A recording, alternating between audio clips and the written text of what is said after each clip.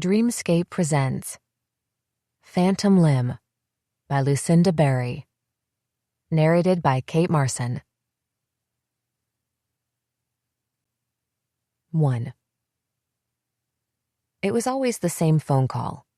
Always the same desperate pleas. "Don't say a word," she'd beg. Who would I tell? Had I ever told? I'd been keeping her secrets for years. I pulled my car into my parking spot and looked up at the third story of our apartment building at the last window on the left. The shades were sealed shut. They'd been that way for days. I stepped out and walked into the entryway, passing Mrs. Jasperson by the mailboxes. She checked her mail at least 5 times a day so she could interact with someone other than the characters on her TV. "Hello, Elizabeth," she called when she spotted me. "How was work today?"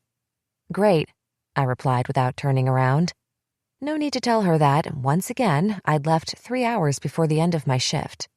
"You tell that sister of yours she needs to get out in the sun more often."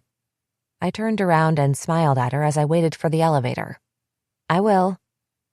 I waved to her over my shoulder and stepped inside the box as soon as the doors opened. They closed in front of me, and I stared at the numbers as they lit up, anxiously tapping my feet back and forth against each other. The familiar ding sounded, and then the doors opened to the long hallway. Stale cigarette smoke greeted me when I opened our door. I took a deep breath before walking down the hallway and into our bedroom. A small lump hid underneath the yellow comforter. I stepped over the scattered piles of clothes as I walked to the window and pulled on the blind string, flooding the room with light and making it more cheerful. I opened the window, letting the fresh air sweep into the room, and took another deep breath to fortify myself for what I had to do next.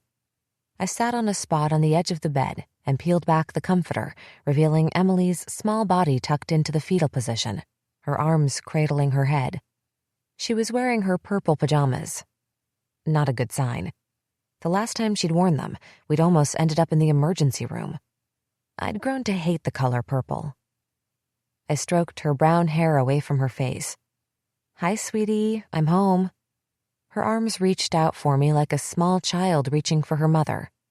I lay down beside her and wrapped my arms around her. We'd been through this routine many times. She nestled her head on my chest and began to cry. "Shh." I stroked her hair. "It's gonna be all right. We always make it through." I couldn't even get dressed. Her tears wet my shirt. "I tried, Bethy. I really tried, I did." "I know you did, honey," I said. "Don't you get tired of me?" She looked up at me, and I looked down at my twin's face, our features the same, even down to the small mole on each of our foreheads, right below the hairline. I shook my head. I always shook my head. Even though she was the one to come out first, I looked after her.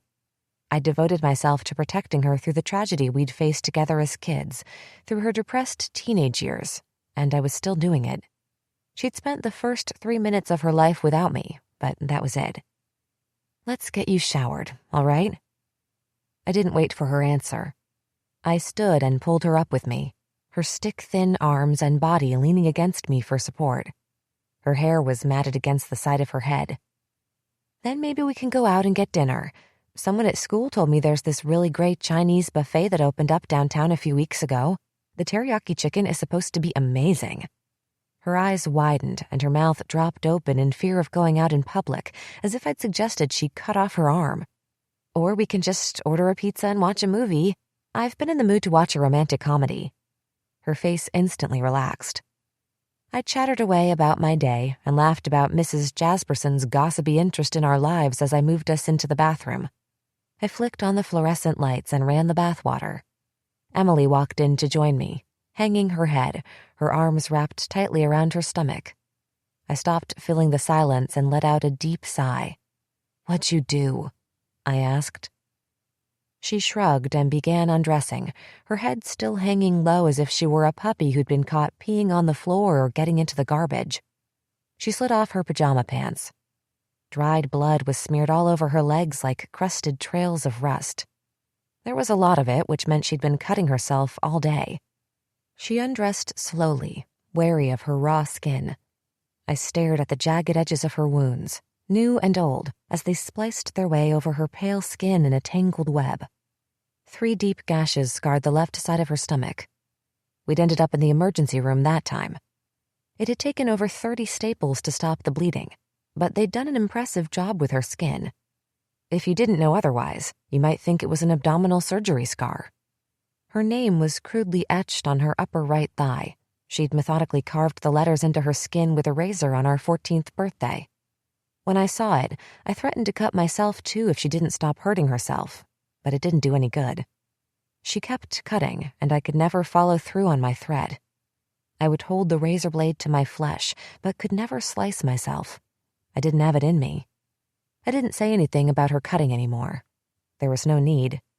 I understood why she crucified herself. I held her hand as she stepped into the tub and sank into the warm water. I picked up the washcloth and began washing her back. "Tell me about your day," she said as her body relaxed. I filled the bathroom with more stories from my day as I washed her fresh wounds. I told her about the test I'd taken in my introduction to psychology class that morning and how surprised I'd been at how easy it was since the reading material had been so dense and difficult to get through. I sprinkled in stories about the nice weather and how good the breeze felt while I walked to my car, hoping it'd motivate her to start leaving the house again. By the time she was ready to get out of the tub, I'd moved on to my telemarketing stories. "How many times today?" she asked. I smiled. 12. I kept track of how many times I got hung up on every day. We kept a running tally. So far, my record was 32. I couldn't convince her to watch a romantic comedy. She insisted on another episode of Law and Order SVU. I didn't understand her obsession with the darkest and most depraved parts of humanity. I couldn't stand the stories of kids kept in cages or sold into prostitution, but she loved them. If I had my choice, we'd never watch this stuff again. As she cuddled up next to me on our beat-up couch and got ready to solve the latest sex crime with Olivia and the SVU team, I tried to shake the images of her mangled body. It never got easier for me to see the pain she inflicted on herself. "Haven't we already seen this one?" I asked, as a vaguely familiar story about a kidnapped girl found in a trunk unfolded in front of me. "Yes, but only once, and it's one of my favorites." She didn't break her gaze from the TV. I made it to the second commercial break before I couldn't take any more. "I'm going to make dinner." I walked into the kitchen and started rummaging through the refrigerator. I didn't like cooking, but was willing to do it so I didn't have to watch the show. I didn't know what I did wrong when I cooked. I followed the same recipes as Emily, but my dishes never tasted like hers. She was a great cook, and back when she used to leave the house, she'd make exotic meals for us, like chicken makhani or modenese pork chops. She still loved to experiment in the kitchen on her good days, but her options were limited when I did all of the grocery shopping. I settled on pasta, something easy that I couldn't screw up, and hoped by the time we finished eating, I could convince her to watch something happy. I daydreamed about my boyfriend, Thomas, while I waited for the water to boil. He'd brought me flowers at work again. He loved to give me flowers when it wasn't a special occasion, and never brought roses because he knew I hated them. He'd tucked in another cheesy poem, and I'd teased him about it for the rest of our shift. By the time the water came to a boil, I was smiling and humming to myself. He always had that effect on me. "What are you smiling about?" Emily came up behind me and leaned over the stove to peek into the pot. "Oh, nothing," I said. It had been over a year, and I still hadn't told her about Thomas. "Just something one of the jocks said in class today." It wasn't remotely related to what the professor was talking about, and he sounded like a complete idiot. "Why do you always have to be so hard on the jocks?" I rolled my eyes. In high school, she'd loved their chiseled bodies and hadn't minded their stupidity, but they were only interested in how many points they could score on the field and how many girls they could score with. During our junior year, the football team had a competition where they awarded point values to each girl and then proceeded to see who could earn the most points by sleeping with them. They got extra points if they didn't wear a condom. Emily ended up on their list, but I didn't. I wasn't sure if college jocks were the same as the jocks in high school, but I had no interest in finding out. There are plenty of openings in my health class, and it's filled with half of the hockey team if you want to come and meet him yourself. Subtle, Bethy, real subtle. She grabbed the spoon from my hand and moved to stir the sauce simmering next to the pasta. Let me help you with this so that it's actually edible. She flashed me a wide smile. We moved through our small kitchen in a perfectly choreographed dance, sliding around each other smoothly and effortlessly like we'd done so many times in the past. I was continually amazed at how quickly her moods changed. She'd already forgotten that less than an hour ago, we'd been in the bathroom washing blood off her body. We skipped setting the table and balanced our dishes on our laps in front of the TV instead. SVU was over, and Emily switched to Dateline. They were doing a documentary on teenage depression and the increased rate of girls cutting themselves. No way, Em, I'm not watching this. I reached for the remote, but she pulled her arm away, keeping it out of my reach. Come on, just for a minute, please? She batted her long lashes at me. I gave in to her like I always did. 10 minutes, that's it. Then we're watching reruns of Friends. The news anchor launched into a detailed discussion about a mother who discovered her 12-year-old daughter cutting herself and how her daughter lied to cover it up. He interviewed the girl and her friends, trying to understand why she did it. Do you remember when I started? Emily asked when the focus of the show turned back to the mother's horror at finding out her daughter was injuring herself. Of course I remember. I'd never forget the day she'd started to carve herself. It was the day designed to mark our liberation from mother. We were 8 and our adoption was finally complete. It had been a long process. We'd been living with the Ruths for 9 months, but everything was finally legal. We were officially theirs, and they were officially ours. The papers had been signed in black ink, and Mother could never get us back. There was nothing left to do except throw a party. It was supposed to be a happy day, and it might have been if Mother hadn't shown up. We'd only seen her 3 times since Child Protective Services had taken us away from her, and each visit had resulted in some form of emotional meltdown, especially for Emily. Living with Mother was harder on her than it was on me. I'd given up trying to get Mother to love me, but Emily never gave up hope that she could get Mother to love her. I understood why Emily held on, because she'd always been Mother's favorite. She was the one who got the sparse hugs and affection when Mother needed to pretend as if she cared. Our adoption party had been thoughtfully and lovingly designed to look like a birthday party, a valiant effort by our new family to symbolize our birth into a new world. Our therapist, Lisa, who we saw twice a week, had suggested the party. The Ruths had loved the idea and had spared no expense. There were pink balloons floating everywhere and purple streamers hanging from the tall oak trees in the backyard. The Ruths had rented a big bounce house that had a huge princess with her arms wide open, as if she were trying to give you a hug before you went inside. We each had a beautifully decorated cake with our names scrawled across the center, and Delilah had let us each pick a flavor. Mine was vanilla, and Emily's was chocolate. We'd spent the morning arguing over whose was going to taste better. There was a table stacked with brightly wrapped presents, and we couldn't wait for the party to be over so we could tear into them, since we'd never had presents before. Emily and I stood off to the side, holding hands and watching the activities go on around us, even though we were supposed to be the center of attention. Our new family was still so foreign to us.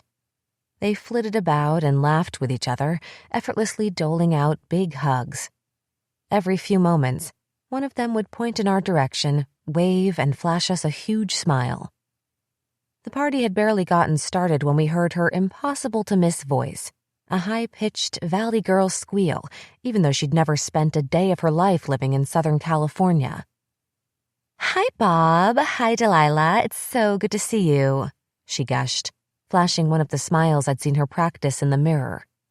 "I can't tell you how glad I am that you're taking such good care of my girls." We watched as Mother, Bob, and Delilah made their way toward us.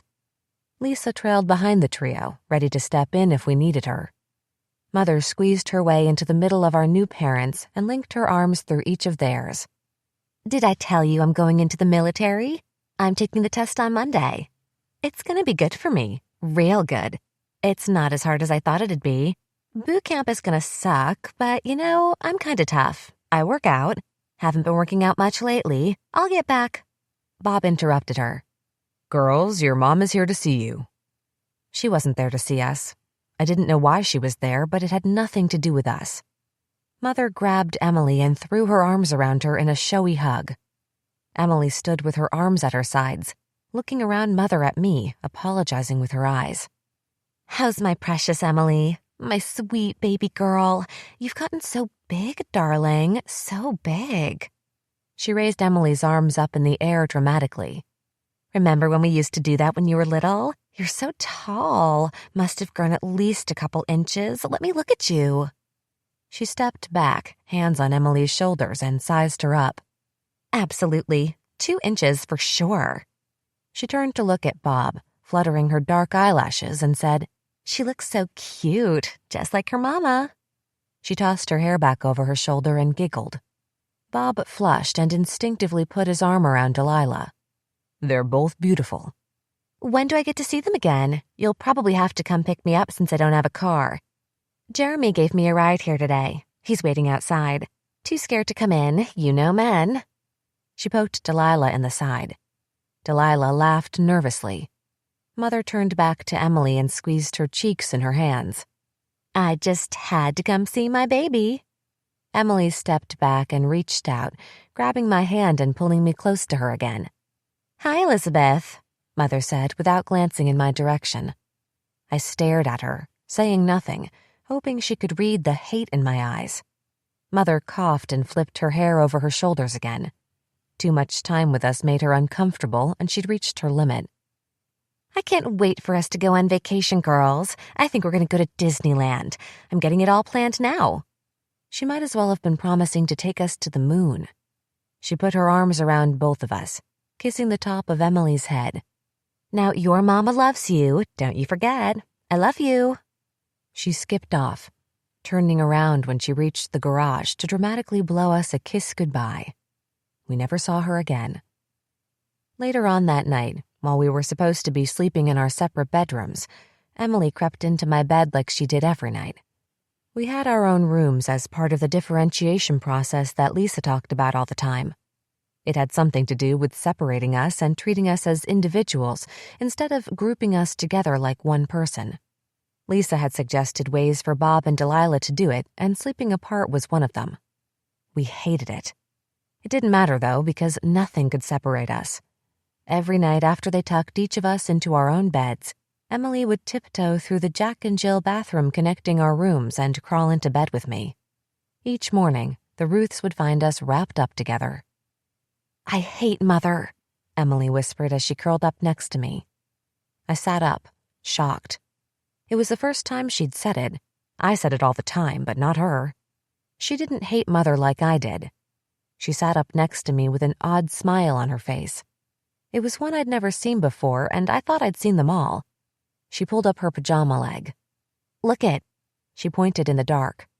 I leaned closer to her leg, squinting. There were scratches on the side like a cat might have clawed her. What'd you do that on? Where'd you fall? She giggled. I did it myself, tonight before I brushed my teeth. I was in my room and a tack fell off my bulletin board. I just picked it up and did it. She giggled again. I stared back at her. Did it hurt? She shook her head. It felt good. She smiled as if she'd just won an award. Why'd you do it? She shrugged. I wanted to see if I'd bleed. I tasted it. It tastes funny. A huge smile spread across her face, but her smile quickly turned to a look of concern. Bethy, don't tell anyone. They'll think I'm a weirdo. Promise you won't tell anyone. Promise, Bethy? Course not, I replied. And I didn't. And I hadn't. And I wouldn't. 2. When? Just tell me when. The frustration in Thomas's voice bordered on begging. You could only have the same argument so many times before running out of patience, and we'd reached that limit a long time ago. I sighed. I was as tired of the argument as he was. You don't understand. You don't get it. Yes, I do. I get it. I mean, as much as I can.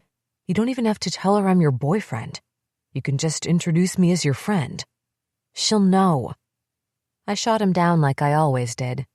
He thought he understood, but he didn't. Nobody understood our relationship or why it functioned like it did. Even Bob and Delilah didn't, and if they couldn't get it, I was sure he wouldn't either. We sat in silence as I played with the string hanging off the bottom of my shirt. I could feel him staring at me with hot intensity, and even though I didn't look up, I felt the heat boring into the side of my face. I didn't know how he could be so patient with me. Tears welled in my eyes, and I pulled them back before they had a chance to slide down my cheeks. Honey. I loved when he called me honey. His voice softened and he wrapped his arms around me, pulling me close. The frustration in his voice was gone. Everything's going to be all right. I breathed in his scent. He smelled like a forest, even though he spent all of his time inside, locked behind a cubicle at work or the library on campus with his head buried in a book. I liked being in his arms and wanted to kiss him, but still hadn't kissed him first. I couldn't initiate. I waited for him to kiss me and then kissed him back. I looked up at him, trying to understand how he cared about me so deeply when there was still so much I couldn't tell him. I'd shared who I was more than I'd shared with anybody else, but there were lots of things I hadn't told him yet. He saw me as a strong, focused, and independent woman who was determined to make a better life for herself.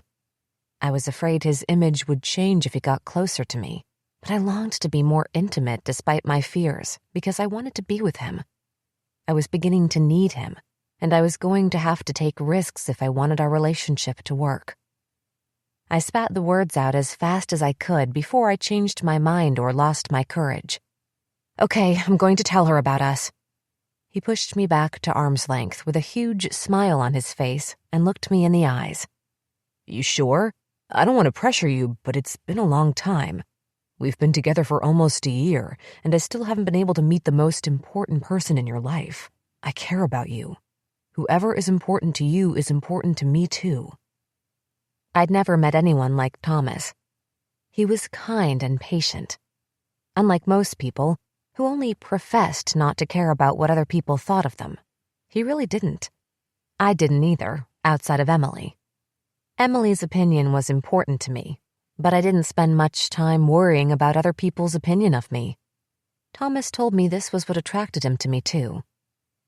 He was his own person, and I found myself drawn to him in a way I'd never been drawn to a man before because I had Emily, my other half. She was the only person I needed or wanted to be close to, but as she was getting sicker, a small part of me had begun to wonder what it would be like to be attached to someone other than her. I'd started to question if it was possible to be close to someone who didn't already know everything about me, or if I could develop a bond with someone if I hadn't gone through traumatic events with them. I'd pushed away the longings to get close to someone else, until Thomas. Thomas was different. I couldn't push away my feelings. There was nothing striking or exceptional about his appearance. He looked like an average college kid, with skinny jeans and red Converse that were so worn you could see his socks through the holes in the fabric. If you passed him in the mall, you wouldn't look twice. His confidence and strong sense of self attracted me. He was sure of himself without being arrogant. I didn't know how someone could be so sure of themselves without someone else defining them. I didn't know what it was like to just be me and not an us. We worked together doing telemarketing for a catalog company selling cheap towels that fell apart after the second wash, and candles advertised to smell like flowers but really smelled like cheap soap. It was boring, and a 4-hour shift felt like 12. The callers on the other end of the line were as annoyed by the call as you were at making it, and they usually took it as an opportunity to unleash all their pent-up anger and call you names they'd never say to your face. Thomas was never bothered by the rude comments like the rest of us were. He didn't get upset about them, and unlike most of us, who'd give back equally rude responses, he'd smile, say thank you, and go on to his next caller. Telemarketing wasn't anybody's first career choice. Everyone had a reason for being there, and it wasn't to become rich or successful. Most of us did it to get by or because we couldn't get a job anywhere else. Our shift was mostly college students because of the flexible schedule and short shifts. Thomas started a few months before me and was there to put himself through seminary school. Unlike me, who still couldn't decide which career I wanted, Thomas had known since he was 8 that he wanted to be a youth pastor. He was a born-again Christian, and his religion was a badge he wore proudly. His parents were Christians, and he'd made the decision to follow Christ when he was 3. He talked about God like God was his friend, and even though Bob and Delilah brought us to church for a while when we were young, I'd never felt God in the way he described. I didn't believe in God, but it didn't bother him. I often wondered if there would come a day when it became an issue and he tried to convert me to Christianity, but it hadn't happened yet. It used to worry me in the beginning, but I was becoming more and more willing to try his religion if he wanted me to. Our co-workers teased and made fun of him constantly about his religious convictions. It was partly his fault because he didn't make any secret about being a Christian. He wasn't the least bit embarrassed about saving himself for marriage, which only made the other college guys on our shift work that much harder to get a reaction out of him. They accused him of being gay or taunted him by taping naked pictures of women all over his cubicle. But no matter what they tried, he stayed strong and never gave them the reaction they wanted. It was after one of their teasing sessions that we spoke for the first time. "What a bunch of jerks," I said, putting my call on hold and turning to look at him in his cubicle, 2 down from mine. He punched his hold button and shifted his mouthpiece. Who cares? They don't know any better. They're just being guys." I refrained from stating the obvious fact that he was a guy too. "I'm Elizabeth." He smiled at me. His smile was warm and inviting, immediately putting me at ease. "I'm Thomas. Please, whatever you do, don't call me Tom." I laughed. "As long as you promise not to call me Liz or Beth." "Deal." It was easy for us to talk in between taking calls because he was only 2 cubicles down from me. You weren't allowed to put your calls on hold for longer than 2 minutes without permission from your supervisor, so our initial conversations were short and clipped. He made me laugh with his funny descriptions about our customers. "She definitely isn't going to remember making that order. I'm pretty sure she was talking in her sleep," he'd say. "I could have sold her every towel we have." He'd mute the call in the middle of it, make faces, and exclaim things like, "Oh my God, I don't want to hear about his hemorrhoids." Unlike our other customers, our elderly customers welcomed our calls and took them as opportunities to describe in detail all of their medical issues. I was surprised at how normal he seemed, despite his strong religious convictions. His smile and laughs started creeping into my thoughts, and I started imagining what it would be like to kiss him and feeling excited before work, knowing I'd see him. I'd never worried about what I looked like at work, but I began making sure I wore makeup and did my hair. He started taking his lunch break at the same time I took mine. He took his break later in the day, and I liked to eat early. I was always starving by noon, because even though I knew I was supposed to, I never ate a good breakfast. The first time he took his break with me, I thought it might be because he had to leave work early, but I secretly hoped it was to spend time with me. The second time it happened and he took a seat next to me at the table in the break room, it was everything I could do to contain my excitement and act nonchalant. "What are you reading?" he asked, noticing my open textbook. I always did homework on my lunch break. "Kant. My English teacher is obsessed with him." "Ugh, yuck. I remember those days." "You read Kant? Like in college?" He laughed. "Yes. We do more than just read the Bible all day." I felt heat rush to my cheeks. "I'm sorry." He put his hand on my shoulder. It was the first time he'd touched me. "Don't worry about it. I was only teasing you. Everybody always assumes all we ever do is sit and talk about God, but you'd be surprised. It's exactly like regular college. We take all of the same classes and prerequisites as you. We just take other classes that have to do with whatever field we've chosen in the ministry." "What field of ministry did you choose?" "I want to be a youth pastor." "What's your major?" "I haven't decided yet. I go back and forth between going into law or medicine. One day I think I want to be a doctor and I'm totally convinced it's the right choice for me, and then a few days later I'm convinced it's the worst decision ever and that I want to be a lawyer. It's so much pressure, and I don't want to make the wrong decision." "You'll figure it out." I waited for him to say more, but instead he started digging into his reheated pasta. It looked Italian, and I loved Italian, but hadn't been to a good Italian restaurant in a long time. We developed our routine quickly. We had 3 shifts together each week and took our lunch break together at noon. I started bringing him things I'd baked. I couldn't cook like Emily, but I was a better baker than her. I'd bring in different cookies, cakes, and brownies for us to share. After a while, I started bringing a few extra for him to take home with him. I'd just given him a slice of carrot cake to take home when he asked me out on an official date. "We should start eating more than lunch together. Want to see if we get along as good at dinner as we do lunch?" I froze. I loved our lunches and enjoyed spending time with him, but it couldn't be anything more than that. I'd stopped dating when Emily had gotten sick. She got jealous when I spent time with anyone other than her, and I avoided upsetting her. I shook my head. "I can't." He shrugged his shoulders. "No worries." I was afraid he'd give up on our lunches since I said no to dinner, but he didn't. He carried on as if it had never happened, and it didn't stop him from asking me out again. Every Friday he worked in a way to subtly, or not so subtly, ask me out for dinner, and each time I found a reason to decline. Finally, after 2 months, I agreed to go out with him because I enjoyed spending time with him and was starting to like him. I told Emily I'd picked up an extra shift and would be home late. I didn't like lying to her, but I didn't have a choice. We went to a small Italian restaurant after our shift. I was so nervous, the only thing I dared eat was plain spaghetti. I didn't know if it was more of me being nervous or if it simply felt good to be out with somebody else, but I couldn't stop talking. I chatted and chatted about my classes, the books I was reading, and my favorite movies. Most of the time on dates, I let the guy control the conversation while I listened, but I felt comfortable with Thomas. It felt so nice to talk to someone who wasn't depressed. He was a great conversationalist, and I liked that he was smart because I didn't have to pretend like I wasn't intelligent. Most guys were intimidated by my intellect, but he enjoyed it. We talked until it was time for the restaurant to close. It had been almost a year since our first dinner. I pulled his hand next to mine and intertwined my fingers with his, squeezing. "I care about you too."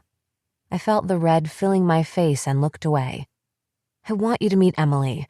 I know if she gives you a chance, she'll feel the same way I do about you."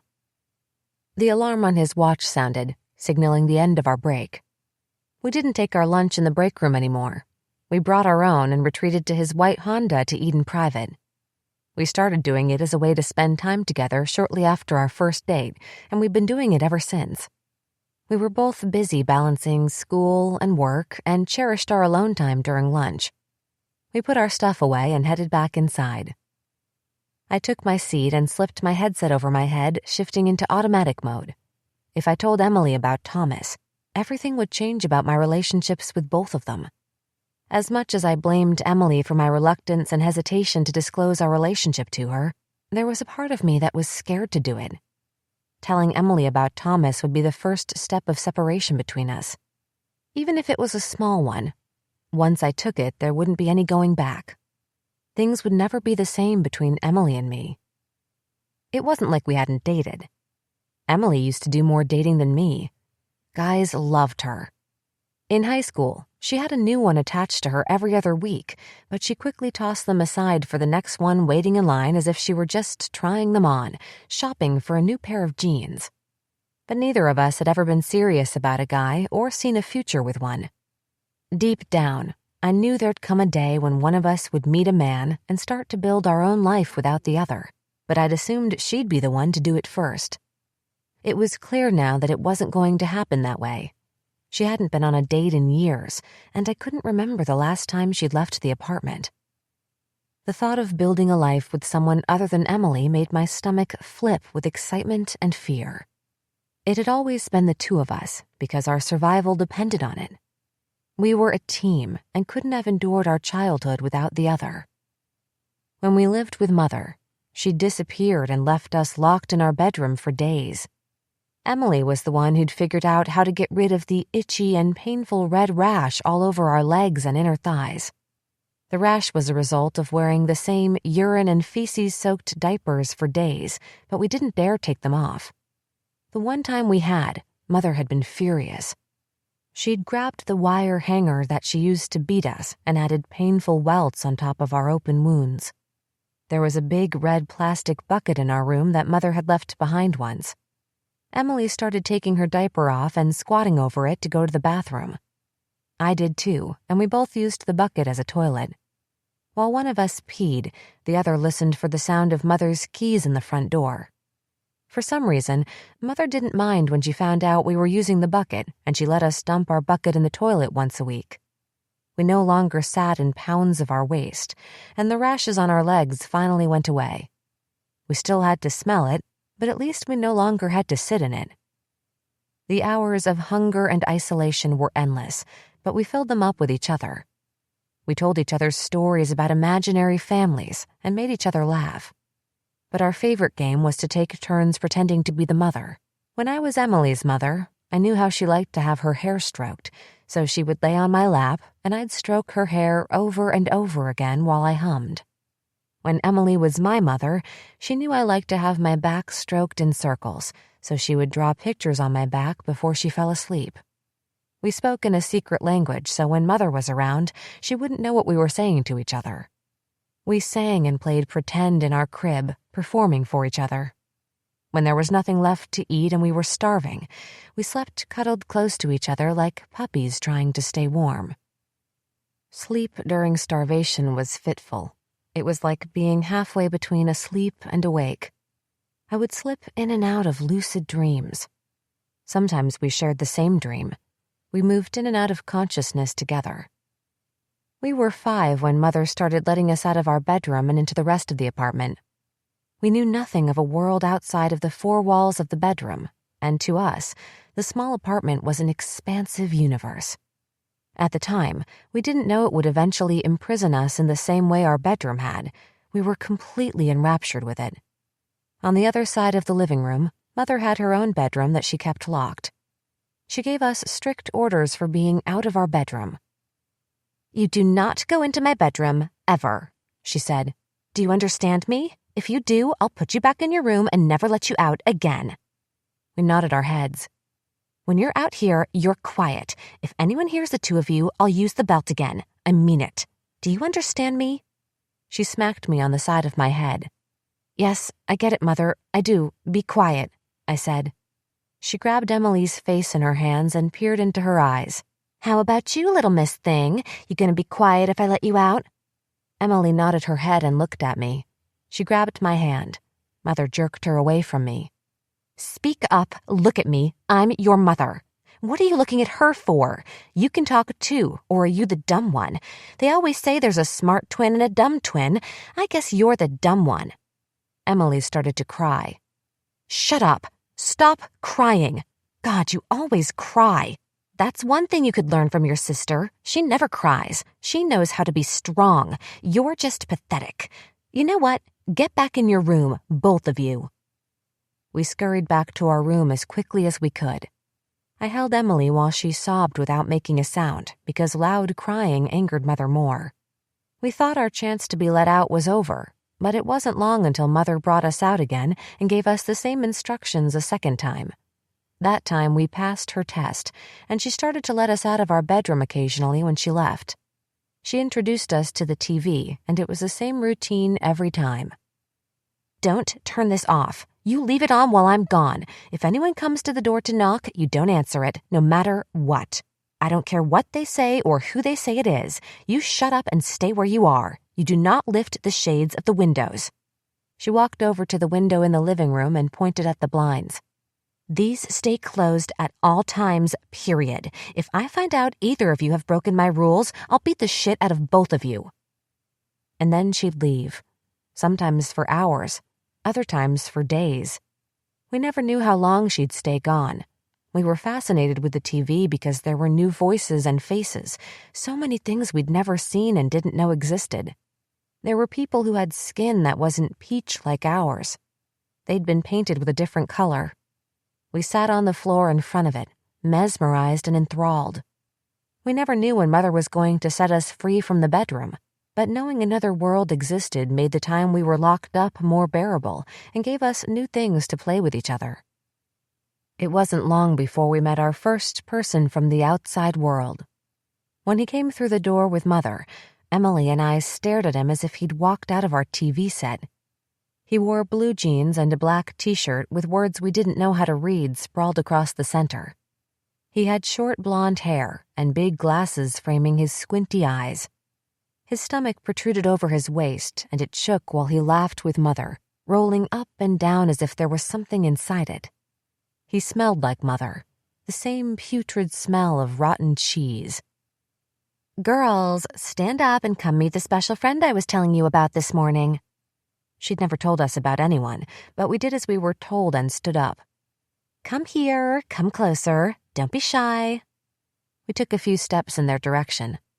"I told you they were adorable." She looked up at him, but he wasn't looking at her. He was looking at us, licking his lips with a half sneer tugging at the corner of his mouth. He stuck out his hand. We stood with our hands by our sides. "Girls, don't be impolite, shake his hand." Mother's syrupy sweet voice was one I'd never heard before, but would grow to know well over time. I stuck out my hand, and the special friend took hold of it and shook. Emily followed suit.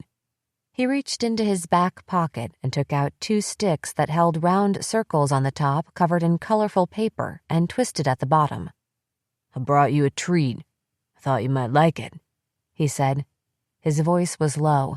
He sounded like he had a mouthful of marbles that he had to speak around. "Go ahead, girls. Take it. Don't be rude." We took the object from his hand. We didn't have a clue what to do with it, but we dared not move or ask any questions. "They're nice and clean. I gave them a bath this morning. I even used my special lotion." He nodded his head in approval, still smiling his strange smile. Mother pointed to her bedroom. "You can take them in there, just like we discussed." She walked to her bedroom door and turned the knob, revealing a bedroom like the ones we'd seen on TV. There was a beautiful bed in the center of the room, shrouded in white wisps of material that looked like clouds. Unlike the rest of the apartment, which was covered in dingy white walls, her bedroom was a soft pink bordered with vibrant flowers and a plush pink and white rug on the floor. He hungrily took in the bedroom in the same manner we were. "They're all yours," she said. He walked through the door. We stayed glued to our spots. Mother turned to look at us with a look we knew well. "Go on, girls." Her eyes carried the threat of punishment if we didn't. "There's nothing to be afraid of." Robotically, we followed him into the bedroom, and she shut the door behind us. I heard her ice cubes clink in the glass that she used to drink her dark liquid. The sound of the TV went from its normal volume to blasting, and rock music filled my ears. The special friend took Emily's hand and led her to the bed. I rushed to the bed and sat down next to her, gripping her hand in mine. "We're going to play a special game," he said, taking off his black t-shirt. The first time we played the game was the hardest because we didn't know how to play any special games. We'd never played games with anyone else besides each other, so we didn't know how other people played. I went first. I didn't like his game. It didn't make any sense. It wasn't fun and it hurt, but he didn't care that it hurt. He had a special toy he used in the game. It was attached to his body, and I couldn't breathe when he put it in my mouth. It choked me and made tears stream down my cheeks. I had superpowers and used them to float into the ceiling tiles to watch myself. I waited to come down from the tiles until the game was over. When it was Emily's turn, I helped her through it because I didn't know if she had the same powers I did and wanted to help her get to the end of the game. She looked at me while she played the game, and I was glad we knew how to talk to each other without words so I could keep telling her it was going to be okay. We met many special friends over the years and played the game more times than I could count. Emily liked the ones who brought us candy. She always took it, but I never did. The candy meant we were going to have to play the game, and I hated playing the game. There were times when the special friend left, and Mother hugged us and told us she was proud of us. Those times, she'd let us stay out of the bedroom for a few days as a reward. Then, there were the other times when she became furious after the special friend left and beat us with the wire hanger or the belt before throwing us into the bedroom. Our rescue quickly became a media sensation. Our story was in every magazine and on every news station at the time. Shortly after we turned 7, we'd started a fire in the apartment while Mother was gone. I'd finally gotten up the courage to start exploring the kitchen. Mother might have beaten us to death if she came home and found us in the kitchen, but Emily listened carefully at the door while I rummaged through the cupboards and drawers. We lived in the upper back unit of an apartment complex. There were creaky wooden stairs leading up to our door, and Mother couldn't walk up without making noise. Once she got to the top, she had to jiggle the key around in the lock and put her shoulder into the door to get it open. It was 30 seconds from the time we heard her footsteps on the stairs until she opened the door, which gave us plenty of time to scurry to our usual spots in front of the TV. I discovered a package of noodles in the cupboard. "Em, look," I said, showing her the package. "What is it?" She jumped on the counter next to me, taking the package from my hand and turning it around. "It's noodles, just like Mother made." I recognized the red package and small sticks inside. I'd seen Mother make them before. She didn't cook very often, and when she did, she never shared. She'd scarf it down in front of us, never offering a bite. She only cooked when she had that funny, sweet smell, and sometimes she forgot she was doing it. "She'll think she cooked them. She won't even know." I was convinced I could make the pasta, even though Emily wasn't so sure. We figured out how to turn the burner on, but I didn't know anything about stoves and tossed a towel onto the burner after it was lit. It ignited quickly and the smoke alarm started wailing. "Oh my God, Bethy, Bethy!" Emily screamed as loud as the alarm. "She's going to kill us! Make it stop!" The kitchen was filthy because Mother never cleaned. There were leftover pizza boxes next to the stove, and as quickly as the towels started to burn, the pizza boxes were next. I stood there watching the fire as if I was in a trance. Smoke began to fill the kitchen. The cupboards above the pizza boxes caught the flames next. Emily was pulling on my arm. "Do something! Oh my God, do something!" I grabbed her arm and ran back into our room as fast as I could, slamming and locking the door behind us. We huddled in our crib, clutching each other. Emily buried her head against me and sobbed. It wasn't long until we heard the sounds of sirens from a distance and listened as they grew closer and closer to us. "Fire department," we heard a male voice yell. And then the crashing started. The sounds of wood breaking. Male voices called out to each other. We jumped out of our crib and hid in the closet. Both of us were shaking. It seemed like we were in the closet for hours. We heard the sound of heavy footsteps moving throughout the apartment. We braced ourselves as a giant man dressed all in blue opened the closet door. "Oh my God." The giant let out his breath slowly, peering down at us as we looked up at him in terror. "Get back here, John. There are kids in here." I couldn't remember much of what happened next. The only thing I recalled was panic at the flurry of activity and the strangers' faces flashing in front of us. Emily and I held on to each other, refusing to let go and unable to answer any of their questions. We didn't speak, not even to utter our names. We let ourselves be poked and prodded by the doctors and stared blankly at all the characters who pressed in on us, wanting to know who we were, but most importantly, where our mother was. They couldn't locate Mother, and we didn't have any information to help them. She didn't come back to the apartment for 3 days, and there was yellow tape on the front door when she did. We stayed in the hospital for a week. She never visited or called. Child Protective Services wasn't about to let us go. We went directly from the hospital into foster care with the Ruths. Every media headline included a picture from our bedroom and Mother's bedroom, followed by some version of the question, how did they survive? The truth was simple. We had each other. I didn't know how we'd done it, but we had. We were still doing it, and I didn't know how to bring someone else into our world. Even though we'd lived with the Ruths until we graduated from high school, they'd never been able to make their way into our inner world. I wanted Thomas to be different. It wasn't the first time I'd considered telling Emily about our relationship. I'd worked up enough courage before, but then she'd plunged into one of her dark episodes. It wasn't fair to tell her in her destroyed state. Not when brushing her teeth brought her to tears, so I waited for any sign that she was getting better. There'd been brief glimpses of the old Emily that kept my hope alive, like the nights when I came home and found the apartment cleaned spotless, or got off work late to find she'd cooked an elaborate dinner for us, complete with a table set for two. She was thoughtful during her flashes of normalcy. The dinner she made was always the meal I'd mentioned craving the day before, or the house cleaning would happen on a particularly stressful day at work. However, my hope was always short-lived. The next day or the day after, she would retreat to the sanctity of our bed, draw the shades, and pull the covers around her. She didn't move or shower. She barely spoke. I searched my memory trying to pinpoint the exact moment when she gave up trying to live a normal life and gave in to the suffering.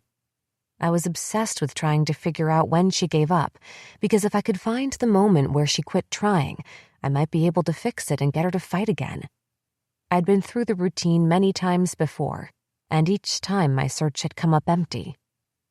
I tried to talk her into meeting with our old therapist, Lisa.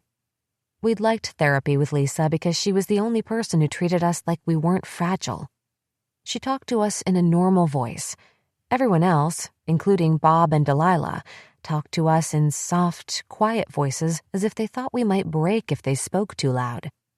I needed someone strong to help Emily because I couldn't do it by myself anymore. My suggestions to meet with Lisa were always met with rejection. "No, I won't do it. I hated talking to her when we were kids, and I would hate it even more now," she'd huff, crossing her arms across her chest. "But, Em, it wasn't that bad. She helped us, really she did. You just don't remember. All you can see and remember is the negative stuff right now. Your brain is clouded with it."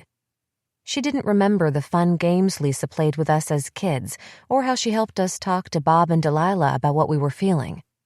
She'd also forgotten how much she helped her depression when she was a teenager. I'd put my hand on her shoulder, trying to get her to soften to the idea. "Please, I don't know what to do. I really don't. I'm sorry. God, I'm so sorry. I'm such a mess. You'd be so much better off without having to worry about me. You really would. Don't talk like that. You know I hate it when you talk like that. It's just stupid. Seriously. I'm never going to be anything except a huge burden on you. I'm worthless. My life is pointless." Her self-pity would drone on until I was suffocating in it. Eventually, I dropped the conversation because I wasn't going to be able to convince her to see Lisa.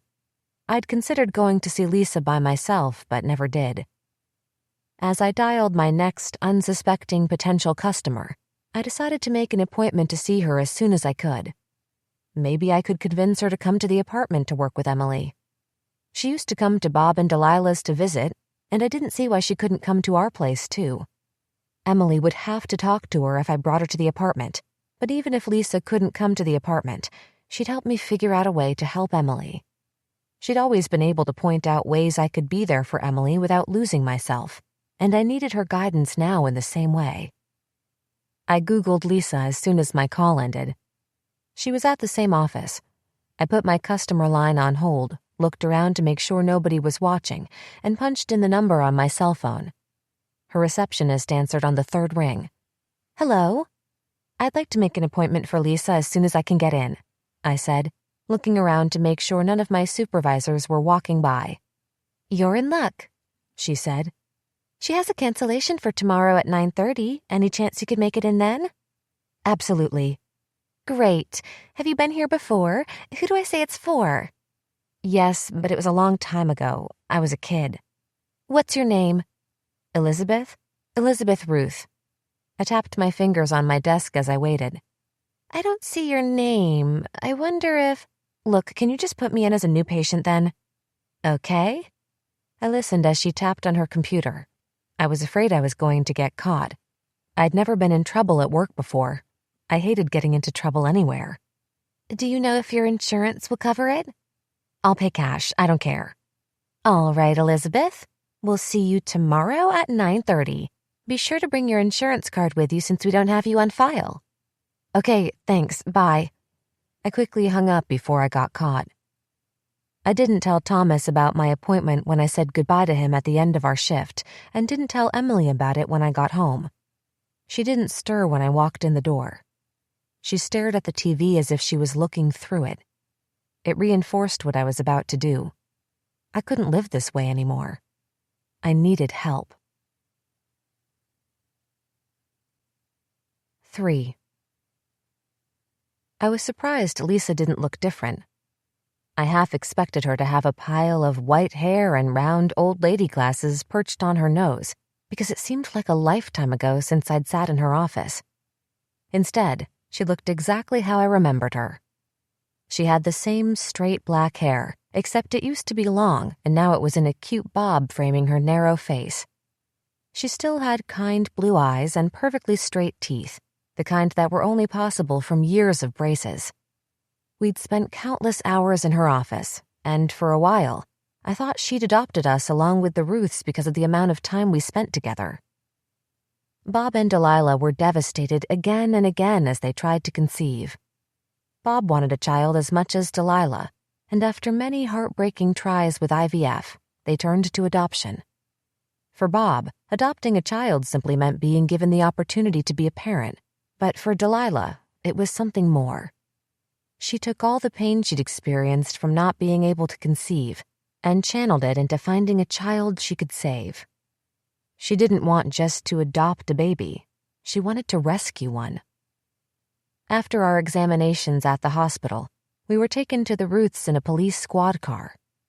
Delilah loved to describe how her heart melted when she saw us, watching the police officer let us out of the back seat as if we were the world's youngest felons. We were too afraid to move forward, so the officer had to keep reminding us to walk up the sidewalk. Delilah opened the door before he knocked. Emily and I clung to each other on the front steps. We still hadn't spoken to anyone since the firemen rescued us from our apartment. "Come inside, sweethearts," she said. The sound of her voice was kind, and we followed it into our new world. We didn't function like normal kids, and nothing could have prepared Bob and Delilah for our list of problems. Eating was a huge one. I didn't eat, and Emily ate everything she could get her hands on. Both extremes made us sick. Emily threw up after her binges, while I got skinnier than I'd been before they took us in. The only solid food we'd ever eaten was cheese pizza and bread. There was a small all-night pizza place 2 blocks down from the strip club where Mother worked, and occasionally when she didn't have a man, she'd grab one on the way home. The grease always gave us diarrhea, but we didn't care. It was worth it. Other than that, we survived on water, formula, and bread. The cupboards in the kitchen in our apartment were stocked with formula and bread, nothing else. We used the water from the sink to mix up the formula we drank. The social workers told Delilah that although drinking formula from bottles had rotted out many of our front teeth, it kept us from starving to death or developing mental retardation from the lack of important nutrients over the years. We were still drinking formula from bottles when we were brought to the Ruths. Eating was foreign, and the food felt weird in my mouth. I didn't like to chew, or the texture and squish of it between my teeth. I spat out mouthfuls because if I tried to swallow, I couldn't breathe, which sent me into a frenzied panic attack. Emily, on the other hand, couldn't get enough food. She was in heaven. She'd eat everything on her plate and mine. She hid food all over her room. She'd sneak down to the kitchen in the middle of the night and eat half the contents of the refrigerator.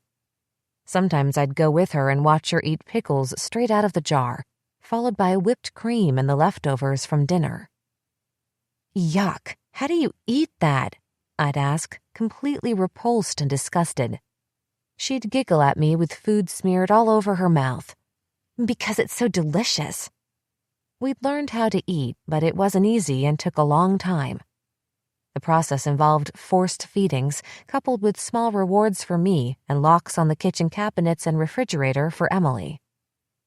We didn't like to be separated, which was a problem since everyone was determined to sever our dependence on each other. If someone separated us, we went into horrible rages that escalated into biting and headbanging. I bit, and Emily banged. There were other adjustments, too. Neither of us had any semblance of a regular sleep-wake routine. We'd never been on a schedule, so we didn't know the difference between day and night. Neither of us could sleep through the night. It was as if the Ruths had 2 newborns, except we were 7. It made it even harder on them because we'd never been properly toilet trained and traded off on nightly accidents. But since we slept together, there was only one set of sheets to wash. It took a year before we were able to sleep through the night without accidents. Bob and Delilah were patient through all of our struggles, but our refusal to make physical contact hurt them the most. We were physical and affectionate with each other, but recoiled from anyone else's touch. Delilah liked to hold and cuddle us before we went to bed. She put a rocking chair in each of our rooms. She'd pull me on her lap and wrap her arms around me, but I didn't like to sit on her lap or anyone else's. Some of Mother's special friends made me sit on their laps, and it was all I could think about when she plopped me on hers. I'd wiggle and squirm, trying to get comfortable, but was never able to find a spot that felt right. I loved when Emily stroked my back, but her rubbing made my skin itch like bugs were underneath it. I pushed her hands away. I had an easier time connecting with Bob than Delilah. I was mesmerized by the safety in his eyes. They twinkled when he smiled and laughed. Every man I'd met had had eyes clouded with demons that came to life as soon as Mother's bedroom door closed, but Bob's eyes bore no sign of demons. He didn't expect as much of us as Delilah. He accepted much sooner than her that Emily and I had some wounds no amount of love would erase. He was content to focus on what he could give us and didn't try to change us into something we weren't. He developed his own routines with us. He'd sit and draw for hours with Emily, and he loved to watch Friends with me. It didn't matter that he could quote almost every line Joey said or knew each twist during the scene. His belly jiggled up and down with laughter each time as if it was the first time he'd seen the episode. I spent many nights on the couch with him watching Friends. He had his side of the couch and I had mine. There was an invisible line between us, and unlike Delilah, he never tried to cross it. Lisa played a central role in helping the Ruths navigate our issues. Changing our behavior involved charts and stickers that the Ruths brought home and taped on the refrigerator. There was a chart on the refrigerator right up until the day we started high school. Lisa referred to things like insecure attachment and reactive attachment disorder when she talked to the Ruths about us. I hadn't understood the words then and still didn't. Sometimes they forced me to sit in Delilah's lap in Lisa's office with her arms wrapped tightly around me while I kicked and screamed. Emily hated it too, but unlike me, who fought, she'd just go limp in Delilah's arms when it was her turn. It might have helped them work with us if we'd told them what Mother's special friends made us do to them, but we never told. Never. Mother had warned us that if we ever told, she'd kill us, and her threats were still very real to us, even though her physical presence was gone from our lives. We spoke to no one about it, not even each other. Despite their efforts, neither Emily nor I responded to Bob and Delilah as they'd hoped, but we grew to love them in our own way and became familiar with the routine and stability they provided. It was just never the way they'd imagined it'd be. "Elizabeth!" Lisa exclaimed when she saw me and threw her arms around me. She laid her hand on my back and ushered me into her office. It was still the same, too. Games and toys were stacked on the shelves. Blocks and puzzles littered the floor.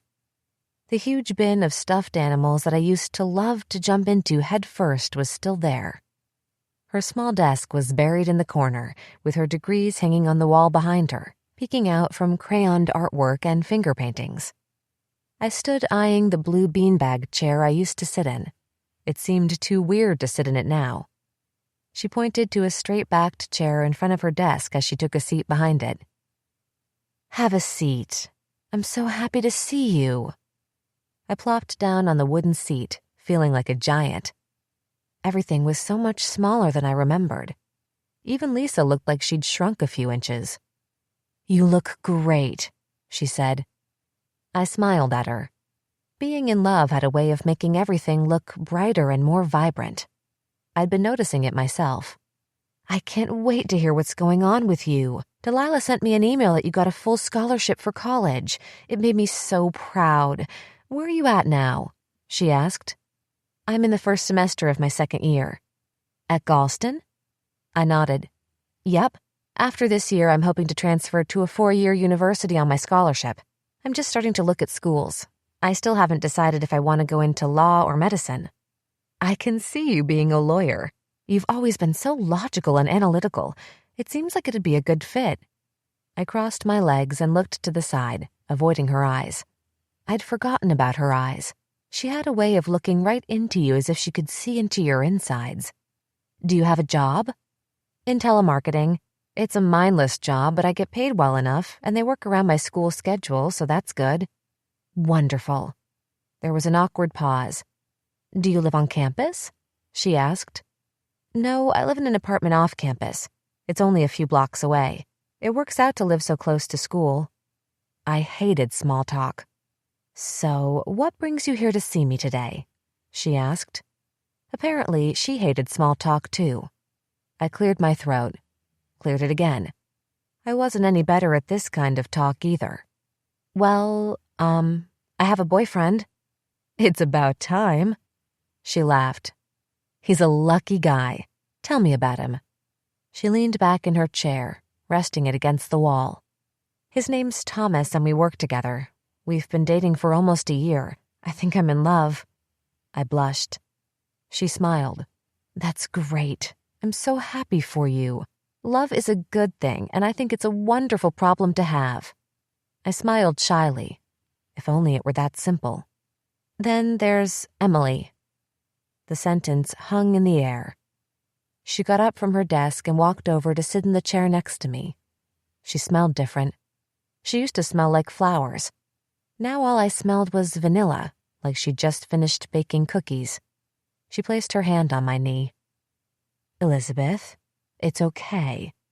She paused, letting her words take effect. It's okay to love someone other than Emily. You know that, don't you? It's okay to let go. I took her words in, digesting them slowly. Delilah used to say the same thing back when we were talking regularly and not just checking in every few weeks. Sweetie, I know I've said this to you before, but I think it would help you so much if you allowed yourself to let go of Emily. She's holding you back from moving on with your life and being happy, she'd said, after I complained about Emily refusing to get out of bed again. She'd never understand us. Emily and I were like two bodies who shared one soul, and I didn't know how you were supposed to give up your soul. I'd hung up on Delilah after she said it and didn't talk to her for another month. I started talking to her again after a while, but kept our discussions focused on school and trivial things. I heard the words in a new way when they came from Lisa. Her words always had a different effect on me. Maybe it was because she knew our early history so well or had years of training on how to say the right thing at the perfect time, but something about them made me stop feeling guilty about loving Thomas. I had enough love for both of them. I just have to prove to Emily that I'd still take care of her even with Thomas in my life. Thank you. She smiled again. Anything else you want to talk about? Do you need anything from me? Anything at all? I don't know if you know this or if Delilah told you, but Emily's been really depressed again. Worse than before. I've been keeping Thomas a secret from her because I'm afraid of hurting her. But I want to tell her, I just don't know how. Lisa cocked her head to the side, studying my face. She was silent as she gathered her words. She always chose her words carefully. I think Emily will understand. Do you? My heart swelled. Lisa knew Emily as well as anyone besides me. I felt excited again. I'm always here to help you. You know that. What do you think about us having a few sessions to talk about your relationship with Thomas and the effect it's going to have on your relationship with Emily? I didn't even have to think about my answer. I'd really love that, I said. I wished I'd come to see her months ago when I first thought about it. She'd been there for every important milestone in our lives and could help us navigate this next transition. Tell you what, why don't you schedule a session next week? We can really start digging into what's going on and come up with a plan. Absolutely. I liked plans. I stood up. How much do I owe you for today? She rolled her eyes at me. It was just really great to see you. Don't worry about today. We'll take care of all the financial stuff next week when we start working together. I'm excited to be working with you again. She smiled at me and then stood up and walked me to the door. "How are the Ruths?" "Good, I guess," I said. "We don't talk much since Emily got sick." She opened her mouth and then closed it quickly. "I think it's hard on them, too. I don't think they want to deal with her depression again," I explained. "When we were in high school, Delilah became almost as depressed as Emily when she found out she was cutting herself. They didn't like to talk about Emily anymore and had quit asking me about her. I played along because Emily didn't want me to share how bad it had gotten with them anyway, so it made it easier for everyone if we didn't talk about her. It was so good to see you, and I'm always here if you need me. Always." Lisa put her arms around me and squeezed. "Take care of yourself, and I'll see you next week." "I will," I promised. 4. I didn't get a chance to spend any alone time with Thomas until 2 days after I met with Lisa. It was important for me to tell him about it in person, so I waited until we were alone in his dorm room with a shoe propping the door open. It was seminary policy whenever a girl was in a guy's room and vice versa, but it still made me giggle because it was so old-fashioned. It was as if I'd stepped into a weird time machine every time I was on his campus. "I've decided I'm ready for you to meet Emily," I announced from my position on his bed with my homework laid out in front of me. He swirled around in his office chair, scooting away from his desk and towards me. "Really?" I nodded. My announcement elevated our relationship to a different level. It was like asking your partner to meet your parents, and I was sure he was beginning to doubt it'd ever happen. "But before you do, I'm going to need a few days to get her ready. I've got to prepare her, and I also need to tell you a few things about her, about us." The details of my and Emily's life had trickled out in small chunks over the last year. He knew we were neglected by Mother because her main priorities were to get drunk and sleep with wealthy men. She searched for her Prince Charming in bars downtown, hoping one of her conquests would result in riches, but all she'd ever ended up with was us. I'd never known why she didn't get rid of us or give us up when we were born. I'd spent years asking why she decided to keep us, but I'd given up on finding an answer a long time ago. None of her decisions made sense, and I couldn't expect her decision to keep us to be any different. I'd shared with Thomas how she kept us locked in our bedroom for days while she was gone, but purposefully left out the parts about what happened when she let us out, or how she usually kept us locked up even when she was there. This small window into her actions was already so incomprehensible to him, and I didn't want to shatter his innocence about humanity any more than I already had. His innocence was one of the things I found so attractive about him, and I didn't want to defile it. He was naive, even though he thought he was well-traveled, given all of the mission trips he'd taken. Lots of women might have been turned off by his childlike faith in the world, but it was one of the things I liked the most about him. The only other part of our story I'd shared with him was how we'd been taken away from Mother, about the fire and going to live with the Ruths. I didn't tell him how many healed fractures the doctors found when they x-rayed our bodies, the lice they found in our hair, or that we had to have a feeding tube because we were so malnourished. The pain I saw in his eyes when I'd told him my edited version of the rescue made me want to cry, and just remembering that look still had the power to move me to tears. Sometimes I thought my past hurt him more than it hurt me. What he didn't understand was that back then, I didn't know anything else existed. I had no idea what the world was like outside of our apartment, besides my fleeting experiences with the things I saw on TV, so I didn't know I was missing out on anything. I had no idea there were other people who didn't live like we did. And besides, I always had Emily. I also hadn't told him about how bad things were now. He had no clue Emily was depressed and what a hard time she'd been having since we'd graduated high school and moved out on our own. If he was going to meet her, he had to be prepared for what he was getting himself into. Emily has had a hard time since we moved out. I don't know why. I think it might be because we left all the routines we had at the Roots or something. "But I thought you told me she was the one that wanted to move out," he asked. She was. She couldn't wait, but I don't think she knew how it would affect her until it actually happened. I know I told you she doesn't work and that she doesn't leave the house without me, but it's more than that. How could I explain what she was like now and who she'd become? I had to try. She's really depressed. She'll sleep for days and then not sleep at all. Sometimes she doesn't even shower or eat anything. I've never seen her so moody. She's always been emotional, but it's more than that. Like, one minute she'll be bawling her eyes out, and the next minute she'll be angry for no reason. She gets really worked up, and it can be impossible to get her to calm down. Sometimes she doesn't talk at all. Other times, when she does talk, it's completely incoherent. You just never know which Emily you're going to get. As soon as the words were out, I wanted to take them back. I never talked about Emily with anyone, and I'd just told someone her secret. In our 20 years, I'd never betrayed her. Even when Delilah discovered her cutting and questioned me about it, I'd refused to say anything. I wanted to cry but held the tears back. I still hadn't let Thomas see me cry. He got up and sat next to me on the bed, putting his arm around my shoulders. My freshman year was awful. It took me over a year to get used to not living with my parents. It makes sense that it's even harder for her. I get it. There's no judgment here. He was the most non-judgmental person I knew. He was going to make a great pastor, even if I didn't understand his religion. You don't have to feel guilty that you aren't miserable, and she is. But I do. It eats away at me. I pay all my bills by myself, and I'm getting straight A's, which should make me happy, but I feel bad about it. Like I'm a horrible person for leaving the house every day. I even feel bad that I love you. His head snapped up. I've been waiting a long time for you to say that. I kissed him tenderly and pulled back. I love you. It still sounded right the second time. Now if you could just work on the whole God thing. He laughed. I punched him in his arm and he reached over, pulling me into his arms.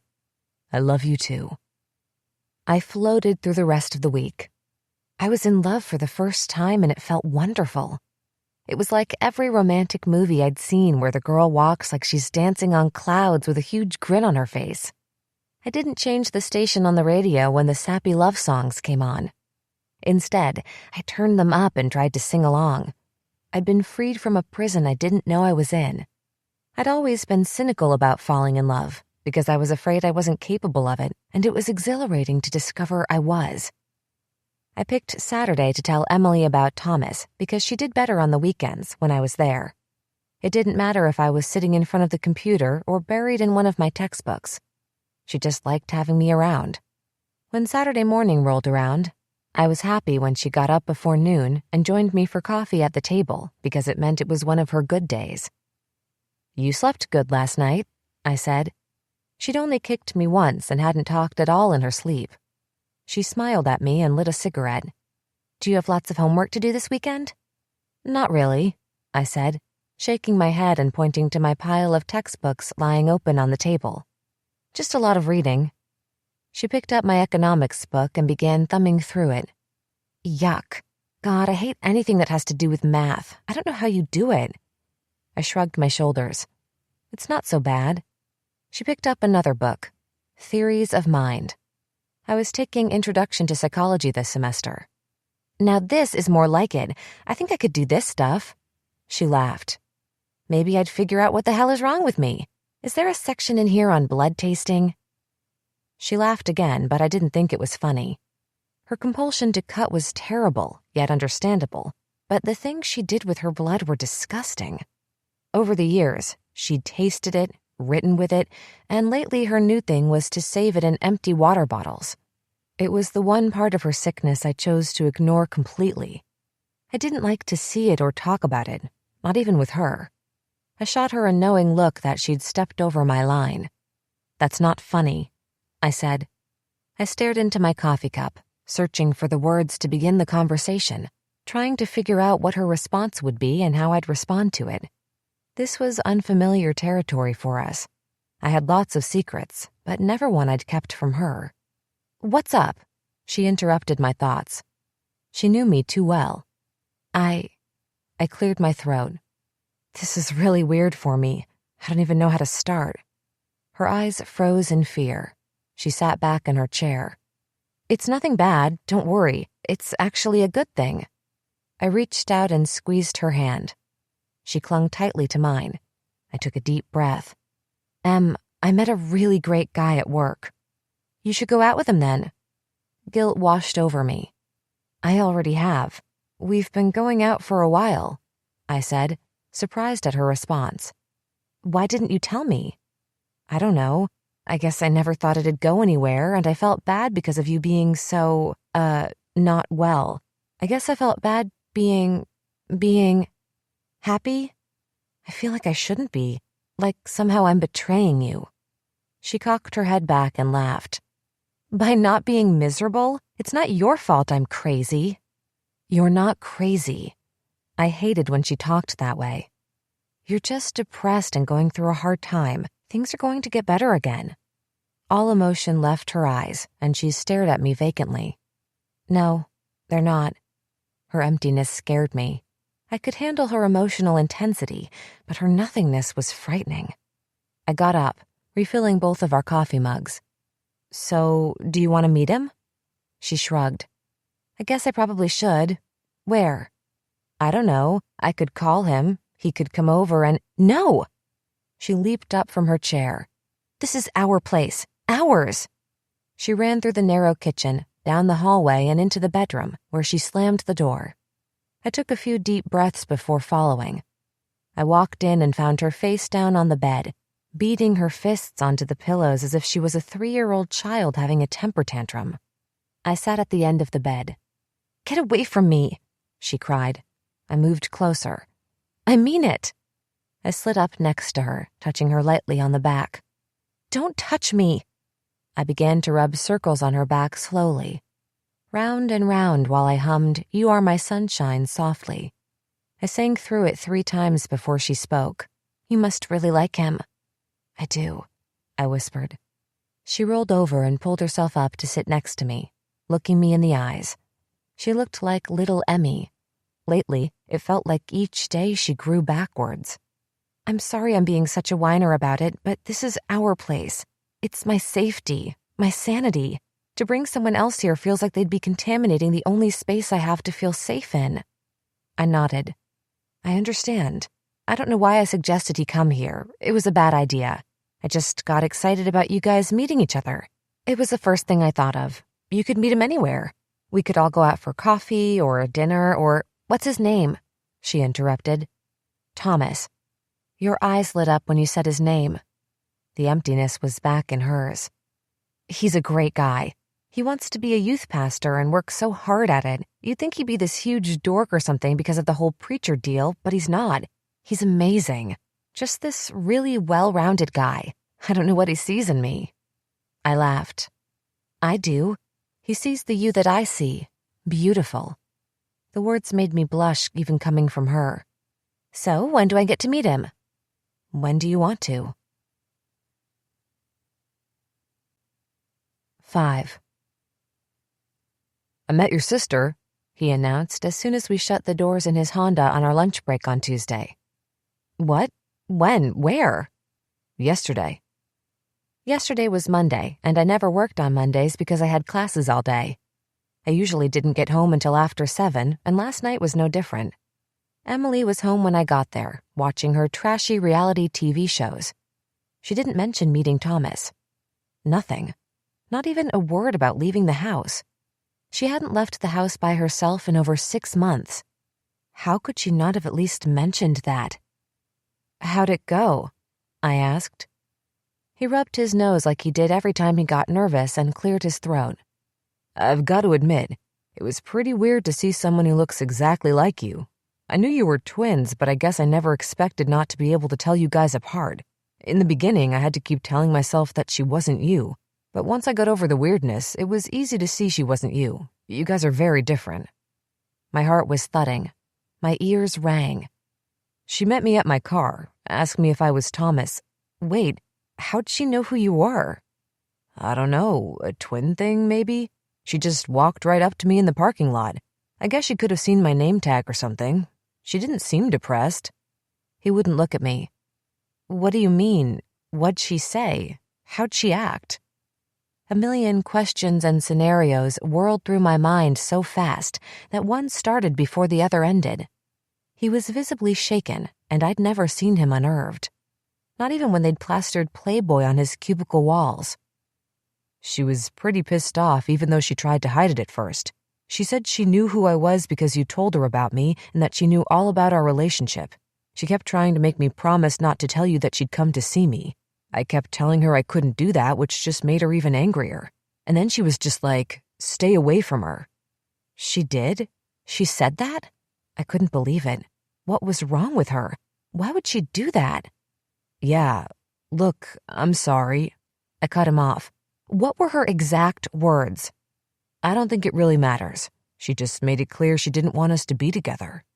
Tell me her exact words. Are you sure? Tell me her exact words. He let out a deep sigh. Her exact words were to stay the fuck away from you. I felt like I was dealing with a jealous ex-boyfriend or something. I told her I couldn't do that either because I loved you. I stayed pretty calm, but honestly, I think being calm just pissed her off even more. She said some pretty mean things about you, so I told her I was done talking to her and didn't want to hear anything else she had to say. Then she left. She must have walked because the buses didn't come down this far, and even if they did, I couldn't imagine her riding the bus alone. She hated taking the bus alone. Always had, even when she was acting normal. What'd she say about me? It's really not important. Yes, it is. Tell me, you have to tell me. The tips of my ears were on fire. My entire face felt hot. He looked away from me. I think she's just scared and doesn't know what to do. I'm the first real threat to your relationship, so it makes sense that she's totally freaking out about it. Tell me what she said. The anger in my voice surprised me, but I couldn't help it. I was baffled by her behavior and had to know the whole story. It was infuriating that he wouldn't give me all the details. I told you it doesn't matter. Everything was said in fear. Fear is a very strong and powerful emotion. All right, Dr. Phil. Okay, he said. If you really want to know, I'll tell you. But just for the record, I don't think it helps anything or serves a purpose. He coughed again. He was staring at some imaginary spot on the dashboard, rubbing it anxiously. She said you were crazy and that I just didn't know it yet. She told me you were really great at pretending to be fine, and I had to be a fool if I believed you were normal. She went on and on about how damaged you are. Oh, and she kept saying she felt like it was her duty to warn me about you because she knew you'd hurt me. That's pretty much all of it. I felt like someone had taken a baseball bat and slammed the end of it into the middle of my gut. For a moment, I felt like I might throw up and rolled the window down in case I did. The breeze didn't reach my face. I couldn't believe Emily had said those things about me. The silence between us was deafening. The timer on his watch went off, signaling the end of our break. He looked at me. I'm not going back to work, I said.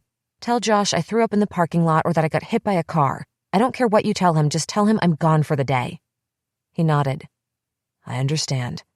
He reached for my hand, but I pulled it away. I felt like being touched about as much as I felt like going back to work. I need you to know I don't believe any of the things she said about you. None of it. I don't think any differently about you now than I did in the seconds before she came to the car. I know your past and I respect your past, but I don't believe for a second that it ruined you. Just look at you. You're amazing. I faked a smile purely for his benefit, not because his words touched me. I was reeling from Emily's betrayal. I'd never been so furious. Thomas leaned over and gave me a hug. I half-heartedly patted him on the back, keeping one of my arms at my side. Promise to call later? Sure. We got out of his car, and I watched him walk in the other direction towards the building. He looked back and waved right before reaching the entrance. I was sure he would pray to his God on the elevator ride, and for a split second, I envied his faith. I wished I believed in a God, or at least believed in the divine purpose of things like he did. Maybe then I could make sense of what was happening. But I didn't believe in his God or any other person's God, and nothing about Emily's words or actions made sense.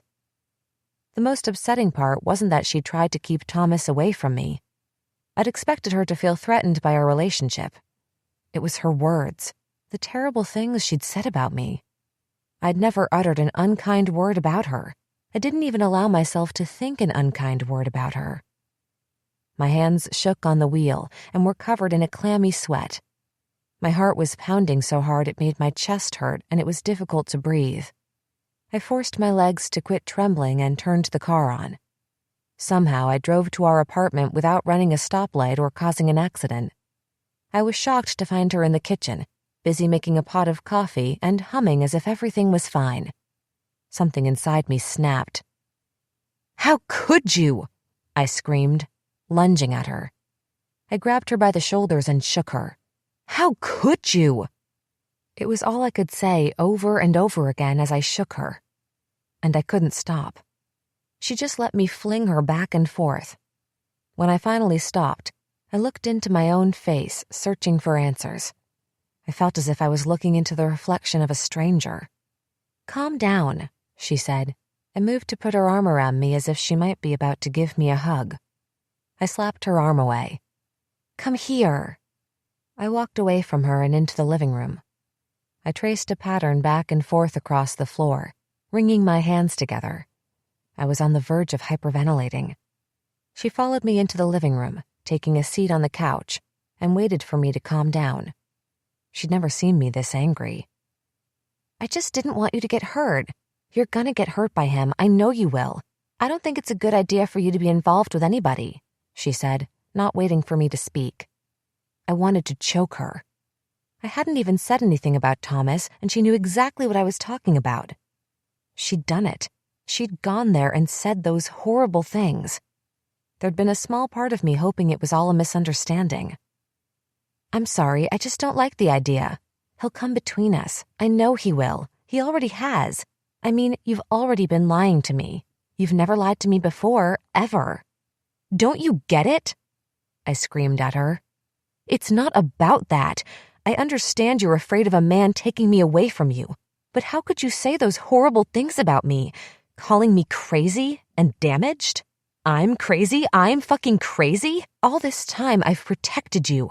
I've never even thought of calling you crazy. Never.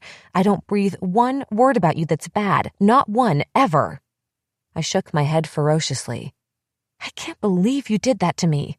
Said those things. How could you do that? How could you?" She was sobbing now, curling herself into a ball on the couch, which only infuriated me more. "Stop crying. Stop. All you do is cry. This is about me, damn it. It's not about you. It never gets to be about me. Just once, I want it to be about me. 2 years. 2 years it has been nothing but you. All I've done is walk around your fragile fucking emotions. Then you slap me in the face. No, not even slap. You spit in my face. That's worse. Stop, Bethy. Please, just stop." She was pulling on my arm, trying to get me to sit on the couch next to her. But I couldn't stop. Something inside of me had been unleashed and it was beyond my control. "No, I won't. I've had the exact same life. We've been the same damn person. For the first time ever, I was doing something for myself. Just me. I had to have somebody because you disappeared on me. You fucking disappeared. What did you think I would do? Live in this crazy isolation forever? I've waited and hoped that you'd get better, that you'd come back to me. But you've ruined everything. You're more fucked up than I thought you were." "Stop!" she screamed like a wild animal. "Just stop. I'm sorry. I'm so sorry for everything." She jumped up, ran down the hallway, and slammed the bedroom door like she did every time she got upset. The same routine. This time, I didn't follow her and assume my position at the end of the bed to comfort her. I stayed where I was. I'd never done that before. I heard the sounds of her sobbing through the wall separating us. It was a loud, constant wailing that would go on for a long time. I stood out of instinct, beginning to take my customary steps down the hallway to the bedroom. I stopped in my tracks and turned around mechanically, heading back to the couch. I made myself sit back down again. I curled up at the end of the couch, hugging my legs against my chest as I listened to her. It took every bit of willpower and strength I had to keep my body from moving towards her. In spite of myself, I desperately wanted to comfort her. I wanted to ease her pain at the expense of my own, but I didn't allow myself to do it this time. I was the one who needed to be comforted. I was exhausted and just wanted to rest. I fell asleep to the sounds of her wails. When I opened my eyes, it was dark and eerily quiet, all sounds and signals of the previous hours gone. It was still as if nothing had happened. Out of habit, I listened for sounds of her but heard none. I was calmer, and some of the pain had subsided. Things had changed in our world, but I was ready to meet the changes and make something good come out of our horrible fight. I had no idea I'd been that upset. All of my emotions from the last 2 years had come out during my tirade, and even though I'd hurt her and felt bad about it, I felt better to have finally said all the things I'd been holding inside. She would understand once I explained it to her. I eased up slowly from my spot on the couch and tiptoed down the hallway in case she was asleep. I didn't want to wake her. Right then, all I wanted was to cuddle up next to her and fall back to sleep. We could talk through our fight tomorrow. I saw light in the crack underneath the bathroom door. She shouldn't have been in the bathroom in the middle of the night. There was only one reason she'd be in the bathroom this late, and it wasn't to use it the right way. For a second, I wanted to get angry again, but quickly pushed the feelings back down. I had to be there for her now. I walked slowly down the hallway, preparing myself for the emotional mess I'd find Emily in. I reached the bathroom, took a deep breath to brace myself like I'd done so many times in the past, and opened the door. The scene flashed in front of me and burned into my brain like a Polaroid. I stood frozen in the doorway, unable to move. Emily's body lay crumpled up next to the toilet. Her carving kit lay splayed out on top of the toilet seat. Her legs were contorted like a deer that had been hit by a car and left on the side of the road. Her arms encircled her head, her fingers digging into her hair. Brown puke was splattered everywhere. Tiny pink pills sprinkled her insides and lay spilled on the tiled floor. Her pale skin was blackened, covered in blues and purples as if she'd been beaten. She wasn't wearing pants, just her yellow panties. And there was blood, the blood I'd expected to be there, but there'd never been so much. Her body lay in a pool of red. I willed myself to move forward, the blood making my bare feet wet. I knelt down beside her, the vomit squishing against my knees. Her chest wasn't moving. The air left my lungs. I grabbed her arm and pulled it away from her face, then let go. It slumped to the floor. Her arm was so cold. She'd never been cold before, not like this. I forced myself to look at her face. Her unblinking eyes were wide open, staring back at me. The green was gone and replaced with black marbles covered in a milky film staring through me. Her mouth was slightly open, brown vomit caked in the corners. I felt her wrist, trying to grasp everything I was seeing but couldn't comprehend. I felt for her pulse, but knew what I'd find before I touched her. Her lifeless skin revealed what my mind had already absorbed. She was dead, and I had killed her. I threw myself on top of her body. "No!" My scream rang out into the night. 6. Beeping. Machines whirring. Footsteps. Faraway voices. Whispers. Coughs. I wanted to open my eyes but couldn't. It was as if they'd been taped shut, held down with something. My body felt heavy, weighted as if I might be paralyzed. It felt like something heavier than me was lying on top of me, making it hard to breathe. I wiggled my toes. They moved, and I was pleased they did. I tried to move my legs and couldn't. They were being held down too. I tried to move my arms and then my body, but something was preventing the movements. I wanted to scream, but no words came out. What's going on? Where am I? I was terrified. I had to break free. I struggled against whatever was holding me so tightly. Panic overtook me. I thrashed my body violently back and forth. My head was free. I shook it back and forth, side to side. It hurt. Oh my God, it hurts. And then it all ended. Awake again. The only thing that separated wake from sleep was the sound of the machines and footsteps coming from outside myself. I struggled to open my eyes whenever I woke, but my efforts were useless each time. I want to see. I want to know. I tried to concentrate. Focus. Failed. I had to sleep. Emily. My first thought when I returned to the world. Emily. I wanted to call for her. I wanted to scream for her in this world of darkness. I tried to scream, but her name locked in my throat. There was something in my throat blocking her name from coming out. I can't stay here. I won't. Emily. Sleep was easy. Images blurred in front of my eyes. Everything melted together, moving in one image. I squinted. Concentrate. Focus. There was a doorway. A frame. Hazy white in a halo of yellow. I looked down at my body and saw a white blanket and the metal rails of a hospital bed. There was a sink across the room in front of me. A closet next to it. The beeps were coming from machines with wires leading into my body. I couldn't see where they were planted, but they were neat and organized as they wound their way into me, performing unknown functions. I'm in a hospital and Emily is dead. All my mind would let me see when I opened my eyes was her small, lifeless body on our bathroom floor.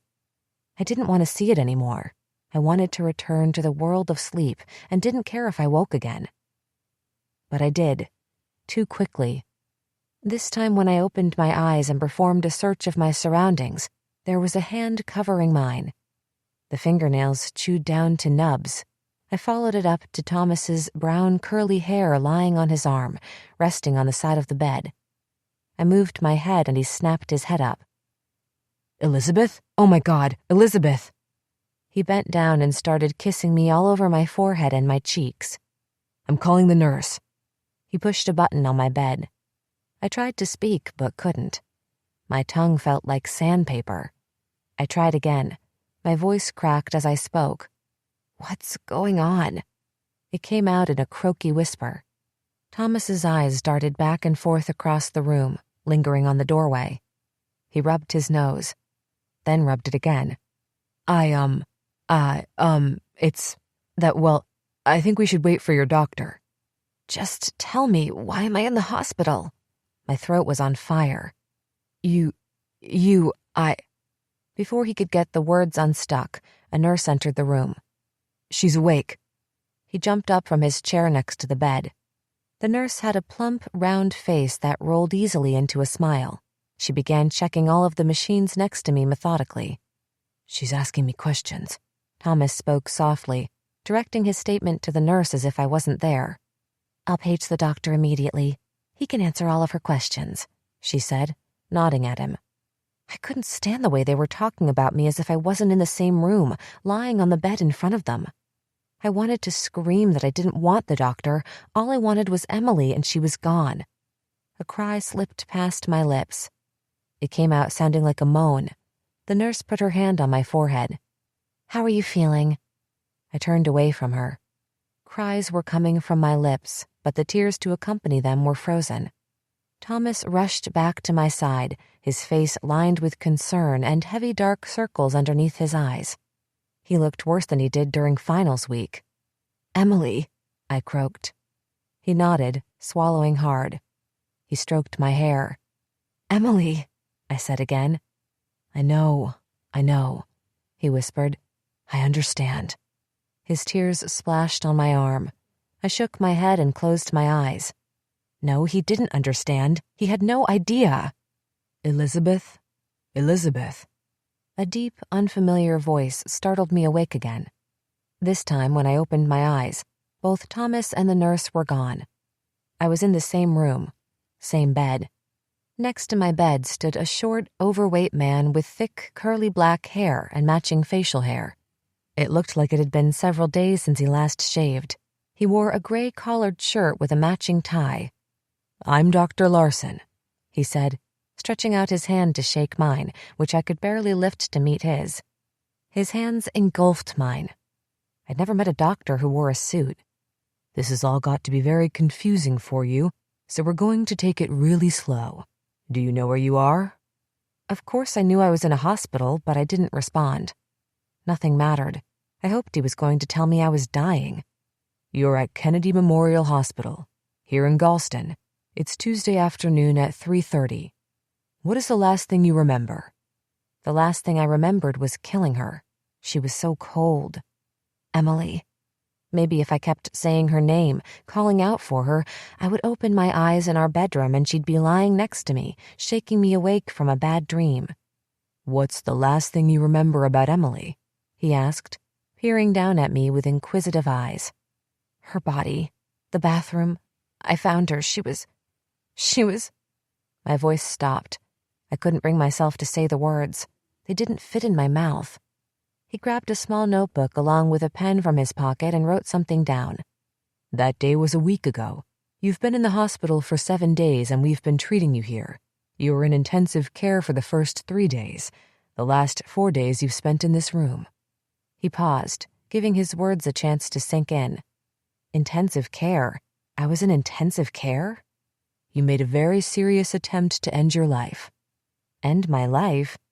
He meant suicide. I didn't remember doing it, but of course I had. She was dead because of me, and there was no way I could live without her. I knew it a week ago, and I knew it now. "Do you want to talk about it?" I shook my head. I wanted him to leave my room, to go away so I could return to sleep. Nothing mattered now. I wanted to die with her. My sister was gone and I was still here. "Okay, I understand you feel that way right now. I'm sure you've got lots of confusing emotions going on, and we'll take the talking real slow. There's no rush." He was still looking at me intently, searching for some kind of answer in my face. I wanted him to stop. "We're going to have you transferred to the 5th floor tomorrow morning. You'll have your own room, but you'll be surrounded by other people with similar problems. We need to give you a safe place where you can process the situation." A situation? That's what he was calling losing the only person in my life who ever meant anything to me? Not to mention that I was responsible for it? "We'll talk more tomorrow. I think you've had all you can handle for the day," he said. "I'll meet with you once you're checked into the 5th floor tomorrow, but the nurse will page me if you need anything from me before then." He left the room quietly, and I was glad, but my relief was short-lived because as soon as he left, Delilah and Thomas appeared in the doorway. She looked worse than she had when she'd found Emily in the bathtub with blood pouring down her legs, and I didn't think she could ever look worse than that. I hadn't forgotten the look of pain in her eyes when she discovered her, as if Emily had stabbed Delilah instead of herself.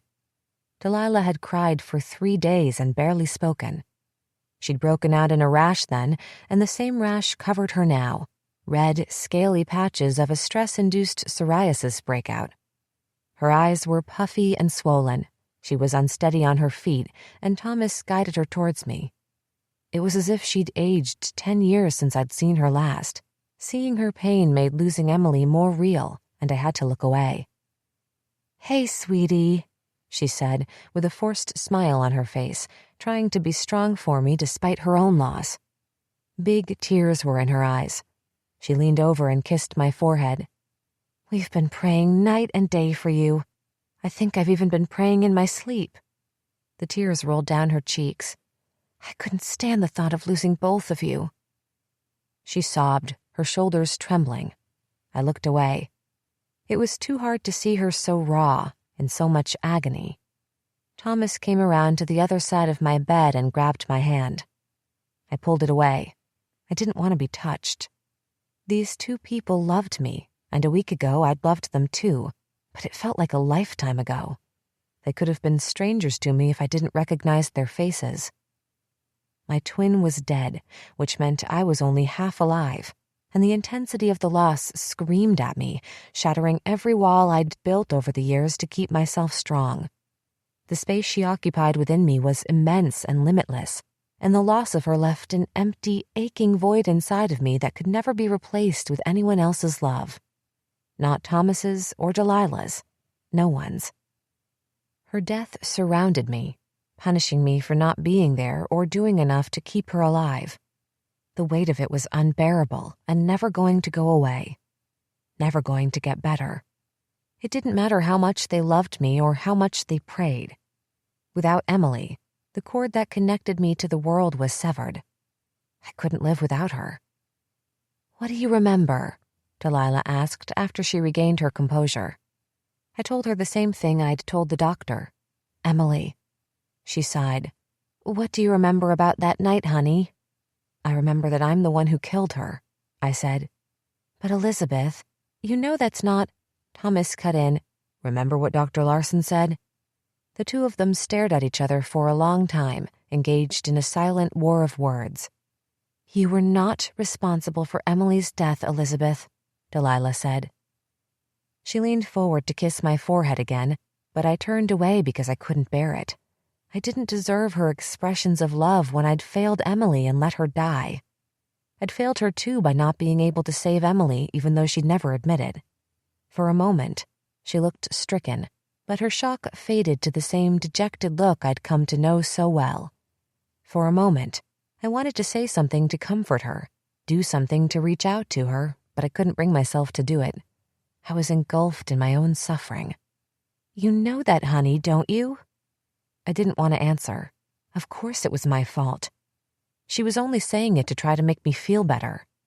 I've got to work tonight, so Delilah's going to stay with you, Thomas said.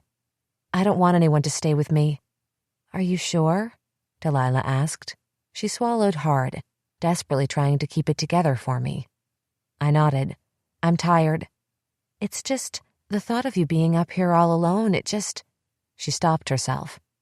But certainly, you have to rest. I'll be here tomorrow after they move you. Thomas piped up. Me too. I'll come as soon as I finish class. He looked into my eyes, searching for some kind of clue as to how he was supposed to act. I looked away, and he leaned down to give me an awkward sideways hug, careful not to tug on any of the wires attached to me. I patted his back stiffly. I stared at him as he left, surprised he could smile. I was never going to smile again. I'll wait for you outside, he said to Delilah. I love you, darling, and so does Bob. He couldn't get away from the factory today, but he's been up here as much as me and Thomas. By the way, he absolutely adores Thomas. He's been so helpful throughout all of this. I'm sorry we have to meet him under these circumstances, but I'm so glad we did. I can't believe you never mentioned him before. Maybe when you're feeling better, you can tell me the story of how you guys met. You know how much I adore love stories. She waited to see if I would respond. I had to give her something. Sure. She smiled, and the lines in her face eased for a second. Great. She fluffed the pillows behind me. Bob is going to be so happy to know you're awake. I could have told him if I could reach him while he's at work, but you know how he is about carrying a cell phone. Maybe someday I can get him to move into the 21st century. He's going to be so disappointed that he didn't get to be here today. It's fine, I assured her. Bob was one less person trying to touch me and reach out to me in this place. I'm going to call Lisa when I leave and let her know you're awake. She's been visiting too. She's been a huge help for us through all of this. I don't know how we would ever manage without her. Delilah brushed my hair back from my face. It's going to be okay. It really is. You'll get through this. You will. Her big blue eyes were wet again. You're so strong. You've always been so strong. I was never going to be okay.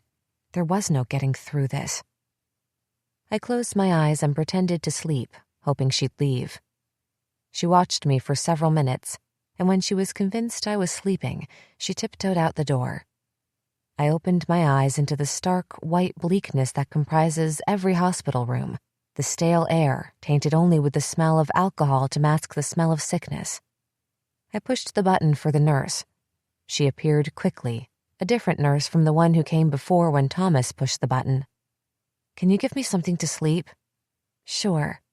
She left and returned with 2 small pink pills and a glass of water. My throat screamed as I swallowed them. I closed my eyes and was momentarily comforted. Sleep was coming. 7. The plump nurse from the previous day woke me at 8 in the morning. She turned off the machines next to me and disconnected the wires attached to me. The beeps and whirring stopped. She pulled off the red light device on my pointer finger. She was careful as she took out my IV and managed to do it without hurting me. She threw the gauze in the garbage and brought a wheelchair from the hallway over to my bed. She shrugged her shoulders at me when I looked at her skeptically and said, Standard hospital procedure. You've been in bed for a week." I pushed the covers off and stood.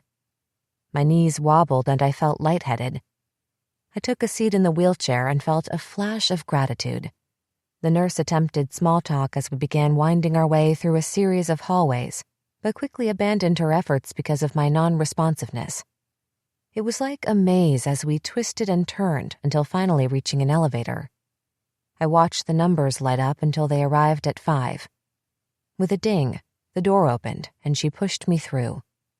As we walked down the hallway, she unlocked each door we came to, and I held my breath each time as if something bad was behind it. "This is it," she said, sliding her key into another door. The sign next to it read, "Adult Psychiatric Unit." I wasn't being moved to some other room in the hospital to finish healing, but was being tossed into the nut ward. Every scene from movies I'd watched about psych wards flashed through my mind in snippets, and my chest tightened. It was hard to breathe. We moved through another series of locked doors, and with each click, the sense of impending doom heightened. My panic escalated. We arrived at a see-through door with a small sign that read, "Secure door, flight risk." I was rolled through a short, wide hallway to an open area with hallways branching off each side. There was a square nurses' station bustling with activity in the center where all of the hallways met. Most of the nurses were dressed in ordinary, everyday clothing rather than scrubs as they answered phones, scribbled ferociously on papers, and carried around big, thick black binders. It seemed out of place and character to me, but I'd never been in a nut ward before, so I had nothing to compare it to.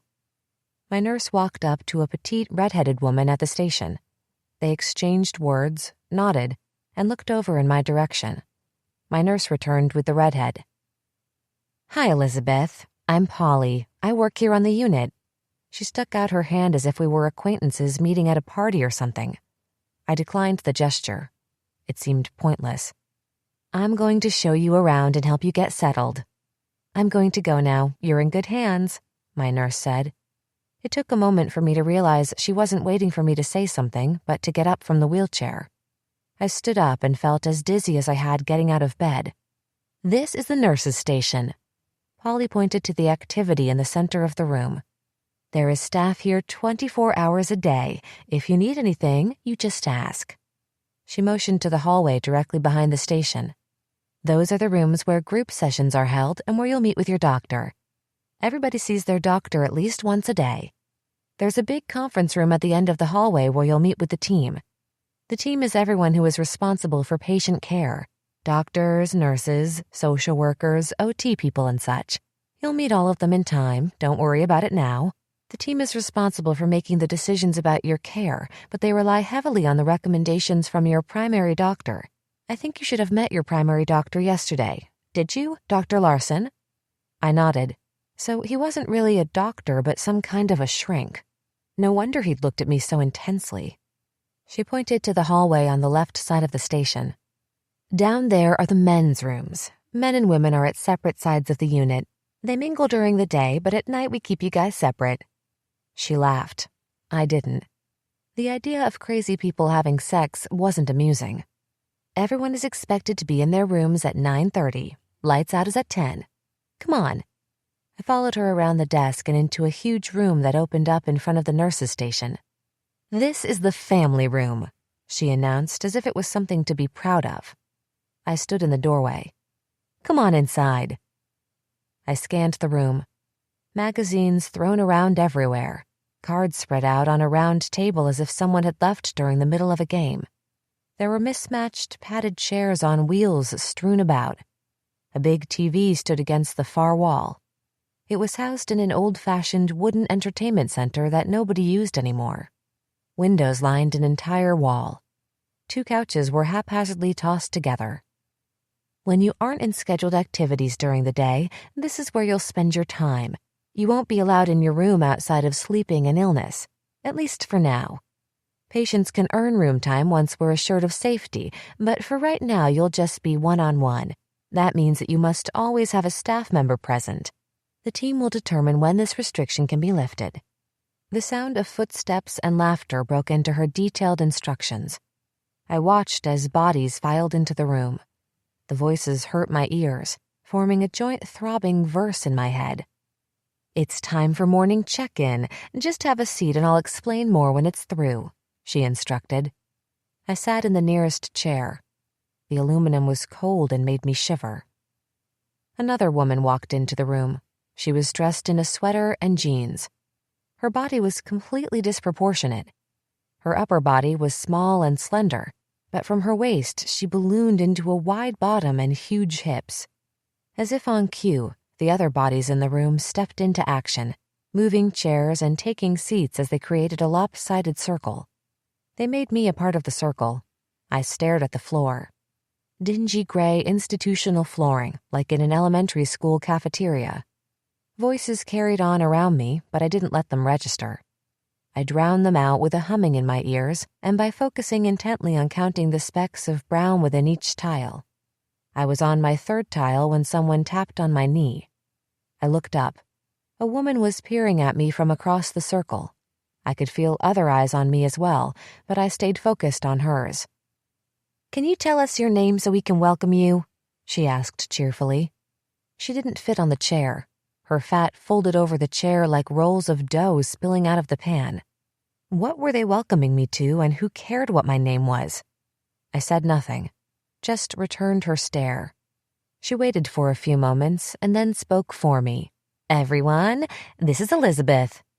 The focus shifted from me to the person sitting in the chair next to me. I didn't pay any attention to what was happening around me. I wanted to die. I recalled reading somewhere that the body shut down after 3 days without water. Would my body quit working if I refused to eat or drink? It would be a relief to waste away in my chair, but there was no way it was going to happen. There were too many nurses around to allow it. I was sure they'd stick an IV in my arm and pump me with fluids to keep me alive. I glanced at the windows lining the wall on the other side of the room and considered jumping, but I was sure they were locked since we were on the 5th floor, and every crazy person here would jump out the window if given a chance. It was foreign to be trying to figure out a way to die. I'd never wanted to kill myself before. Giving up had never been an option for me, and I'd always tried to prevent Emily from doing it too. When she was a teenager and experienced her first bout of depression, I'd encouraged her by promising her that her hopeless feelings were due to her hormones, and eventually they'd level out and she'd start to feel normal again. But as her depression grew worse and she became more self-destructive, I worked hard at being her cheerleader. "Come on, Em, you've got to fight this. I know you can do it. We didn't go through everything we went through just to quit." I must have said it to her hundreds of times over the years. If my cheerleading didn't work, I switched my tactics to pointing out all of the good things about her and what she had to live for. "Think how much Delilah and Bob love you. It would devastate them to lose you. Everybody loves you. They always have. You've got that special thing that people are naturally drawn to. You can use that. You could use it to do all kinds of other things. Maybe even help other people. You'd probably be good at it because you'd be able to understand exactly what they were going through." And then, when there weren't any more words left, I held her until the despair passed. I'd always refused to give up and to let her quit. Until now. Until I failed to keep her alive. Emily and I were each other's life support. My purpose in life was to take care of her and keep her safe. It always had been. I went first with the special friends, and if Emily was too afraid to play one of their games, I played them for her. When Mother came at us with the wire hanger, I stepped in front of Emily and took the brunt of the beatings whenever I could. The times when I couldn't were torturous. I kept Emily going when she didn't have the strength to keep going on her own, but she kept me going too because she gave me a purpose for living. She defined me, gave me the role I had to play. Mother's neglect and abuse started it, but by the end, it was more than that. I took care of Emily like we'd pretended to when we were little, trapped in our room and inventing ways to mother each other. But even though she ended up being the sick one, the one who needed help, she gave my life meaning. In high school, she'd kept on cutting herself and I'd help her clean the wounds.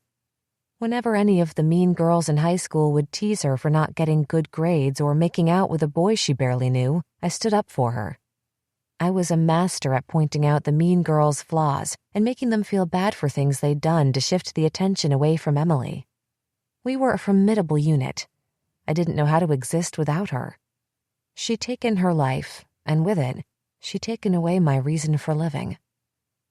She tried to kill herself so many times I'd lost count, but I'd never considered her suicide attempts as being real death threats. I saw them as a desperate cry for help because she strategically timed her attempts so I would find her before it was too late, or she'd do something crazy in front of me because she knew I'd stop her. I was sure she'd expected me to interrupt her again.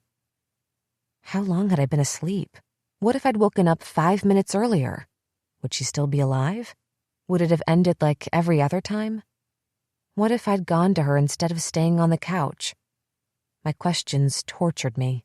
All I wanted to do was die, and I wondered if anyone had successfully killed themselves in a nut ward. I almost laughed out loud at the absurdity of it. I had to find a way to get released. There was no way I could stay. Dr. Larson had said yesterday that I needed to be in a safe place until I worked through my situation.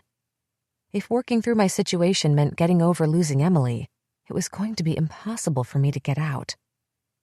People around me began moving their chairs out of the circle and putting an end to the strange gathering that had taken place. The bodies scattered throughout the room. The other bodies belonged to actual people.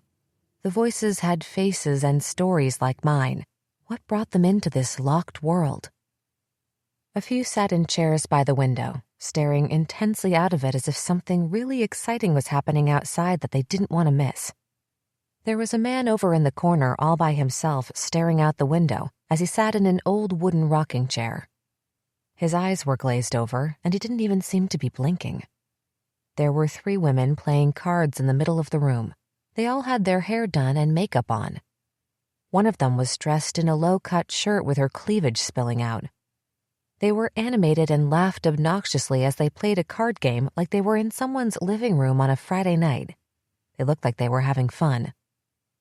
There was an elderly woman in the opposite corner, rocking back and forth even though she wasn't in a rocking chair. She was pulling hair out of her head, strand by strand, and putting each strand in a neat pile on her pants. She didn't even flinch when she tugged it out. There were a black man and a white man facing each other on one of the brown couches. At first glance, it looked like they were having a heated conversation with each other as they gestured and pointed wildly. It took me a moment to realize they weren't looking at each other when they talked. They were actually talking to themselves. Pretty scary, huh? A girl was sitting next to me. She looked ill. Not mentally, like I'm sure I did, but physically, like she should be in the cancer ward instead of a psychiatric unit. Her cheekbones were protruding through thin, pale skin so translucent I could see the blue veins below. Her hair was thin, and there was weird brown fuzz growing on her face. She was dressed in a baggy hooded sweatshirt and jeans, but the clothes lay flat, unfilled, as if her head was simply a clothes hanger. Yeah, kinda strange, I said. I'm Rose. I hate my name. Doesn't really go well. Roses are supposed to be beautiful, elegant. She snorted. And then look at me. I'm Elizabeth. She looked me up and down. You don't look like an Elizabeth. I didn't respond, but I didn't think she expected me to. Is this your first time here? She asked. People came here more than once? Yeah. My 4th, she replied. Oh, really? So, have you been here long? She rolled her eyes. 4 weeks and 2 days. They keep you here that long? If you're me, she laughed. Gotta gain more weight. 5 more pounds, can you believe it? I have to look like a big fat pig before I can get out of here. I looked at her body again. She couldn't have weighed more than 90 pounds. She had the body of a little girl with the face of a very old woman. What are you in for? She asked. I tried to kill myself. It sounded weird coming out of my mouth, but I'd better get used to saying it. It was true. Oh. She smiled and waved her hand as if it was nothing. Then they can only keep you for 72 hours. It's an automatic 72-hour hold when you try to kill yourself. I could last 72 hours. Who's the team? I asked. A whole bunch of doctors and stuff. You, sit at the head of this great big table and they all ask you questions and stare at you. I hate it. Everyone does. It's so uncomfortable. It's one thing you never get used to no matter how many times you've been here. I trusted her because she had to know what she was talking about if she'd been here 4 times. Polly was sitting in one of the aluminum chairs behind us but appeared to be engrossed in a book. I really want to get out of here. How do I get them to let me out? I whispered, just in case Polly had good hearing. It's easy for you, she explained. All you gotta do is tell them you aren't gonna kill yourself. You just gotta be like, hey, I felt really bad at the time and I did something stupid. I won't do it again. I listened to her stories about all her other hospitalizations and the forced feeding she had to endure. I knew how hard it was to eat, but I didn't tell her that. You've got it easy. The suicidals usually make it in and out of here pretty quickly. It will probably be the longest 3 days of your life, but there's stuff you can do to pass the time. Like what? I asked. Like reading all the trashy magazines you want. She tossed an Us Weekly onto my lap and giggled. And believe me, there will be plenty of drama to keep you entertained. Some of the people here really are crazy. See that dude over there? She motioned to the guy staring into nothingness by the window. I nodded. He doesn't talk. At all. Ever. You could go up behind him and yell in his ear, he wouldn't even flinch. Rose and I were interrupted by Dr. Larson, who motioned for me to follow him down the hallway and into one of the offices. It was small and cramped, completely bare, not even a picture on any of the muted blue walls. There was only a single table with a chair on each side. I sat on one while he took the one across from me. It reminded me of the interrogation rooms I'd seen on TV, and it wasn't anything like Lisa's therapy room. He wasted no time. How are you feeling today? I took a deep breath. I could do this. I feel much better than I did yesterday. Yesterday was tough trying to figure out what was going on. He nodded attentively. Do you remember more about what happened the night before you came to the hospital? I felt like everything was my fault. Maybe I was too overwhelmed? You have to understand how close me and Emily were. I didn't want to live without her, so I just did it. I didn't think about it. I wanted to die with her. I understand how you could feel that way, he said. He still hadn't taken his eyes off me, and I still hadn't looked at him. I kept my gaze focused on the desk in front of me. We sat in silence that seemed to go on for hours. I wanted him to ask me questions. Something. Anything to give me a clue as to what to say. I didn't want to start talking without some sort of idea about what I was supposed to say, because what if I said something wrong and he kept me longer? Finally, he broke the silence. What's the last thing you remember about Emily? Her body? Like I told you yesterday, I found her in the bathroom. I can't get the picture of it out of my head. I keep seeing it. What happened before that? Do you remember? Yes, we had a fight about my boyfriend. Tell me about your boyfriend. I told Dr. Larson about Thomas and our relationship, how sweet he was to me, and his persistence in the beginning when he first started asking me out. I told him about how we'd started dating and how I'd kept him a secret from Emily. I shared how much I treasured our lunch breaks in his car, and how sometimes I would try to make them even more special, baking him cookies, packing a thermos of homemade soup, surprising him by decorating the inside of his car with flowers so we could pretend to have a picnic. I didn't tell him what Emily had said to Thomas or the fight we'd had afterward. He didn't need to know how badly she'd hurt me with the mean things she said. It wasn't important, and I didn't want him to think badly of her. It sounds like you really care about him, he said. Yeah, I do. He's a great guy. I think he's going to be very supportive in helping me to get through this. I congratulated myself for sounding like I was ready for some kind of recovery. I even used the words he used yesterday.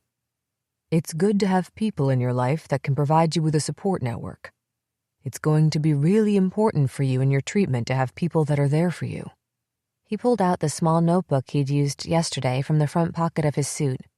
What's going on in your life right now? I didn't know how to answer that one. What was the response Rose had said would get me out of here? I chose my words carefully. I think I've gone through a really big loss, the biggest one in my life. I think it was too much for me to handle, especially because my life has been so hard. For that minute, I just didn't want to live anymore. I was so sad and wasn't thinking about any of the good things I have in my life, only the bad. I added as an afterthought, I don't really want to die. I hoped I sounded believable. He was still looking at me as if he expected me to say more, but I'd run out of words. I'll be your psychologist while you're here. I realize it's really hard to talk to a complete stranger. My hope is that you'll take a small risk and begin to trust me enough to share your pain with me. I wasn't going to trust him, not in 72 hours or any other amount of hours for that matter, but I nodded my head in agreement. I'm going to meet with the team early this afternoon. We'll discuss how to proceed with your treatment. It's important for you to know that you'll be able to voice your thoughts about your treatment with the team. You'll be included in all decisions, and I want you to know we're all here to help you. Thank you. It seemed like the polite thing to say. Do you have any questions for me? I shook my head. Just like that, and it was over. 8. Nothing could have prepared me for how intimidated I felt when I met with the team, even though Rose had warned me about it. The room was filled with a long conference table and black, high-backed office chairs, all occupied, circled it, and made me feel like I was at an important executive business meeting. 9 people whom I'd never spoken to before or even met, except for Dr. Larson, filled the chairs and were responsible for knowing how to take care of me.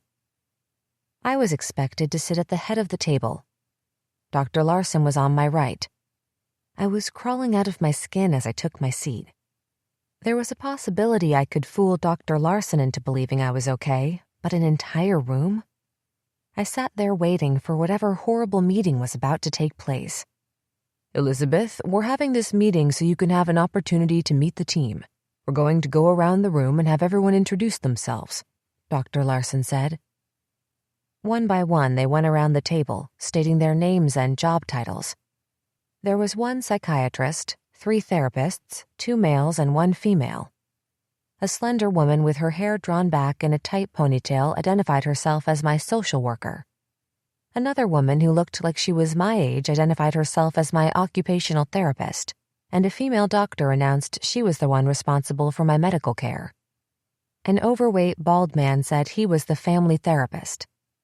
And last, an elderly man announced he was the supervising counseling associate. I had no idea what any of their titles meant or what kind of care they provided. By the time we went around the table, I couldn't remember any of their names. Elizabeth, why don't you tell us a little bit about yourself? One of the women on the left asked. I'm 20 years old. I'm a full-time college student at Galston Community College. I plan on transferring to a 4-year university at the end of the school year. I work as a telemarketer. It's for a catalog company. Kinda boring, but my shifts work around my class schedule. I have a boyfriend, Thomas, who works with me, and I like to watch movies and drink coffee. My throat was dry. Had I said too much? Too little? They were all just staring at me. Elizabeth, I noticed you didn't say anything about your childhood, the woman with the ponytail said. Why did they keep saying my name every time they talked to me? What was the reason for it? The room was silent. All eyes bored holes into me. I, didn't say anything about my childhood because I didn't think it was important. Why is that? The bald man asked. I don't know. Of course childhoods are important. They were unnerving me. They were all scribbling into notebooks exactly like Dr. Larson did. What were they writing? Did I get to see it? What are you guys writing? The question popped out before I could stop it. Does it bother you? Dr. Larson asked. Yes. I quickly changed my response. Not too much, just wondering. They kept scribbling. Heads down and then back up. Can you tell us about Emily? I didn't know who was asking the questions anymore. They were coming from everywhere. Emily and I are identical twins. She was born 3 minutes before me. Our mother hated us and kept us locked up in our apartment. She didn't feed us. Sometimes we got pizza, though, but mostly just bread. Oh, and we drank a lot of formula. She liked to beat us with a hanger whenever she was mad or we got in trouble. It was really bad, but Emily and I had each other, so we managed to survive. But then I started a fire. I immediately realized saying I started a fire was not a good idea, and I needed to explain myself, so I kept blabbering on. Not on purpose. I didn't start the fire on purpose. It was an accident. People from the county took us away and brought us to the Ruths, Bob and Delilah, and they adopted us. I paused. Nobody said anything. I assumed they wanted more, so I kept going. The Ruths were really good to us. We went to therapy with Lisa. A lot of it. She was super helpful. I even went to see her the other day. I had to go by myself because Emily refused. We managed to grow up all right even though we had such a bad beginning. We moved into an apartment together after we graduated high school. It was on 86th Street. A nice place. We did all right, even though Emily struggled. Why do you think Emily struggled? I'd asked myself the same question many times in the last 2 years. I'd never been able to come up with a good answer, but I had to try now. Our lives were hard, and I think she was severely depressed. I looked around the table into all of their faces, searching for some sort of a clue or sign as to how I was doing, but there was nothing. Only expressionless faces staring back at me, completely ambiguous. Elizabeth, we've asked you a lot of questions. Do you have any questions for us? A woman at the end of the table broke in. Do you guys know when I'll get to go home? That will depend, Dr. Larson said. Depend? On what? What did that mean? What kind of an answer was that? But I nodded my head as if he'd given me a logical response. You can go back and— Wait 1 second. The woman at the other end of the table interrupted. I noticed you didn't ask about Emily's funeral. Is there a reason for that? I guess I assumed I'd be able to go. My words hung in the air. Finally, Dr. Larson motioned to the door. I jumped up and nearly sprinted out. Polly was waiting for me and led me back to the family room, taking a seat next to me. I was sweating and my hands shook. I hoped I wasn't going to have to do the team meeting every day. The idea of a repeat performance made my stomach churn. I kept telling myself to breathe. It was odd that the woman at the end of the meeting had brought up Emily's funeral. I had to be able to go, didn't I? Bob and Delilah couldn't bury Emily without me being there. There was no way. It would be too cruel. Where'd people keep dead bodies? They could wait as long as they needed to for a funeral, couldn't they? I was on the verge of panicking and couldn't panic because if I did, I might start screaming and never stop. I calmed down as I remembered Delilah was going to visit today because I was sure she'd have all the details about Emily's funeral. When can our family come see us? I asked Polly. After dinner. 6 to 7 are visiting hours each night, she said. Are you all right? You look a little pale. I'm fine, just tired. Do you want to talk about anything? Sometimes the patients find us easier to talk to than the doctors. I think we're less intimidating. A little more of a normal conversation, if you know what I mean. I looked around the room for Rose. She was sitting across the room on one of the couches reading Star magazine. Can I go talk to her? I pointed. Asking permission seemed strange, but somehow appropriate. Sure, you don't have to ask me permission. You can pretend I'm not here if you want. I got up and went over to the couch and sat down. The team meeting is just as bad as you said it was going to be, I said. She laughed. Told you it was. It always makes me want to freak out just because they're all staring at me, or say something crazy to get a reaction out of them. Totally. I smiled, and instantly felt guilty for smiling. Look at her, Rose said, showing me her magazine and pointing to Jennifer Aniston. She's so beautiful and skinny. How does she stay so skinny? I looked at her and not at the picture. You know you're really skinny, right? Thanks, but you don't have to say that. I know I've gotten fat here. She looked like she was going to cry. But you should see how I looked before they brought me to the hospital. I was really skinny then. She motioned for me to come closer. I scooted near her, and she whispered in my ear, I can show you what I used to look like when I was skinny. I have a picture. You can't tell anyone I have it, though. I'm not supposed to. I pulled away and looked at her, nodding my head, communicating with my eyes that her secret was safe with me. Here, you can read this. I've got another one. She handed me Star and picked up an issue of People. I aimlessly thumbed through the magazine. I couldn't help thinking they shouldn't let her read them. Looking at stick-thin models probably didn't help her feel better about herself. I was quickly bored with the magazine. I had no interest in Hollywood. I loved movies but didn't care about what the actors did in their real lives. I'd never been able to understand people's obsessions with celebrities. Emily and I used to make fun of the amount of time people spent focusing on everything they did like they were gods to be worshipped instead of human beings like the rest of us.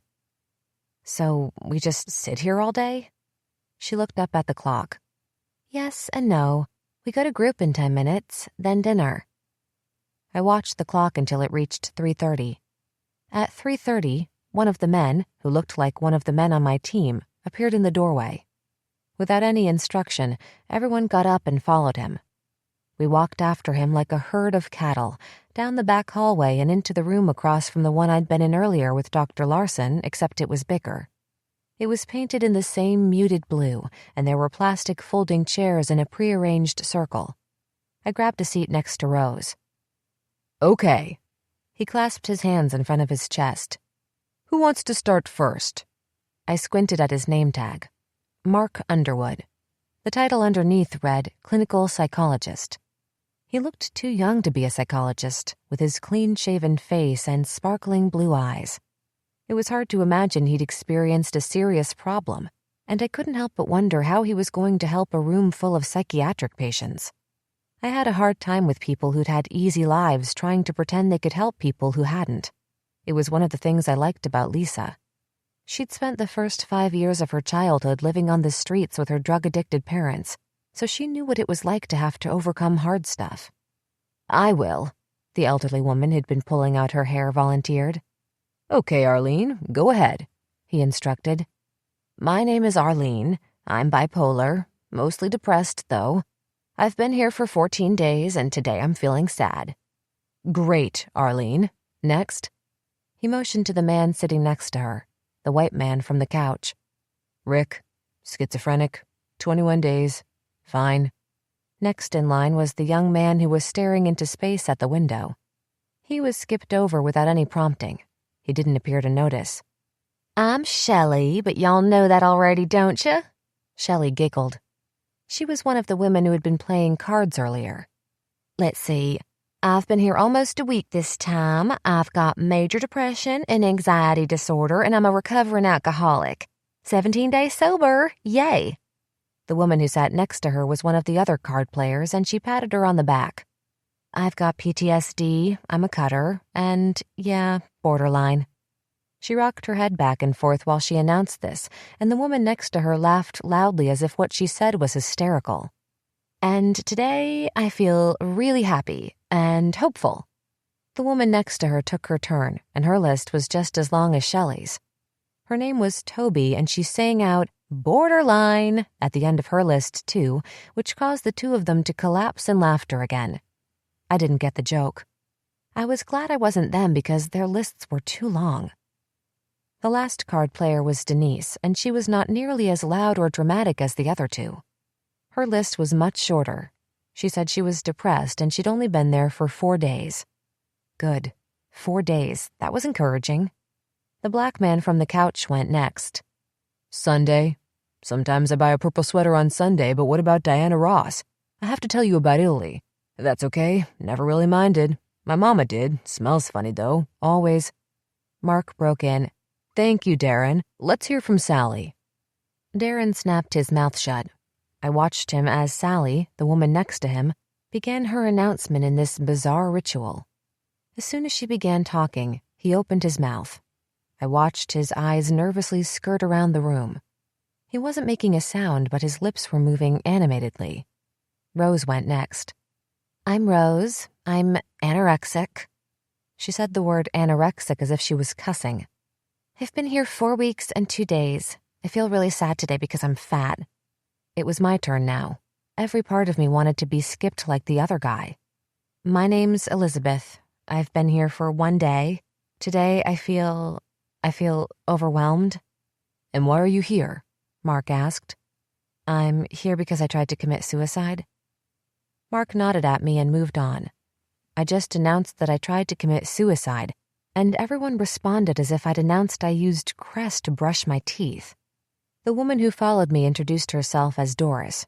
She didn't talk about why she was here, and she didn't say how she was feeling. She spoke with an accent I couldn't place. Mark started talking once everyone in the circle had made their proclamation. I did notice one thing while we were going around the room. Some of you said, I'm bipolar or I'm borderline. I would like you all to try and remember that you are not your mental illness. Your mental illness is only a part of you. I want to encourage you all to say your name and then say, with a disorder. For example, if I had depression, I could say, I'm Mark and I have depression. Or if I had anxiety, I could say, I'm Mark and I have anxiety. It's important to keep who you are separate from your diagnosis. Now, are there any issues on the unit that anyone feels need to be addressed in group? It was quiet for a minute as everyone looked around the room. Rick blurted out, I heard them talking about me, saying nasty things about me. Mark leaned forward. Who did, Rick? He pointed to the 3 women who were playing cards earlier. Did you ladies talk about Rick in a negative way today? Mark asked. They all shook their heads in unison.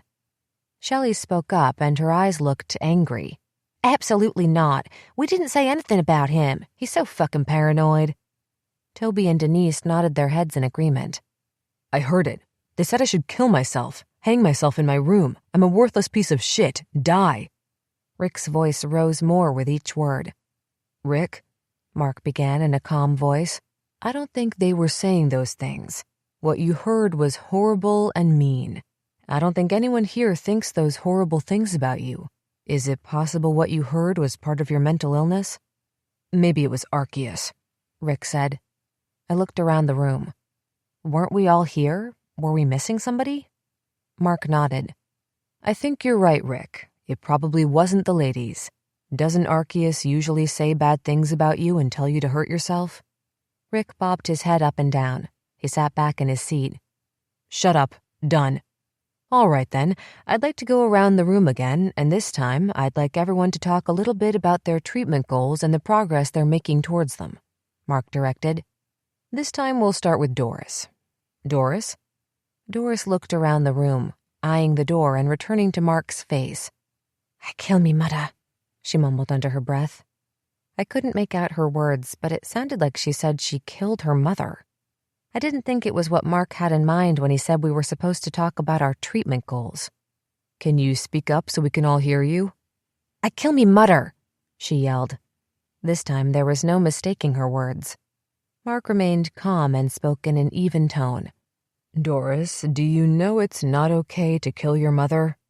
Doris was wearing a pink floral print muumuu, and you could almost feel the sting as she pounded her fist against her leg.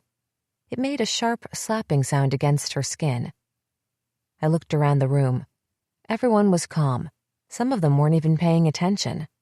Shelley was busy whispering to Toby while Rick and Darren had gone back to talking to people only they could see. They were uninterested in this woman freaking out because she wanted to kill her mother, or maybe she already had. Now she was rocking back and forth in her chair, still punching her leg and chanting, "Kill my mother," in her weird, thick accent. Doris, I need to ask you to calm down. I need to ask you to take some deep breaths. Practice the breathing exercises we worked on in session. His words had no effect on her. It was as if she hadn't heard them. Suddenly, she jumped up, picked up her chair, and launched it in Mark's direction. It landed at his feet. She lunged towards him. He reacted quickly, jumping up and pushing a round metal button on the wall. She reached him and flailed her arms at him wildly, trying to grab his face. He tried to grab her arms and restrain her, but she was too quick. Now everyone was paying attention. Everyone moved their chairs back. Shelley was sobbing, holding her face in her hands. Toby and Denise wrapped their arms around her as they watched wide-eyed. Rick and Darren stood up and paced the room, mumbling and swearing softly.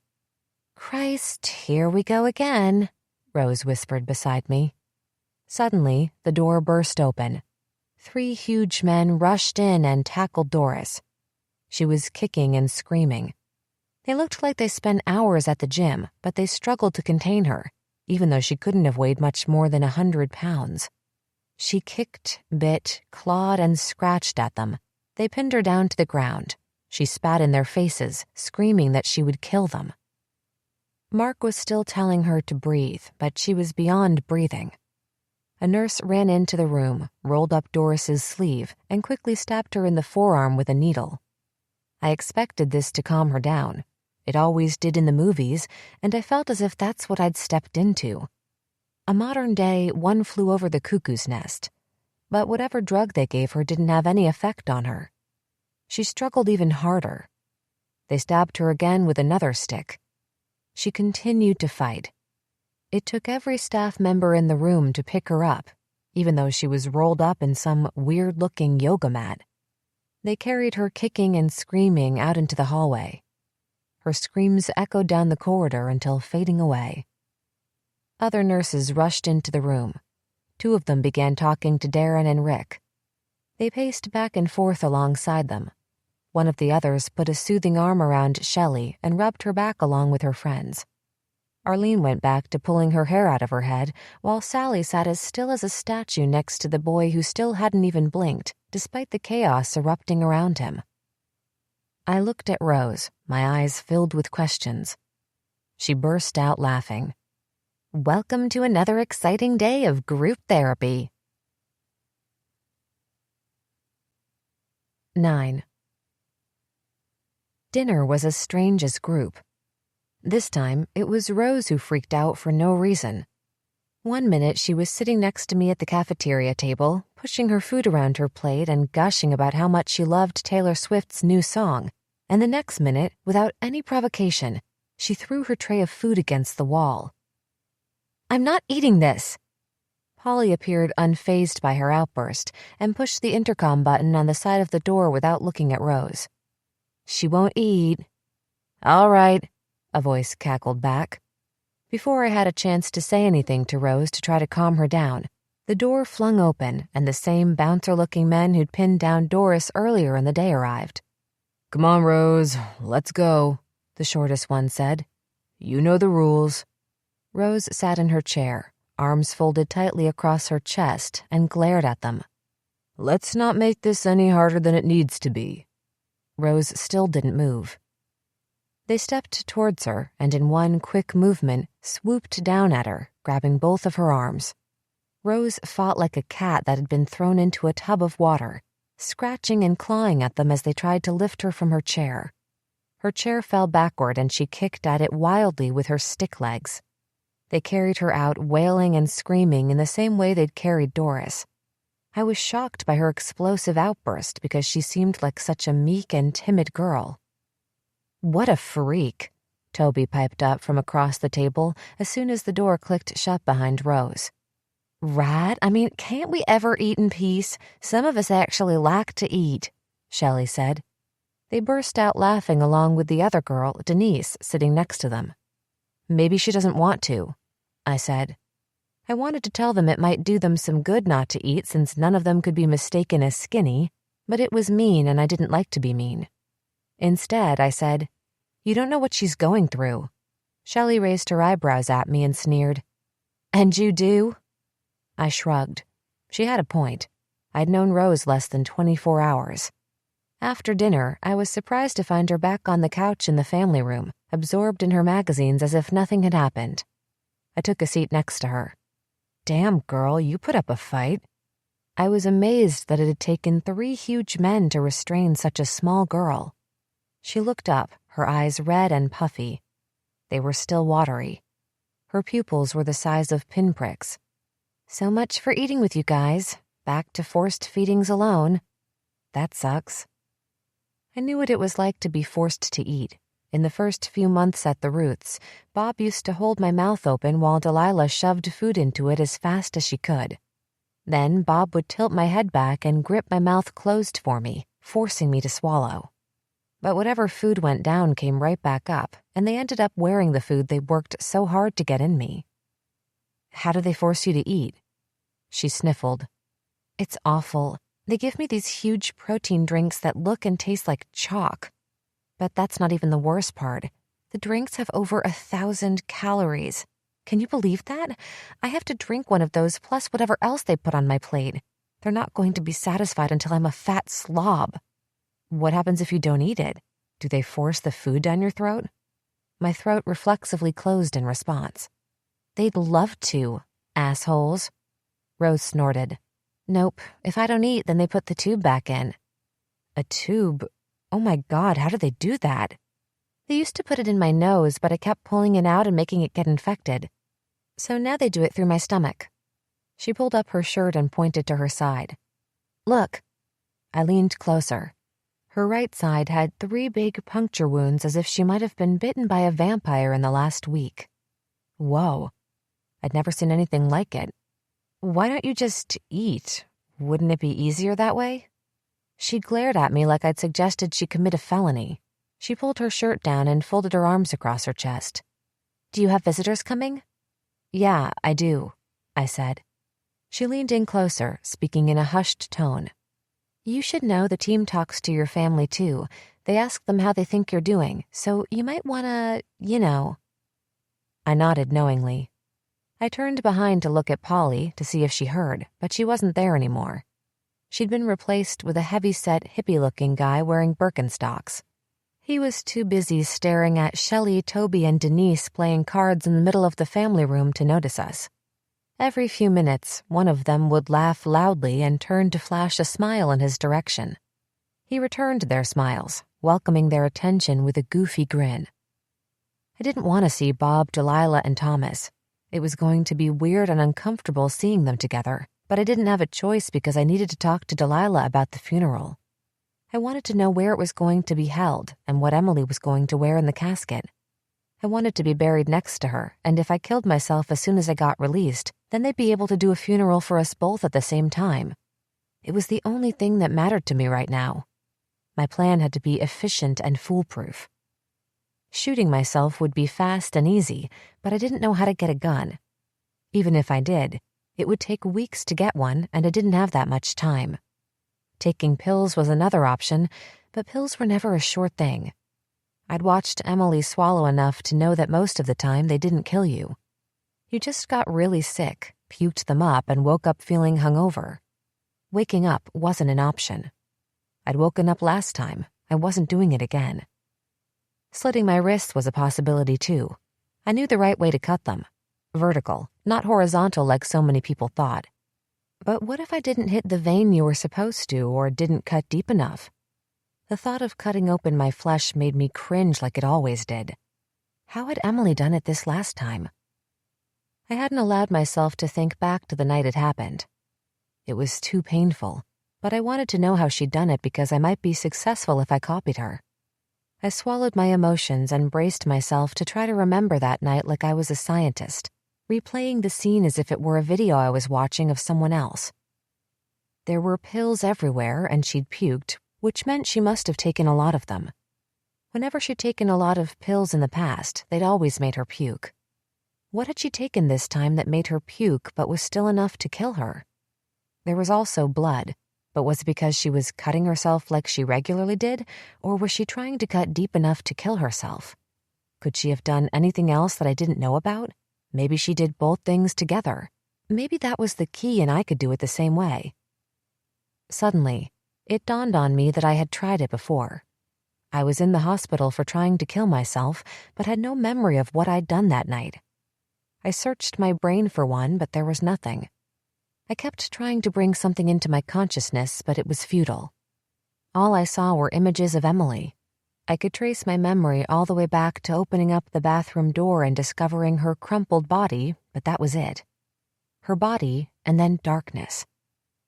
Who had found us, and how had I gotten to the hospital? Had I called someone? How was I going to make sure I didn't fail again? I couldn't bear the thought of waking up in the hospital another time, finding out I was still alive and she was still dead. My plan had to work this time. It had to be a good one, much better than last time. I decided to find someone to buy me liquor on the way home from the hospital, even though I hated drinking and shuddered at the thought of the burn it made in my throat. I'd stop at Walgreens and load up on extra-strength Tylenol. Most people didn't know it, but Tylenol was a good killer. Emily had explained to me once that it shut down everything in your system. Taking handfuls of Tylenol while chugging the booze would make it easier to slit my wrists, but I would have to make sure I didn't drink too much because I couldn't pass out or puke. It'd ruin everything if I did.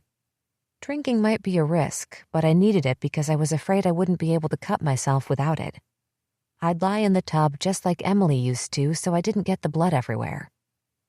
The more I thought about my plan, the less feasible it seemed. If I killed myself in the apartment, how would anyone know I was dead? I couldn't call anyone before I did it because they might stop me before it was over. The only person I saw regularly was Thomas, and he was used to not seeing me for days.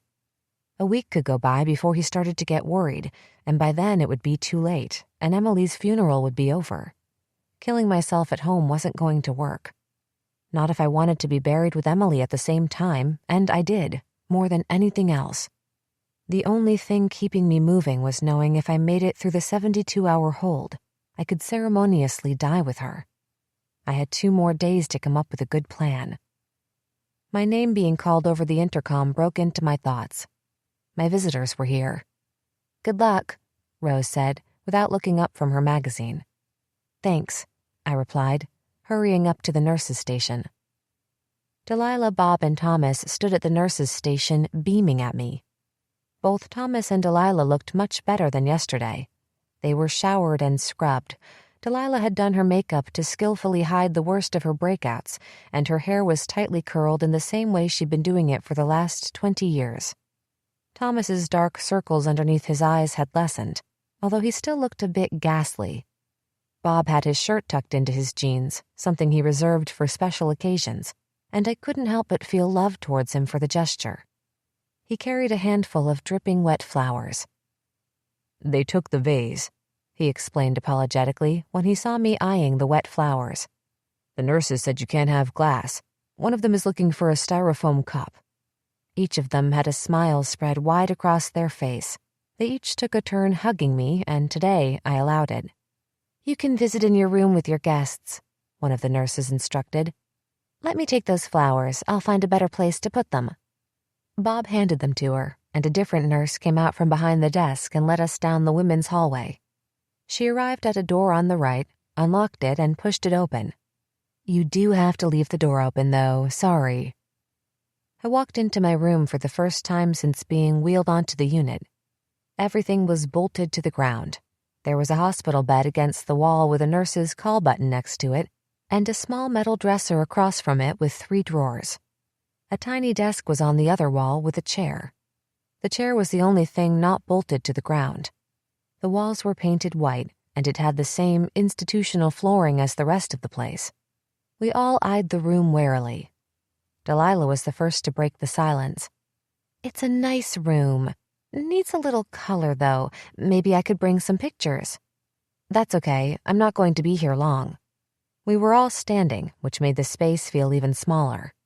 "How was your day, honey?" Bob asked. Today was a strange day. The people here really do have a lot of problems. Most of them aren't doing very well. It's made me glad for my problems. My own stuff seems pretty mellow in comparison. "Do you think so?" Bob asked. He looked over at Delilah with raised eyebrows. She shrugged. "I really do. I'm pretty sure most of these people hear voices and they freak out all the time. I guess I can be grateful I'm not as sick as they are." My words landed on dead air and hung there expectantly. "Lisa said some of the best psychologists in the state work here, so you're in good hands. Oh, she also said that she wants to visit you once you're settled in," Bob said. It would be nice to see Lisa, but she had an uncanny ability to get me to talk about things I didn't want to talk about, and I couldn't take the chance of accidentally letting on I was planning to kill myself when I got out. "I don't think I'm going to be here long enough for her to visit. I'm pretty sure I'll be getting out soon," I said. "It seems like a nice place," Delilah commented for the second time. It was silent again. I sat in the desk chair. The 3 of them sat on the edge of the bed together. Bob had his arm around Delilah for support. Thomas was to the right of them at the end of the bed.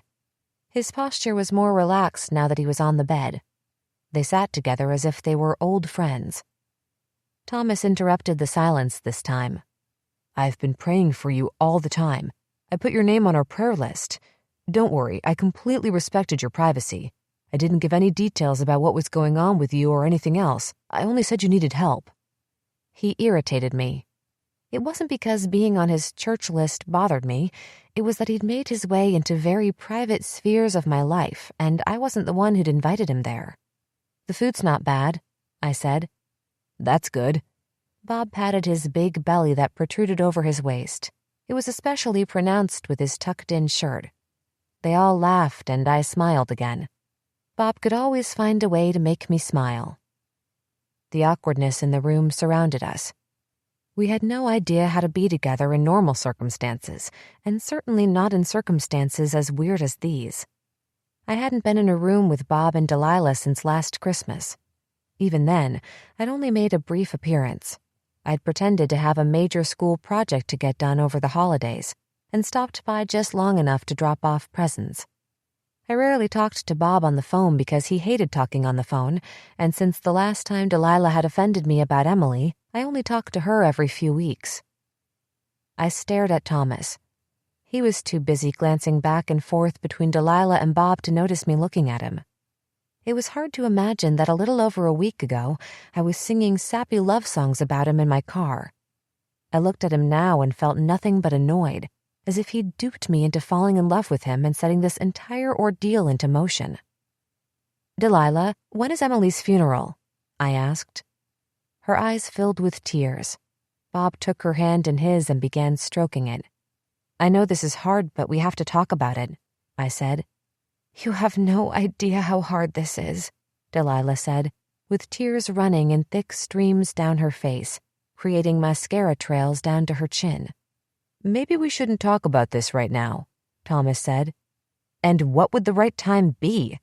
I was surprised by the sharpness in my tone. I just think it's a good idea to let your doctors talk about Emily with you. His tone was cautious. You do, huh?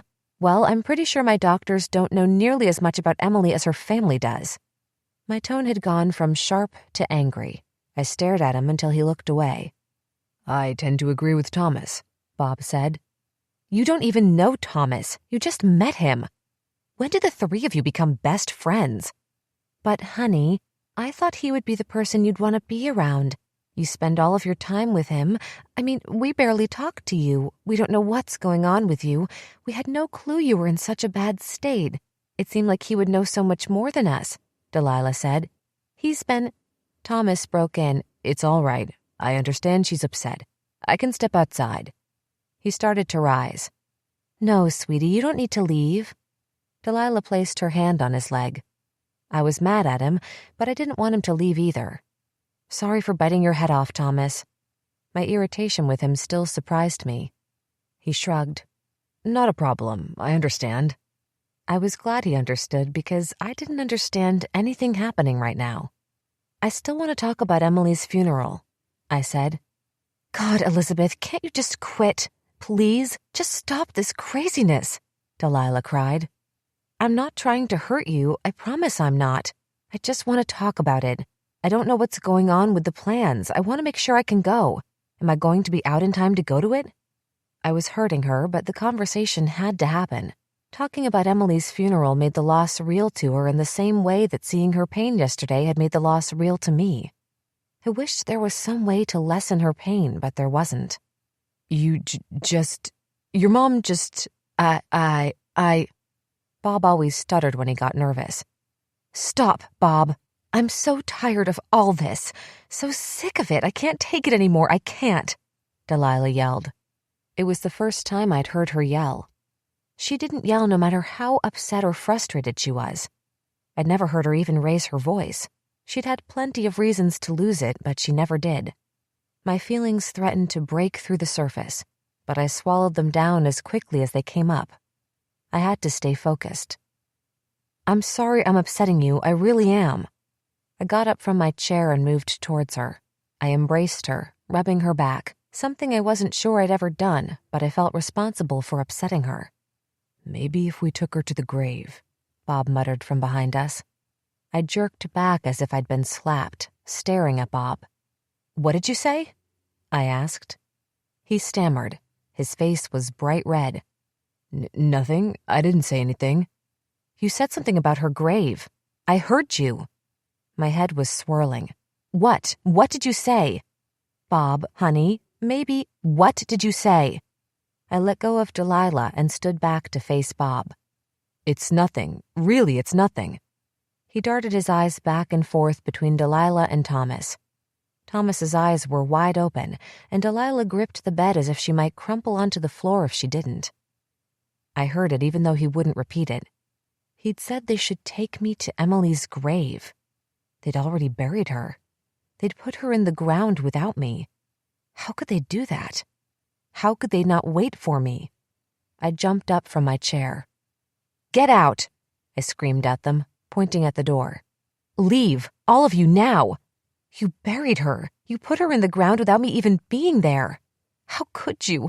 Why would you do that? They were all moving towards me, arms outstretched in my direction, trying to get close to me and touch me. I recoiled from them as if they were zombies, sliding underneath the small desk and curling into a tight ball. Get out! Get out! Get out! I pounded my hands on the linoleum floor over and over again. They kept trying to touch me, grab me. They wouldn't stop. Their words didn't reach me.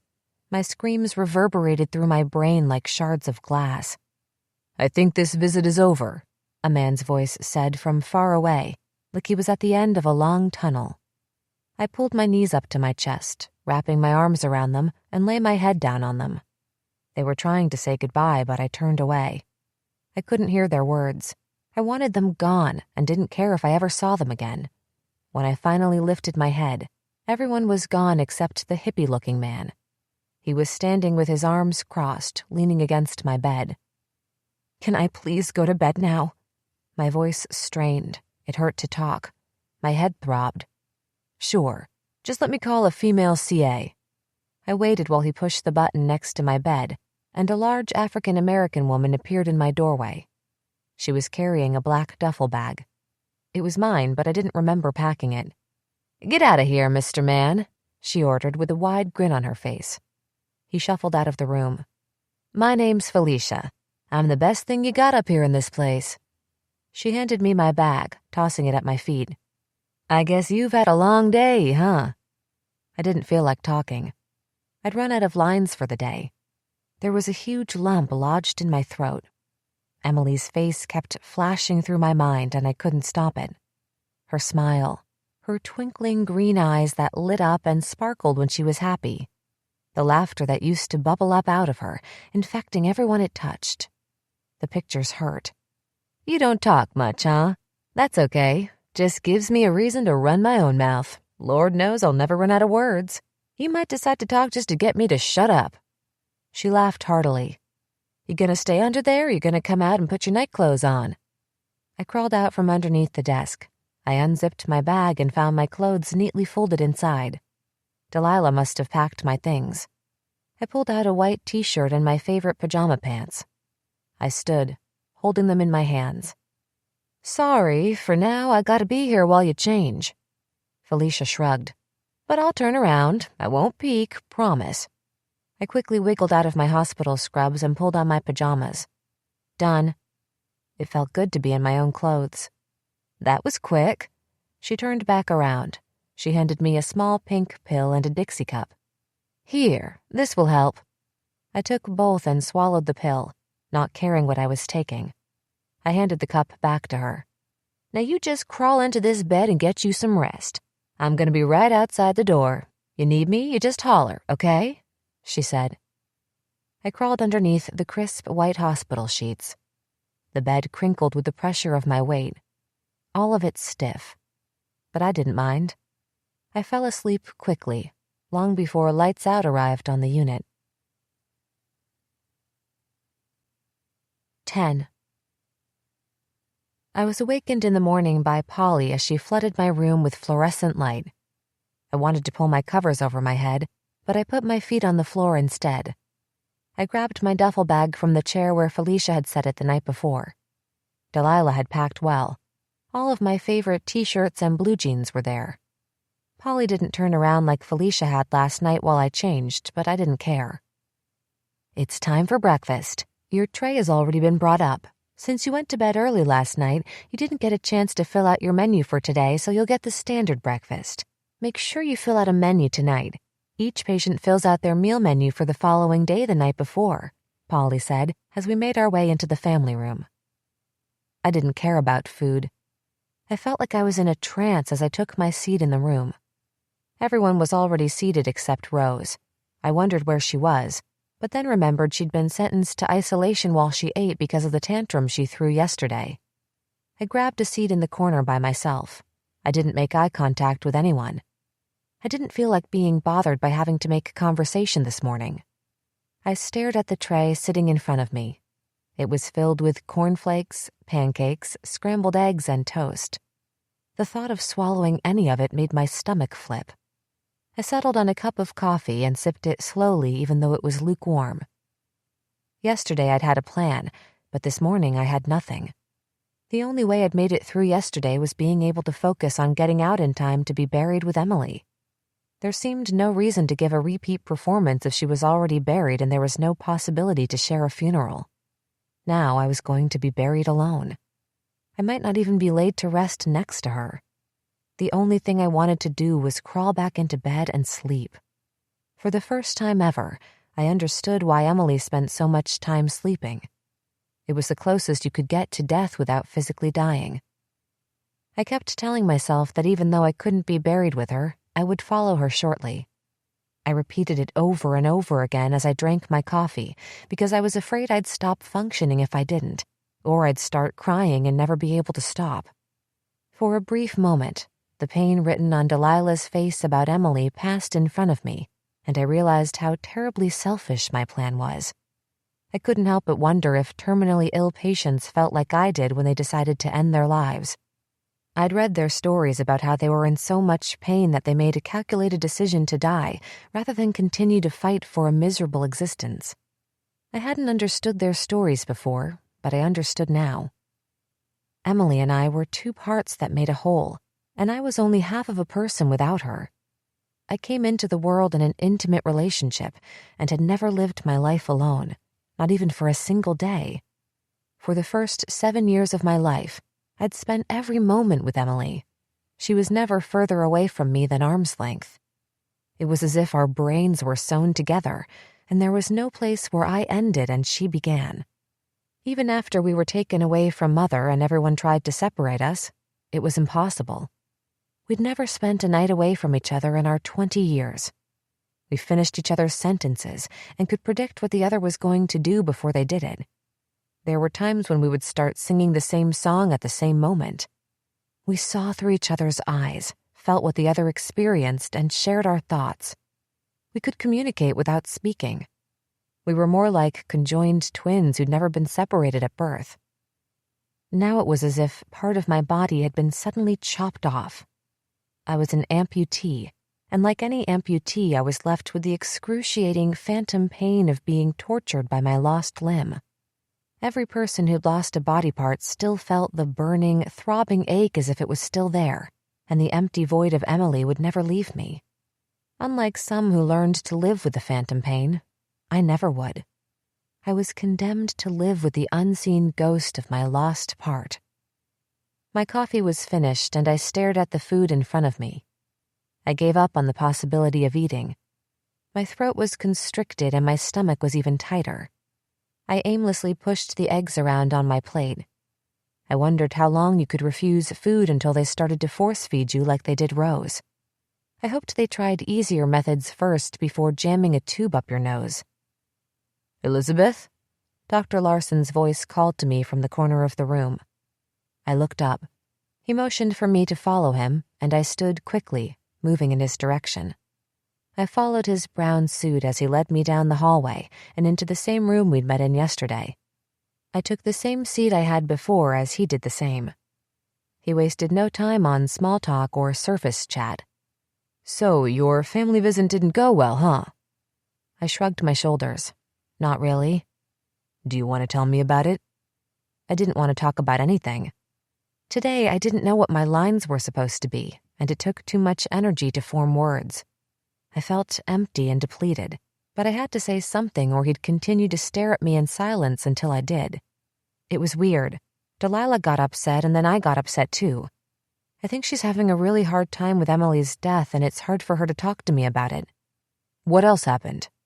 So far, he hadn't taken out his notebook. I didn't know if this was a good sign or a bad one.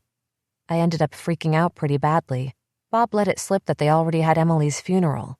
I said, "Why did that upset you?" Was he stupid? I wanted to go. He changed the subject. "Elizabeth, why do you think you're here?" Why did he keep asking me the same question over and over again? Rose's lines were wrong. They weren't working. What was I saying wrong? I tried to kill myself. I found Emily dead and I snapped. But I'm starting to think clearer. I'm not going to do anything stupid like that again. My words couldn't have been more false. "We are going to begin your treatment." What was he talking about? "The team decided yesterday that it's time to start the work." Work? What kind of work? I was too tired to do anything. "Have you wondered why everyone keeps asking you the same questions about being here?" Had he just read my mind? I nodded. "How do you feel about that?" "It's kinda strange. Feels like a test." "There are no right answers." Obviously there were, or they wouldn't keep asking me the same questions. He put his hands on the table and folded them, leaning forward. His brown eyes met mine, and the stare was so intense I had to turn away. He really was trying to read my mind. "I want to talk about Emily. Are you ready to talk about Emily?" No, I didn't want to talk about Emily, and I wasn't going to have a conversation about her with a stranger who'd never met her and didn't know anything about her. "I guess," I lied. "Good." He cleared his throat. He leaned across the desk. He crossed an invisible line on the desk and entered my space. His breath stunk of stale coffee and dirty socks. "I want to begin by telling you this is going to be really hard. However, it's got to happen if you are going to be able to get well." I wasn't sick. Can you think of any reason Delilah may have gotten so upset about Emily yesterday? I liked therapy better with Lisa when I was a kid. I wanted to draw pictures, play games, cards, anything, not answer all of his questions. She didn't want to talk about the funeral, probably because she knew how upset I'd get. I said, "Get about what?" I wrung my hands underneath the table. He was unsettling me. He wasn't very good at his job. It was irritating the way I had to break everything down into small pieces of information for him. I would be upset they didn't wait for me to get out of the hospital before they had her funeral. She knew I'd be angry that I didn't get to go. There, was that simple enough for him? "Elizabeth, I want you to listen to what I'm about to say and to do your best to be present for it." I was right here. I wasn't going anywhere. "The reason Delilah was so upset about the conversation yesterday is because Emily's funeral happened a long time ago, and you did get to go to it. You were there." My head swirled around the room as if it was about to roll off my neck and bounce onto the floor. What was he talking about? Maybe he really wasn't my therapist. What if he was really one of the patients? Or maybe this was just a test of my reality. He was seeing if he could confuse me. "Do you understand what I'm saying?" He spoke slowly, still intensely staring at me. He was crazy. I looked at the door. It was locked and he had the key. I was trapped in a room with a madman. He kept talking. "I told you this is going to be really hard and difficult. Process, small steps." Shut up. I clenched my jaw so I wouldn't scream it at him. Shut up. He's not going to stop. He's going to keep going. He can't keep talking. All of this is really confusing for you. Sometimes when people experience severe trauma, they create a world for themselves that separates them from experiencing what is really going on. He didn't know what was going on. He didn't understand anything. The brain is powerful. I believe the trauma of losing Emily caused a split in reality for you. What was he talking about? Split? Trauma? Why was he using those words? Why was he saying this to me? I wanted to put my hands over my ears to drown out the sound of his voice. It was screaming in my head. His eyes dug into me. Shut up, you ugly fat man. Just shut up. I don't want to hear what you have to say. The reality is that Emily is dead. She's been dead for 2 years and... My brain was a balloon. My body was a string. The string connected me to the ground. Emily's hand. Her hand, but she'd let go and I was floating while my body dangled below. Derealization. I was still floating. Can I catch her? Is she there? Is there a way out of this room? Dissociation. Extreme. Some cases. The shooting phantom pain. I'm being stretched. Am I awake? I got out of my bed this morning. Yes, I did. Drank coffee. I looked across the desk at Dr. Larson. He was still speaking. His lips were moving and his hands were animated. I'd never seen him show any emotion, but his face was alive with it now. I was sure his words had sounds, but they no longer reached my ears. My superpowers were taking over. I hadn't used my powers in a long time. I'd started using them with Mother's special friends, but over the years, I discovered they worked in other situations too. They took over automatically when Emily and I would go to court. We'd sit in a big, empty room lined with rows upon rows of wooden benches that made the courtroom look like a church sanctuary. Our aluminum seats were always freezing as Emily and I sat next to each other at a long table up front, holding hands with strangers on each side of us. Emily and I never said a word unless someone asked us to. We had lots of practice at being silent, and we also knew better than to act up in the presence of adults. Mother's presence at the other table across the aisle was a constant reminder of what would happen if we stepped out of line. The judge in the courtroom was mean, and she towered above the rest of us from her position atop a tall mahogany desk at the front. She said horrible things to our mother, even made her cry. I'd never seen Mother cry.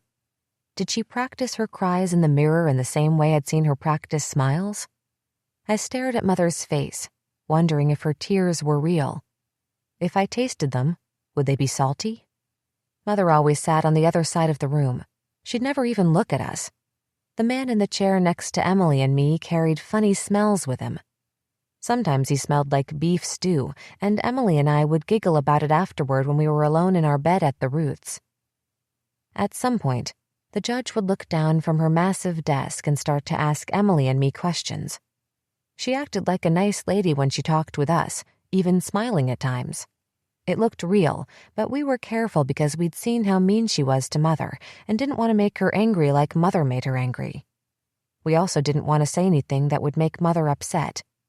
The scars on our bodies were a constant reminder of what would happen if we did.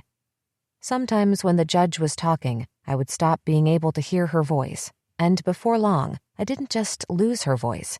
I could no longer hear any of the other voices echoing in the empty, vast room. There was a small window on the right-hand side of the courtroom. It was all the way across the top of Mother's head. I would leave my body and travel out the window. I'd go outside to the tree, to the big one with all the huge green leaves.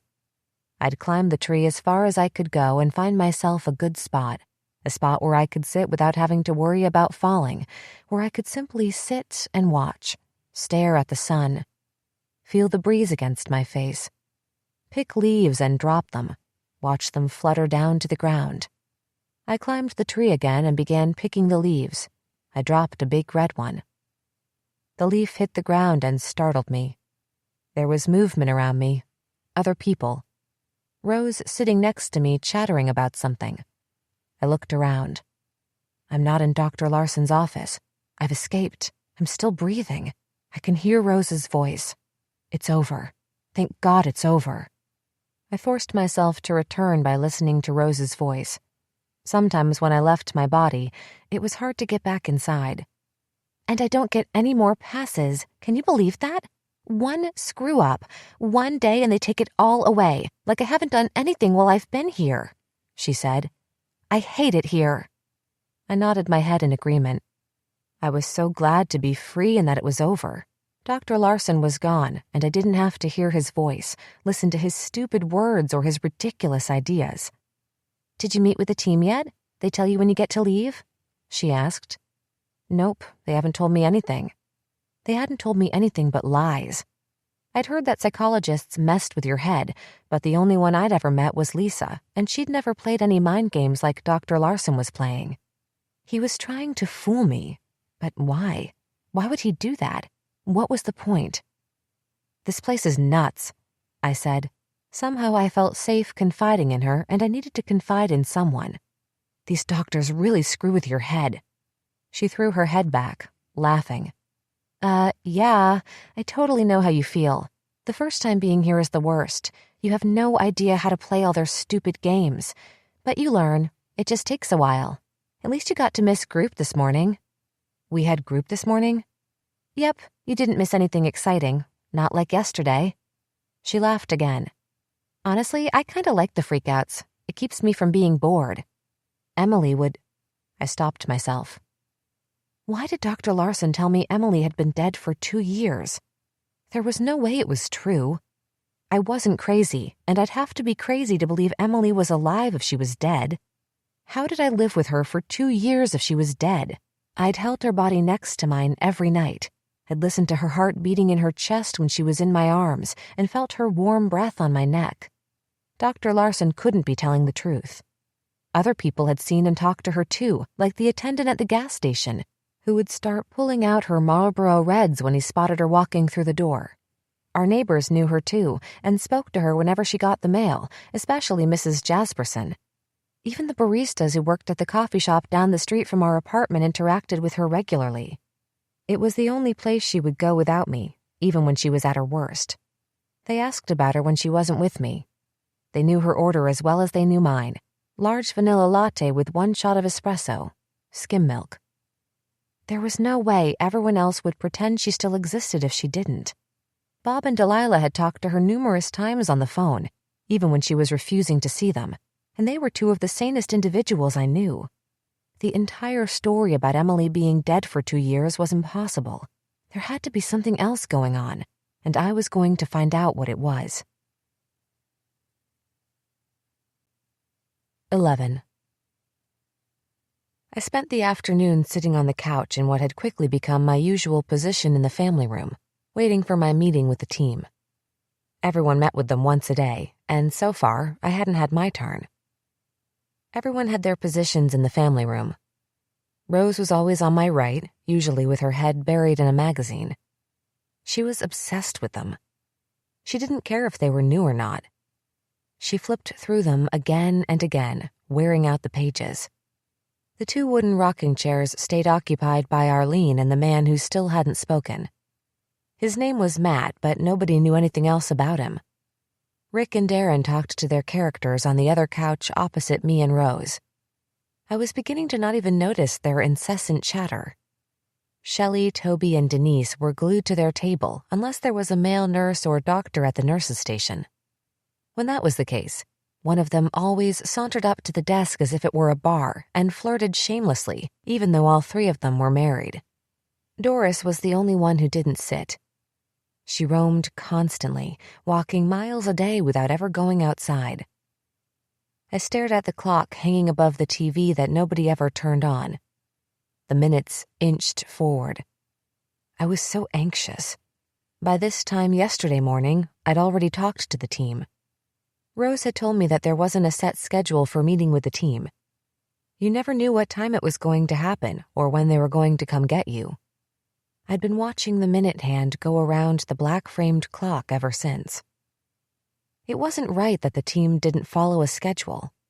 They shouldn't do that to us. It was unfair that we had to sit and wonder when they were coming. I was shaking. My heart was pounding and the pressure was back in my chest. My hands were sweaty. My hands were wet, but my throat was dry. I didn't drink any water, though, because I'd throw up if I did. What was going to happen when I met with the team? Was it going to be like my meeting with Dr. Larson? Would they say the same things he did? Was this how the whole thing worked? An entire group of people telling you things about your life that weren't true to see how mentally stable you were?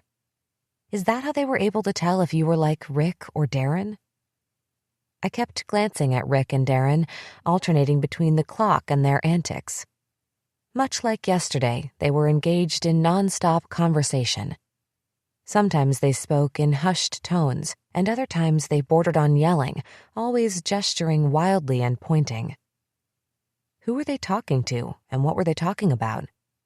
Did the voices talk back? What if the doctors were the ones who made them that way?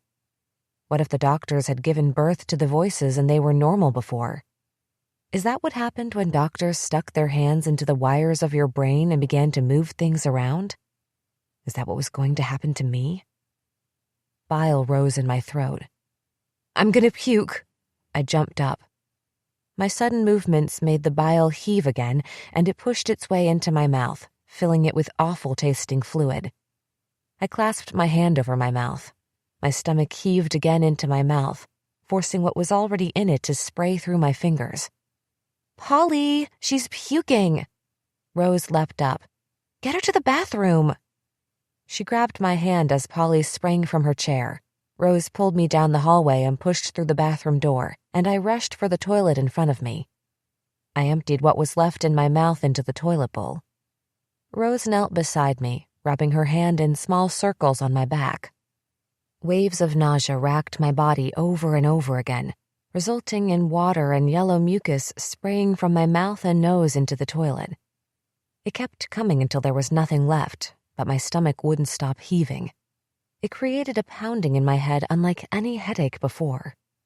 It's okay. You're going to be okay. Rose hadn't left my side.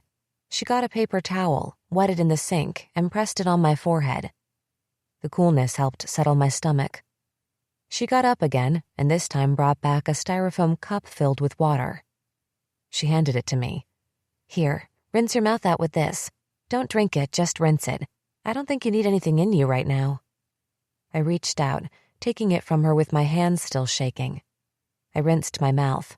I still felt nauseous, but I was done throwing up. I didn't know how long we sat by the toilet together, but my eyelids felt heavy and my eyes burned. My throat was raw. Polly, why don't you put her to bed? Rose asked. I'd forgotten about Polly, my ever-present shadow. No, you know patients aren't allowed in their rooms during the day, she said from somewhere behind us. Yeah, except when they're sick. And I'm pretty sure she's sick. Come on, Polly, don't be a bitch. Polly laughed. You ever thought about working here? Rose giggled back. Christ, I should. I certainly spend enough time here. You think you can get up? Polly asked me. Here, let me help you. Rose grabbed my hands and pulled me to my feet. I felt unsteady. She put her arm around my waist.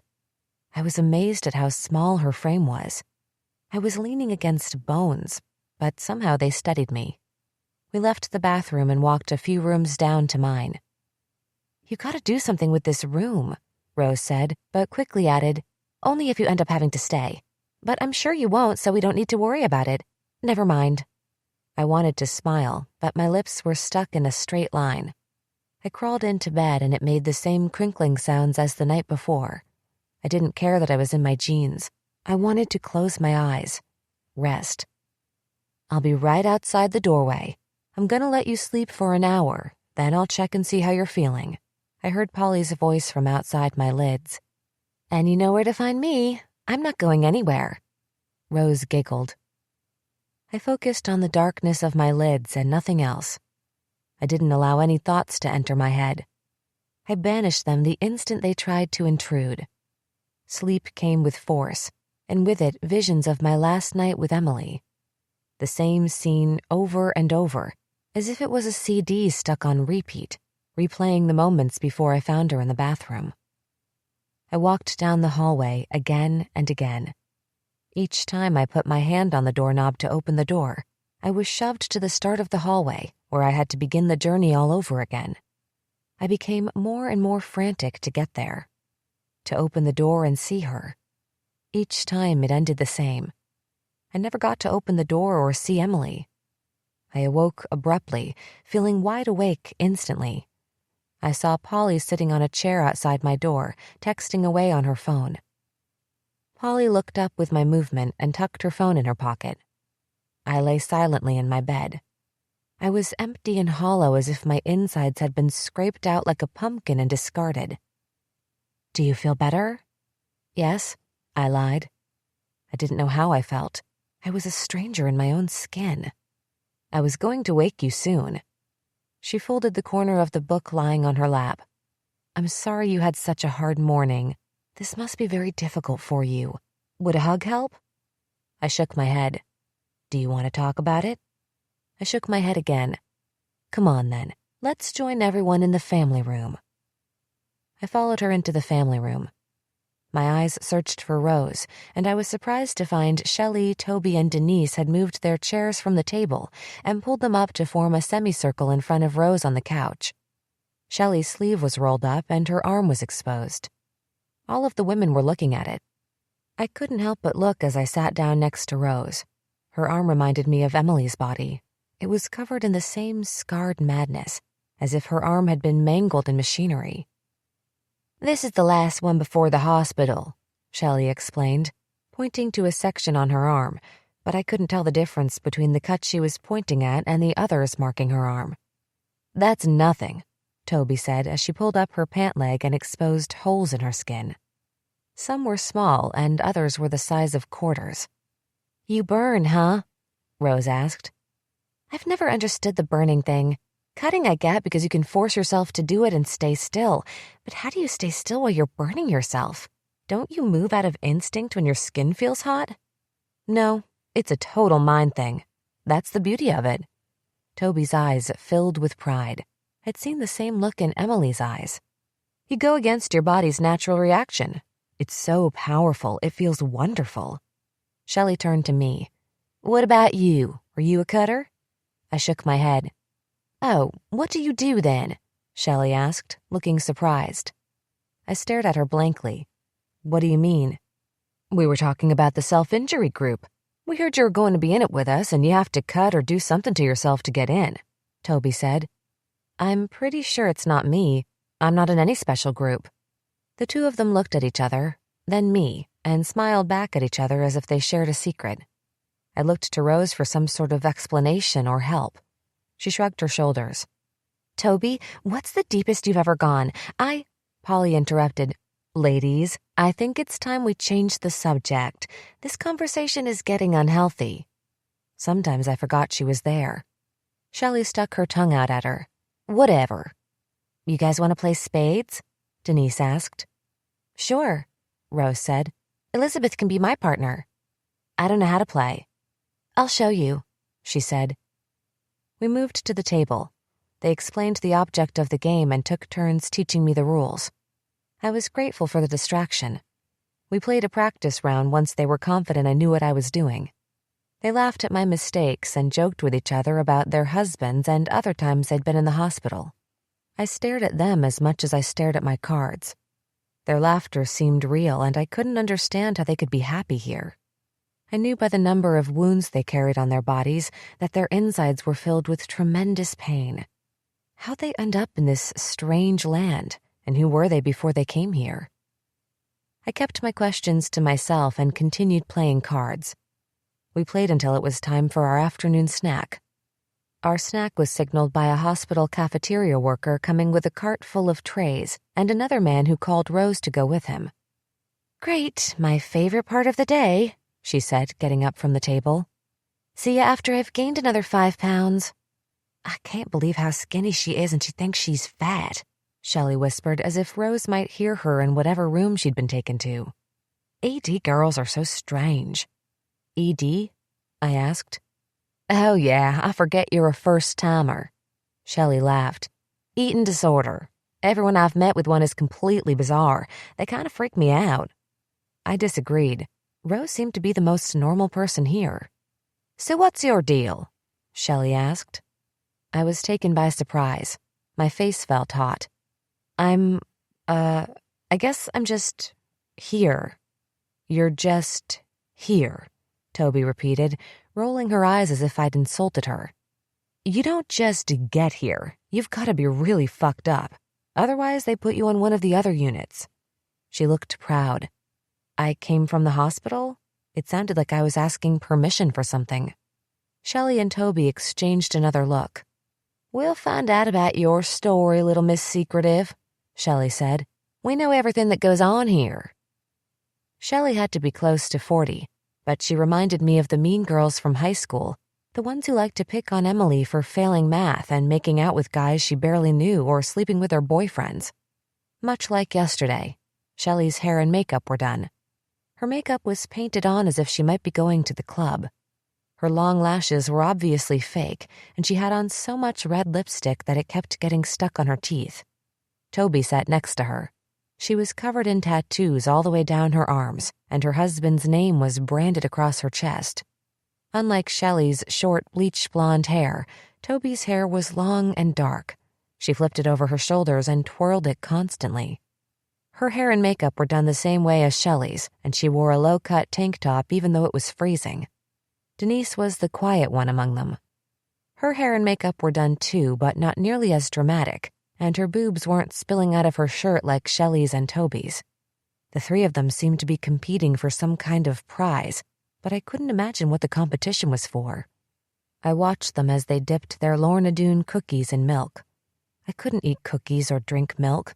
My stomach still felt too weak to eat.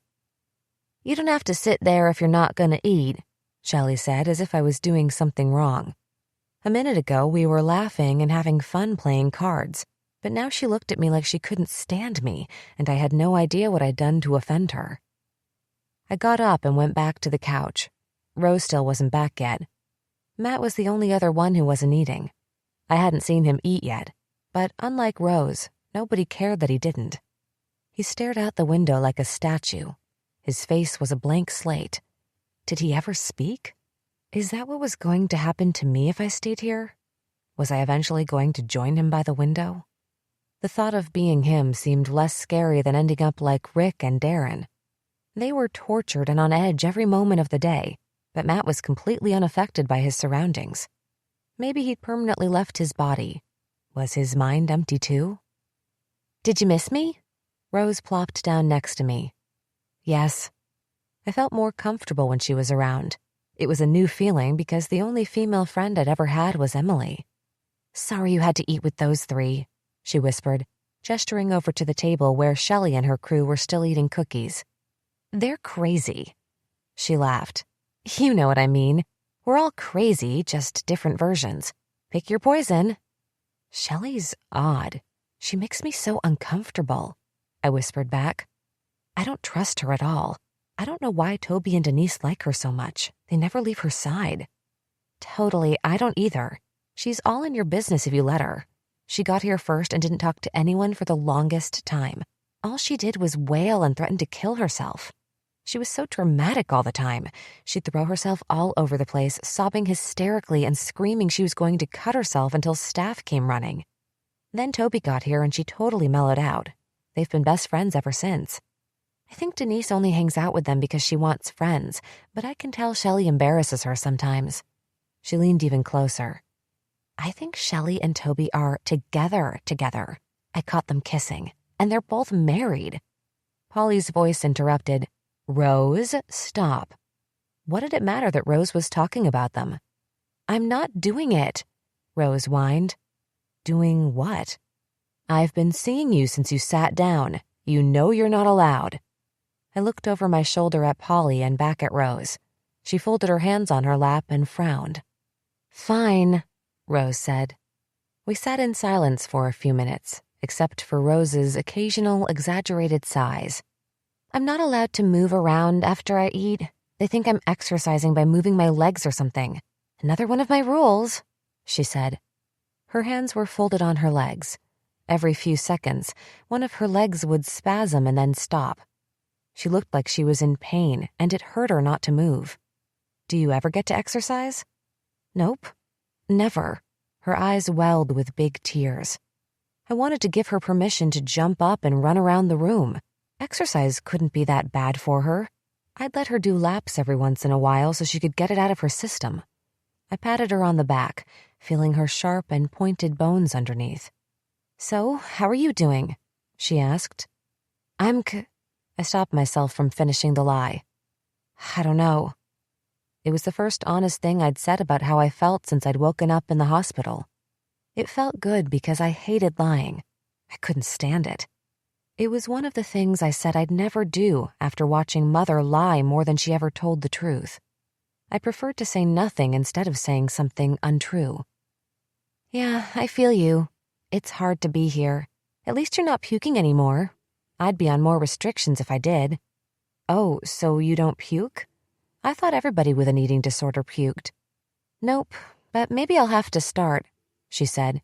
Did you hear that, Polly? I said I'm gonna start puking. I stared in awe at Rose's ability to make jokes all the time. She'd adjusted so well to being here, and I couldn't imagine how she did it. Did she feel like I felt when it was her first time? Did the doctors put her through the same mental tests they were putting me through? Did she pass hers? Had I passed mine this morning? Was I ever going to get a clue what the right answers were? Mark, the group leader from yesterday, appeared, and on cue, everyone stood to crowd around him. We made our way down the hallway in the same manner as the day before. We took our seats, and I was more prepared for the bizarre ritual about to repeat itself. It began shortly after we were settled, with everyone's eyes on Mark as if he was some type of god to be revered, although I was unsure what he'd done to gain that type of status. Let's start with introductions. He recited the same script. Everyone went around the room taking turns. Everyone said their name, followed by a list of mental illnesses, and then recounted how many days they'd been in the hospital. When my turn arrived, I followed the same script exactly like I did before. I expected to be left alone like yesterday. Instead, the focus remained on me. So you tried to kill yourself, huh? Shelley was peering at me from across the room with an even angrier look than she'd had earlier, and I couldn't figure out how I'd unknowingly angered her again. Does that mean you're depressed? I shook my head. Are you a drunk? I shook my head again. What's your deal then? Her eyes narrowed to slits, and her lips pressed together to form a silent challenge. I shrugged my shoulders. I guess I don't know what you mean. Shelley threw her arms up in the air and turned to look at Denise, who nodded in agreement. This bitch drives me crazy. Mark interjected, Shelley, I need you to watch your language. He nodded at her as if to give her permission to continue, and I couldn't imagine why he'd be aligned with her. Do you even know where you are? She asked. I nodded. Yes, I do. I hoped my answer would be good enough to get her to focus her attention on somebody else besides me. You're in a nut ward, and not just some pansy-ass, oh, poor me, I took too many pills because my boyfriend broke up with me kind. We're talking about being a step away from the state hospital. That's where you are. And like I said earlier, you don't end up here by accident. There were different types of psych wards? Who knew these kinds of things anyway? And why did she care so much? I wanted to ask her, but I didn't want to make her any angrier. Anger scared me. It didn't matter who was angry. I didn't like it. Rose piped up, Leave her alone. Leave her alone. Shelley mimicked her the same way a 5-year-old might. Her friends on either side of her burst into giggles. We'd all been playing cards a few minutes ago, but now Shelley was looking at me like she wanted to claw my eyes out. Look, she really doesn't have any idea why she's here or what's going on, Rose said. Was that true? Should I be insulted? Shelley's face relaxed and became curious instead. Like she's psychotic? Out of it, you mean? She really doesn't look like one of the psychos. Mark interrupted a second time. I'm gonna have to ask you to watch your language again. Was she swearing? Kinda, Rose replied, turning to look at me apologetically. Oh. Shelley relaxed in her chair, as if she was satisfied now. Part of me thought I should be offended because Rose referred to me as a psycho, which is never a good name to be called no matter where you were. But for some reason, I wasn't. I was simply glad the moment was over and the attention had shifted away from me. 12. Dr. Larson met me in the hallway on the way out of group. How was group? It was fine, I said. I'd been left alone after Shelley's initial obsession with me. The focus had moved to Toby. She'd filled most of the hour crying and talking about how her husband was verbally abusive to her and her frustration with not being able to leave him even though he treated her badly. She blamed her inability to leave him on being beat up by her stepfather when she was a little girl. Her stepfather had beaten her with a wooden paddle since she was 3 and started raping her when she was 9. He'd gotten her pregnant when she was 14, and her mother had forced her to have an abortion.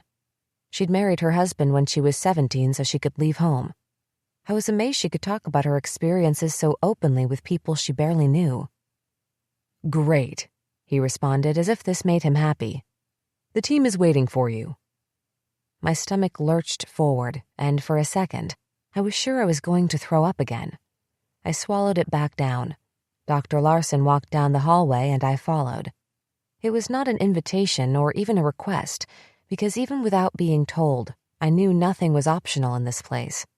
I'd only been here for one day, but I'd already learned I was expected to follow the leader at all times and do as I was told. My heart beat faster and faster.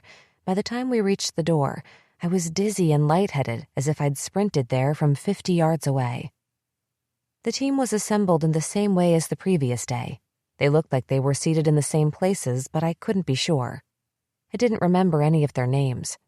I took the seat at the head of the table once again, and much like yesterday, all eyes were on me. I had to pay attention, stay focused. Dr. Larson didn't waste any time getting started. "We know you had a rather rough morning. We're all wondering how you're doing with the information we processed in our individual session this morning."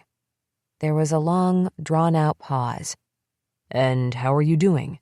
he prompted. "Oh, I'm sorry, I didn't realize it was a question. I guess, I'm doing all right?" "Really?" The woman to my right spoke up, raising her eyebrows. I snuck a peek at her name tag. Karen Heimer, Ph.D. Her hair was in the same tight ponytail it had been in yesterday. I guess so. I felt better after a nap. What was I supposed to be saying? "Maybe you could take some time and tell all of us about your session with Dr. Larson," Dr. Heimer said. This time, I knew she was asking me a question without asking me a question, and I was supposed to respond. "Think, Elizabeth, think." "We talked about Emily," I said. There, that was good. There was another long, drawn-out pause. Some of them exchanged glances.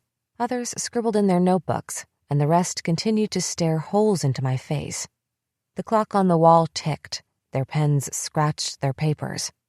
Dr. Heimer broke the silence. "Tell me more about it." I cleared my throat. "I think Dr. Larson was checking to see if I was crazy or not. I think he was seeing if I knew what reality was." Dr. Heimer glanced at Dr. Larson and then back at me. "And how did he do that?" I looked away from her peering eyes for a moment and stared at the black marble table in front of me. "He told me Emily has been dead for 2 years. My head was rolling and becoming unattached. I willed it to stay. "Why do you think he would tell you that?" she asked. I didn't like her questions or her. I wanted her to leave me alone. Why wouldn't you let someone else talk? I forced myself to look at her and to speak. "Like I said, I think he wanted to see if I was crazy." "Saying Emily has been dead for 2 years would be a test to see if you were crazy?" I was doing good. It would be over soon. If he could convince me of something as ridiculous as Emily being dead for 2 years, then it would mean I didn't know what was going on or how to tell the difference between reality and fantasy. Basically, he gave me a test to see if I'm psychotic like some of the other people here. I was proud of myself. It was a great answer. Nobody could argue with it. "Elizabeth, I want you to listen to me carefully." Dr. Heimer was speaking slowly now, enunciating every syllable perfectly as if I had difficulty hearing. "Dr. Larson was not trying to test or trick you in any way. Dr. Larson was telling the truth. Emily has been dead for 2 years. I hated her. I wanted to lunge across the table, grab her pen, and stab her with it. "Do you understand what I'm saying? Emily died 2 years ago," she said, not breaking her gaze. "Stop it!" I screamed, jumping up from my chair. "You're doing it too! You're all in on it! You're horrible people! What kind of monsters are you?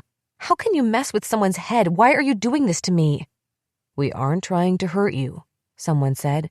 "We're trying to help you. No one is lying or trying to trick you. Your sister has been dead for a long time." "Shut up!" I lunged at Dr. Heimer. I couldn't help it. I wanted to make her be quiet. I screamed wildly in her face. I saw the spit flying from my mouth and my fists shaking as I reached for her throat like I was going to choke her. The room around sprang to life. I watched as the doctors in the room rushed around us and tried to grab me. I was screaming at them too, clawing at them, as if I was a wild animal just released from captivity. One of them hit a button on the wall, and 3 big men rushed into the room. They pulled me away from Dr. Heimer, and I flailed my arms and legs as they pinned my arms back. My screaming was becoming incomprehensible. Only sounds. They were carrying me to my room. I looked down at them as they stuck a needle in my arm, and then relaxed as blackness enveloped me. The screaming stopped. My eyes snapped open. I have to get out of here. I tried to sit up, but jerked back towards the bed. I strained against myself. I could move, but couldn't go anywhere. I looked to my right and then to my left. Each arm was being held down by a belt tied around my wrists and attached to the bed rail. I couldn't see down to the end of my legs, but I was sure they were tied up in the same way because I couldn't move them either. I was chained to my bed. I moaned. Polly was by my bedside instantly, peering down at me. "How are you feeling?" she asked. I refused to try to answer her question. "They put you in restraints in case you were still fighting when you came to," she said. "I can take these off of you, but they will be put right back on if you can't behave." I'd never been in any kind of trouble before. Never. I'd always followed the rules and done what I was told, but I nodded to assure her I'd be good. She released my arms first, and I sat up while she undid the belts tied around my ankles. "You missed dinner, but I saved your plate. You want it?" I shook my head. "You probably only have a few minutes before your visitors get here, so we can just wait here and—" "No visitors. I don't want to see anyone." "Are you sure? You should feel fortunate to have people that want to come see you." "No visitors." I had no desire to see the Ruths or Thomas. The only thing more horrible than seeing them right now would be meeting with the team again. I didn't want to see or talk to anyone. "All right then, have it your way. We'll go have a seat in the family room with everyone else." She smiled down at me as if we were friends. Shelley and her gang were in their usual position playing cards. They paused to stare at me as I walked into the room and exchanged glances with each other. I scanned the room for Rose, and she looked up at me like she'd been waiting for me. I took a seat next to her on the couch. She smiled at me when I made eye contact. "You're one of us now." There wasn't any maliciousness or mockery in her smile. It was completely welcoming. I didn't understand anything that had happened with the doctors today, but I did understand one thing. Rose was right. I was one of them. I didn't know when I'd become one of them, or if I'd always been one, but I was now. I'd been initiated into whatever strange society this was. Rose didn't ask me why I freaked out. She started prattling on about celebrities and makeup. I was thankful I didn't have to see the Ruths or Thomas because I was too exhausted to handle one more emotional confrontation. I was more tired than I'd ever been. I felt as if I could sleep for days. My thinking was muddled. I nodded off on the couch listening to Rose talk and trudged to my bed when we were allowed to go to our rooms. Morning came too soon. I wanted to lie in bed in a state of emptiness and nothingness. And then I remembered. It was day 3. My 72 hours were almost up, and this entire ordeal was going to be over soon. I'd made it. Rose had been right when she'd said these would be the longest 3 days of my life. I felt as if I'd been in the psych ward for weeks instead of days. It was like being engaged in psychological warfare, but it was finally about to end. Soon I wouldn't have to think about any of their questions or torturous mind tricks again. I was excited to get out of bed now and was one of the first to arrive in the family room. It was empty except for Matt and Arlene. Arlene was sitting in front of the TV, even though it wasn't turned on. I grabbed my coffee from the breakfast tray and decided to take a seat near Matt since he wouldn't bother me. Dr. Larson summoned me before I had a chance to finish my coffee. We took our usual positions in his office. "How are you feeling this morning?" I was sick of everyone asking me how I was feeling. Did things have to happen the same way day after day in here? Tired? "I suppose you are." He folded his hands on his desk. "Is there anything you'd like to talk about?" I didn't want to talk or answer any more of his questions. I didn't know how I felt and didn't care to find out. I wanted him and everyone else to stop looking at me and messing with my mind. I only wanted out. I'm wondering if there are any papers I need to sign before I leave. Do I have to do anything with my insurance company? Dr. Larson cocked his head to the side and eyed me quizzically. I'm sorry, I don't know what you're talking about. Today's my 3rd day. I've been here 72 hours. I still don't understand. I thought I was going to be leaving today. What gave you that idea? The look on Dr. Larson's face filled me with dread. I heard people who try to commit suicide are only here for 72 hours. My heart sank as I watched his expression change. Dr. Larson shook his head. Each case is different, and your case is very unusual. We have a lot of work to do before you're ready to leave. The thought of having to go through another day like yesterday made me want to cry and filled me with anxiety. I think I'm ready to leave. What if I don't want to stay? Nobody has explained this to you? He asked. A horrible sense of impending doom enveloped me. The room got even smaller. I shook my head. My voice had left. When you were in the hospital, your therapist, Lisa, worked closely with Delilah and Bob as your advocate. She helped Delilah complete the necessary steps to take over as your power of attorney. This means Delilah's responsible for all of your medical decisions and your care. Lisa advised her to retain a 5150, and Delilah followed her suggestion. He looked at me expectantly, as if I was somehow supposed to know what he was talking about. I was sure Rose knew what he was talking about, but I didn't have a clue. I don't understand. A 5150 is issued in order to confine a person to a psychiatric facility when they're a threat to either themselves or others. This allows a person to be hospitalized against their will. In many situations, it's only for 72 hours, but in certain cases, it can be extended for up to 14 days. In your case, we felt you needed an extension. I have 11 more days here? It's not quite so simple. If we feel you're ready to leave after that time period, then we'll discharge you. But if we still feel you need to be kept safe, then we can continue to hold you. I wasn't leaving. I was trapped here. Ice water shot through my veins. I'm sure it feels overwhelming. You went through a lot yesterday, but we are all here to help you. How can I help you today? I shrugged my shoulders. We sat in silence for a few moments. It was unnerving. We're going to have to start talking about Emily. I think a good place for us to start would be to begin with easy things. Maybe not easy, but at least easier. He paused. You did a significant amount of work with Lisa in therapy before, right? I nodded. How about if you tell me about what your therapy experience was like working with Lisa? What do you want to know? Anything you feel comfortable sharing. I launched into talking about Lisa. It was the only time it had been easy to talk to Dr. Larson. I told him how I was scared of her at first, but how that it wasn't unusual because, back then, I was scared of anyone who wasn't Emily.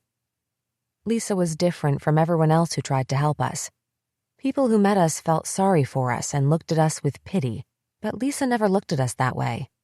Even Delilah and Bob did it, even though it wasn't intentional. Our individual sessions were the one place where I felt like a regular kid, and I never got to feel like a regular kid, especially not in the beginning. It was a welcome break not to be treated as so special and fragile. Our sessions with Lisa followed the same structure every time. The first part consisted of cramming the Ruths, Emily, Lisa, and me into a room so small that it felt as if we were sitting on top of each other.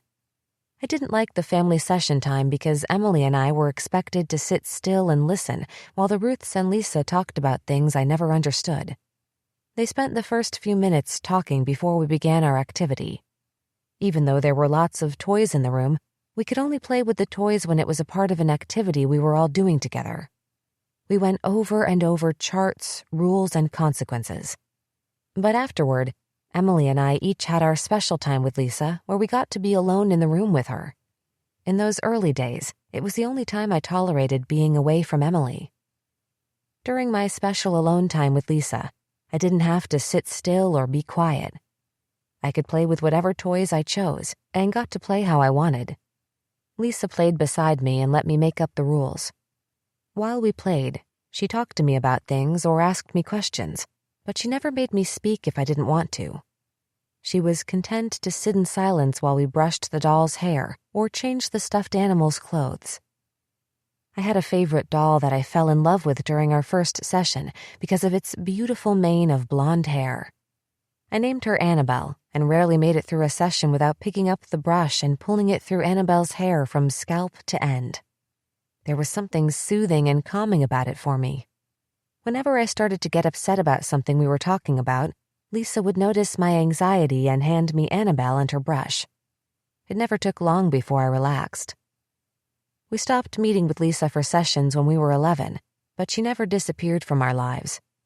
She became more like a close family friend who occasionally came for dinner and was always at any special event we had at school. In a few short years, when Emily spiraled into her depression, we started meeting with her again. But this time, the attention was focused on Emily rather than the two of us, and we no longer had family sessions. Although Lisa always made time to check in with me for a few minutes to see how I was doing, the therapy she did happened with Emily.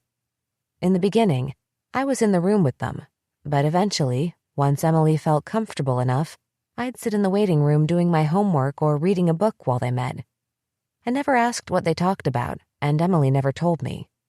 She seemed embarrassed to be meeting with Lisa, so I never pushed her. It didn't matter to me what they talked about with each other, only that Emily was in better spirits when their sessions were over. It was easy to talk to Dr. Larson about therapy with Lisa. The words flowed freely from my mouth, and it didn't feel like I was under constant scrutiny to say the right thing. Maybe it was because I was talking about the past, and the past didn't seem nearly as questionable or as frightening as what was going on right now. "It sounds like you felt safe when you were in her office," he said, after I finished telling him a story about how we used to play Feelings Candyland when we were kids, and how we'd continued to play it even when we were teenagers. It was like regular Candyland, except each color represented a feeling, and when you landed on a particular color, you had to give an example of when you experienced the emotion. I shrugged. "Do you think it would be possible that therapy with me could represent the same kind of safety you experienced with Lisa?" he asked. "Probably," I said. There was no way he believed I was telling the truth. Therapy with Lisa was different from whatever kind of therapy we'd been doing. I'd felt comfortable with Lisa because she was the only person who hadn't looked at me like there was something wrong with me, which was not the case here. There was no mistaking that Dr. Larson thought something was wrong with me. My favorite part about therapy sessions with Lisa when I was a kid was being able to play. I was willing to play Feelings Candyland with Dr. Larson, but I was pretty sure it wasn't what he had in mind. But most importantly, I liked that she allowed me to be silent and never pushed me any further than I wanted to go. Dr. Larson didn't just push me, he shoved me right over the edge, and Lisa would never think of acting that way towards me. "Good." He clasped his hands on the desk.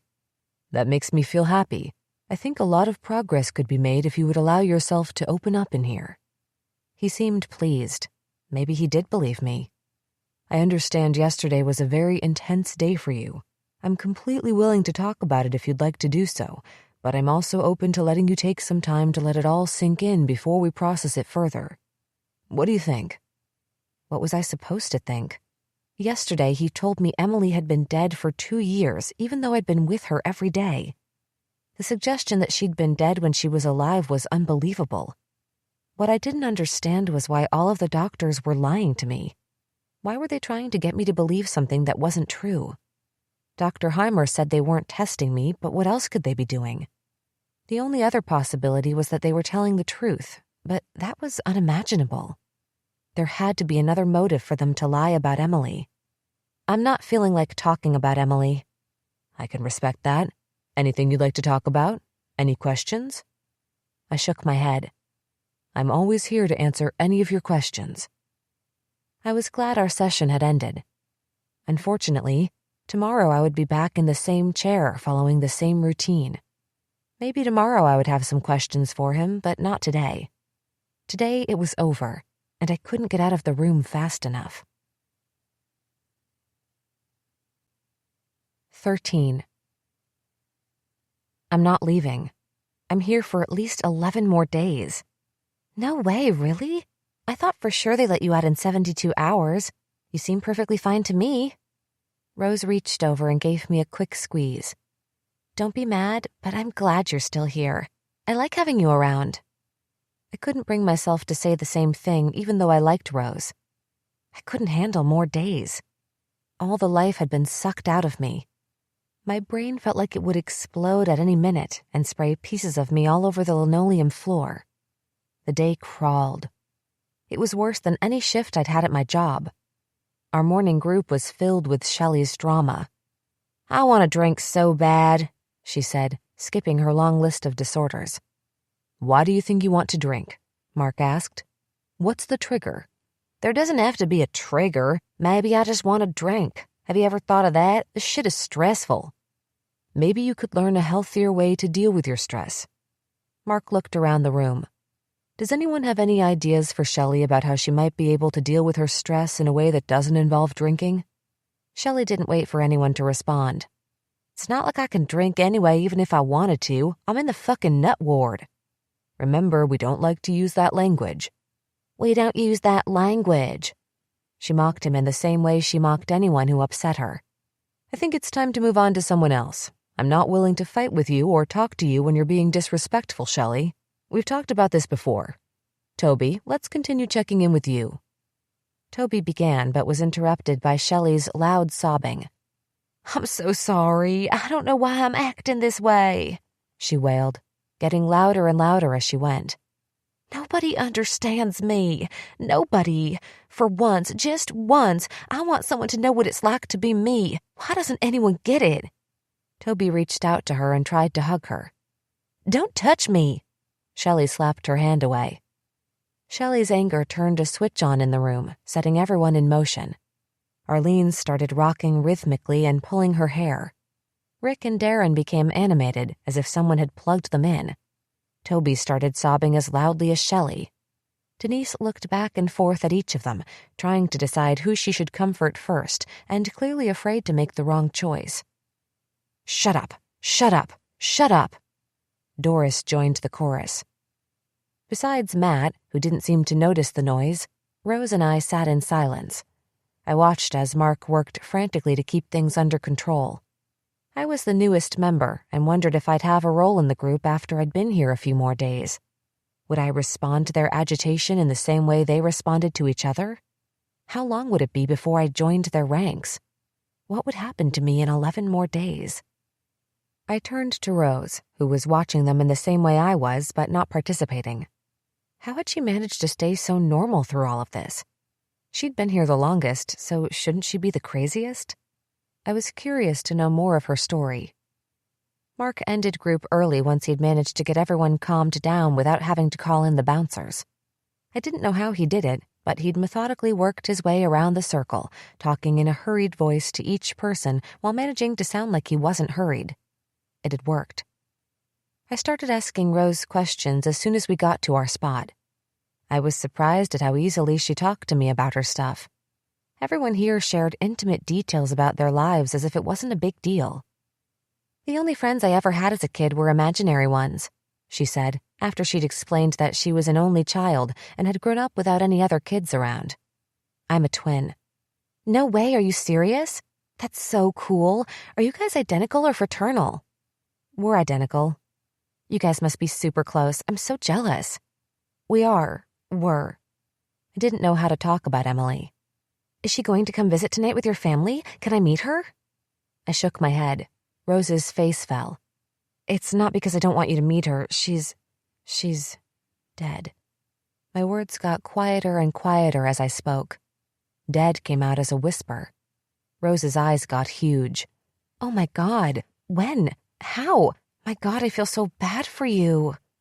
How was I supposed to answer her questions? The only thing I knew for sure was that Emily was dead. It was the one piece of information everyone agreed on. "It's really complicated," I said. My brain was still reeling from yesterday. I was trying to think logically about what Dr. Larson and the team had said, but my thinking was muddled like I had a brain full of cotton. I wanted to remember something, anything that would help me comprehend what was happening, but it was like digging through quicksand.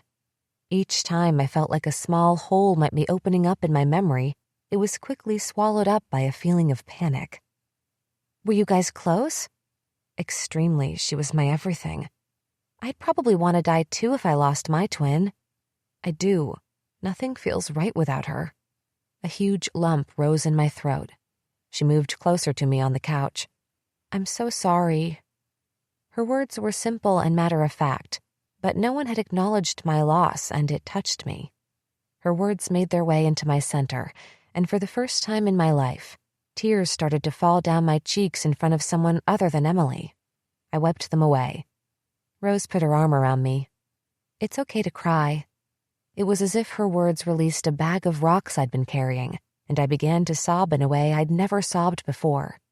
Rose didn't say anything, just moved to hold me, and I fell into her embrace, sobbing against her collarbone. My guttural cries were from somewhere deep inside me.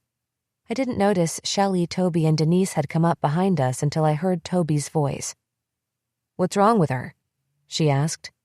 Just leave us alone, please, Rose said in a soft voice. Please, please.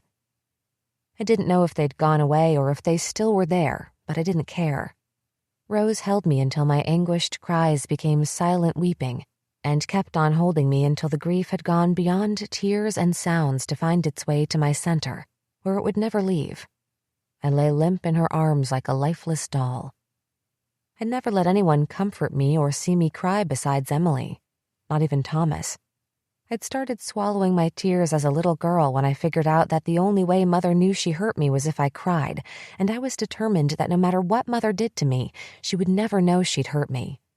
By the time I was 5, I'd quit crying whenever she beat us. I never shed a tear or showed any emotion. It was the same way with the special friends. Emily cried silently throughout their games, but I refused. I would watch what they did to me without making a sound or moving a facial muscle, and when it was over, I put my clothes back on, took Emily's hand, and walked out of the room. Sometimes the pain was too great and I had to cry to release it, but I only did it in front of Emily or by myself. There'd been times where I'd been close to crying in front of someone else, but I'd always been able to pull my emotions back inside. Until today. Today was different. Something had shifted. My intimacy with Rose compelled her to tell me more of her story. She spent the rest of the day sharing details about herself she'd never told anyone before, not even any of her previous therapists. She told me she never had anything to do with her dad. He'd left when she was only 6 months old to be with an 18-year-old girl who he'd been having an affair with during her mother's pregnancy. My mom said she was some itsy-bitsy little thing who was as dumb as a box of rocks and only interested in him for his money. But she was young and beautiful, which I guess is the only thing he cared about. She'd never seen or talked to him since. Did your mom ever talk about him? I asked. Nope. It was like he never existed. She called him my sperm donor whenever she talked to other people about him, and I think people believed she conceived me by in vitro fertilization all on her own. She'd never gotten a Christmas gift or a birthday card from her dad. At least she knew who her dad was. I had no idea who my real dad was. Mother never talked about him. She didn't refer to him by any name, negative or otherwise. Before we lived with the Ruths, Emily and I didn't know what a dad was. We weren't aware you could have more than one parent. The Ruths had obtained our birth certificates during the adoption process. The line reserved for their father to sign acknowledging paternity was filled in as unknown. When the Ruths' lawyers questioned Mother about our father, they were met with evasiveness every time. She told them she didn't know who our father was and didn't care to find out. Did she have boyfriends? I asked, remembering the steady stream of men in Mother's life. Nope.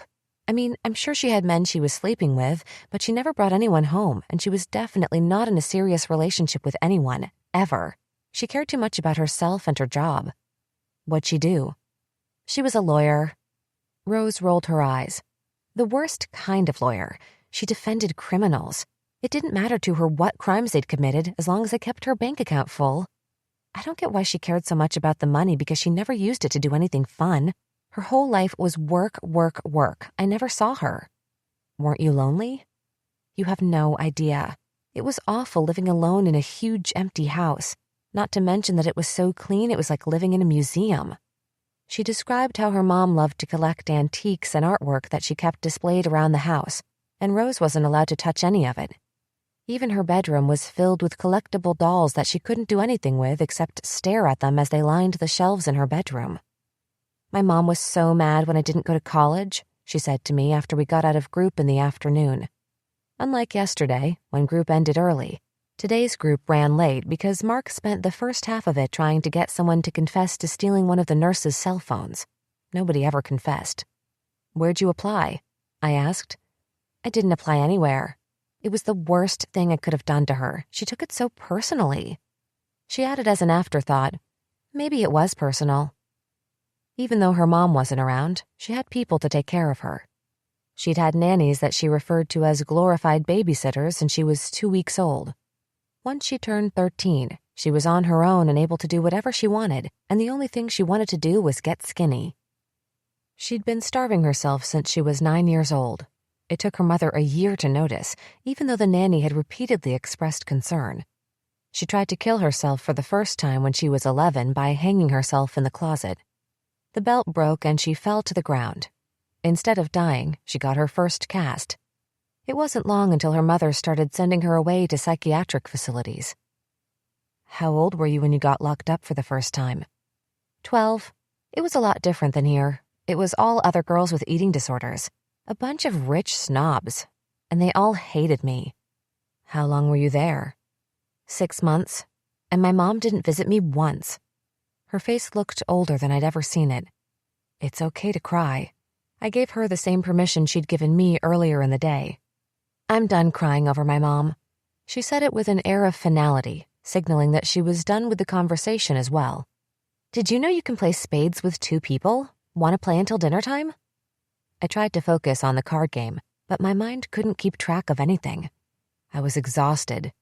I didn't think it was possible to be more tired than I'd been yesterday, but I was. I couldn't keep track of Rose's conversations any longer. All of her words started to blur together.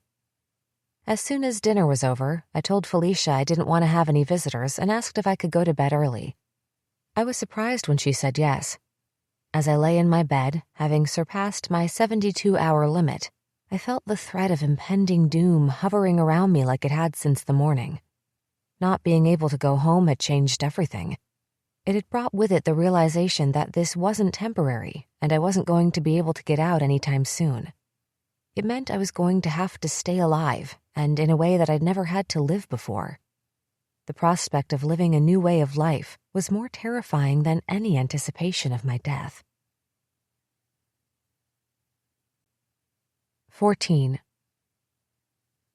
"I noticed you refused to see your visitors again last night," Dr. Larson began the following morning.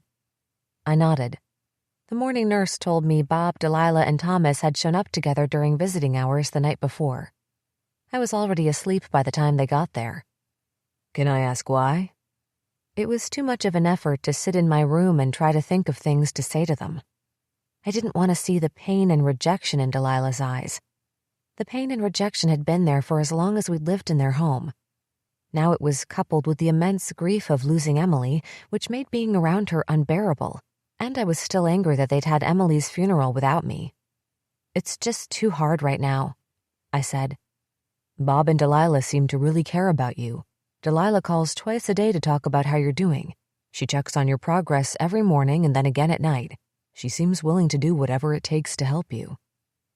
It was one of the things that made her such an amazing mother. She devoted her life to us. She showered us with love and affection, kissing and hugging us whenever we were within her reach. She taught us how to function in the world and cared for our health with the skill of the most experienced nurse. Our list of medical problems was endless, and since we were so uncomfortable being poked and prodded, she learned how to handle them. She refused to allow the doctors to hold us down and restrain to give us our shots, so she learned how to give them to us herself under the guidance of our pediatrician. We were so sick during our first months with them, since we had the immune systems of infants, and she spent night after sleepless night holding cool washcloths to our foreheads, rubbing our aching bones, massaging Vicks Vapor Rub on our chests, and singing nursery rhymes. She didn't waste any time enrolling us in all kinds of activities because she didn't want us to miss out on any more opportunities than we already had, and she made sure we got to try everything at least once. Neither of us learned to swim despite all the classes we took. But we got good in karate and liked anything having to do with art. She hired private tutors to work with us each afternoon, and it wasn't long before we were reciting our ABCs and counting to 20 like we'd always been doing it. Taking care of us was the equivalent of 2 full-time jobs, but she never complained. Delilah's love overflowed and seeped out of her pores, which only made our rejection more painful. We didn't try to reject her on purpose. We were kind to her and never spoke a mean word to her. We were grateful for everything she did for us. For the first year, we said thank you every time she gave us food to eat until she finally convinced us we didn't have to. We were polite and respectful. We grew into well-mannered girls, and much to everyone's surprise, we began to thrive in our environment, despite our horrible beginnings. But we were unable to reciprocate her love and affection in a real, genuine way. We could do everything that was expected of us, but we couldn't give her the only thing she wanted, for us to return the love that a child has for their mother. We never could do it no matter how hard we tried. "You made Delilah cry after supper again," Emily whispered one night as we brushed our teeth before bed. "I know," I said. We still weren't sure whether we'd be able to stay with the Ruths. It seemed too good to be true. We lived in constant fear of doing something wrong and being sent back to Mother. I didn't mean to. I'd spilled my milk at the dinner table that night and automatically flinched when Delilah jumped up to grab a towel from the sink. "Oh, honey," she'd cooed as she wiped up the milk spilled down the front of me. "It was an accident. You don't have to be scared if you make a mistake." She hugged me. I stiffened my body, preparing for the blows that used to come so quickly. I saw the look of hurt in her eyes before she pulled away. It was a look that was becoming more and more familiar with each passing day. I felt Emily's eyes on me and turned to look at her. We didn't need to speak. Her eyes told me to get up and hug Delilah. Lately, we'd been talking about how important it was to Delilah for us to hug her. The last few weeks, we'd worked hard to try to remember to do it. We reminded each other about it constantly. Emily was much better at remembering than I was, and she gave better hugs. I jumped up from my chair. I went up to Delilah at the sink and put my arms around her from behind, awkwardly hugging the back of her. I was uncomfortable, but I made myself keep the position because whenever she hugged us, she held on for a really long time. I counted to 20 before I let go and returned to my seat. When I turned around, I saw her wiping tears away from her eyes. Emily must have seen it too. I didn't know how to describe my feelings about Delilah to Dr. Larson. He probably assumed there was something Delilah had done wrong that I hadn't told him, but that wasn't the case. She'd done everything right, always had. It was simply that neither of us felt a need to connect with a mother on an intimate level. The desire might have been there if we'd gotten taken away from Mother earlier, but we'd had to squelch our desires and impulses for maternal love for so long they no longer existed. Both of us had wanted a mother, and we'd reached out to Mother time and time again for any morsel of love and attention she might throw our way. We were happy with any scraps she might have, but the closest she ever came to affection was patting us on the head like you might do to appease a puppy you didn't want to be bothered with. I couldn't count the number of times I'd reached my arms out to her to be picked up or hugged, and she'd swatted me away like a fly that had accidentally gotten into the house when the door was left open. Sometimes when she got home after being gone for a long time, she would come in to check on us. We would sob and try to cling to her when she leaned over the crib. She'd smack us and yell at us to lie down, so we learned to stop reaching for her. If we asked for anything or tried to crawl into her arms, she would grab us by our arms and fling us back into the crib as if we weighed nothing. Eventually, we were quiet and kept our hands to ourselves when she'd appear at the door, no matter how eager or desperate we might be. I didn't know when it happened or how old we were when we gave up trying to connect with Mother. I stopped first. It took Emily a lot longer to give up. "I know you're right about Delilah. She's a great person. I'm pretty sure there's never been a better mother, but I can't connect with her like she wants me to." I didn't want Dr. Larson to think badly of her. "Has it always been that way?" I nodded. "I understand." He did? When children are young, there are critical periods of development where important tasks take place. One of the biggest tasks is the attachment to a primary caregiver. As psychologists, we know this is one of the most important things to happen during the first 5 years of life. Sometimes when it doesn't occur, children grow up unable to form attachments with other people, or they form what we call disorganized attachment. I think in your case, because you experienced such horrific abuse, it damaged your ability to form a reciprocal attachment to a maternal figure. It's also one of the reasons your attachment to Emily was so strong. Whereas most children form their most secure attachments with one or both of their parents early on, your instinctual need for attachment was developed with Emily. He cleared his throat. What I'm trying to tell you is that it's not your fault. Your behavior and attitude towards Delilah makes perfect sense given your childhood. It was the first time in all of our discussions that he'd given me helpful information and didn't just confuse me. Maybe there were other things he could help me with, like explaining what the doctors thought was wrong with me. Yesterday, Rose had told me everybody had to have a diagnosis in order to be hospitalized. She told me the list of labels everyone gave in group after they said their name was their official diagnosis.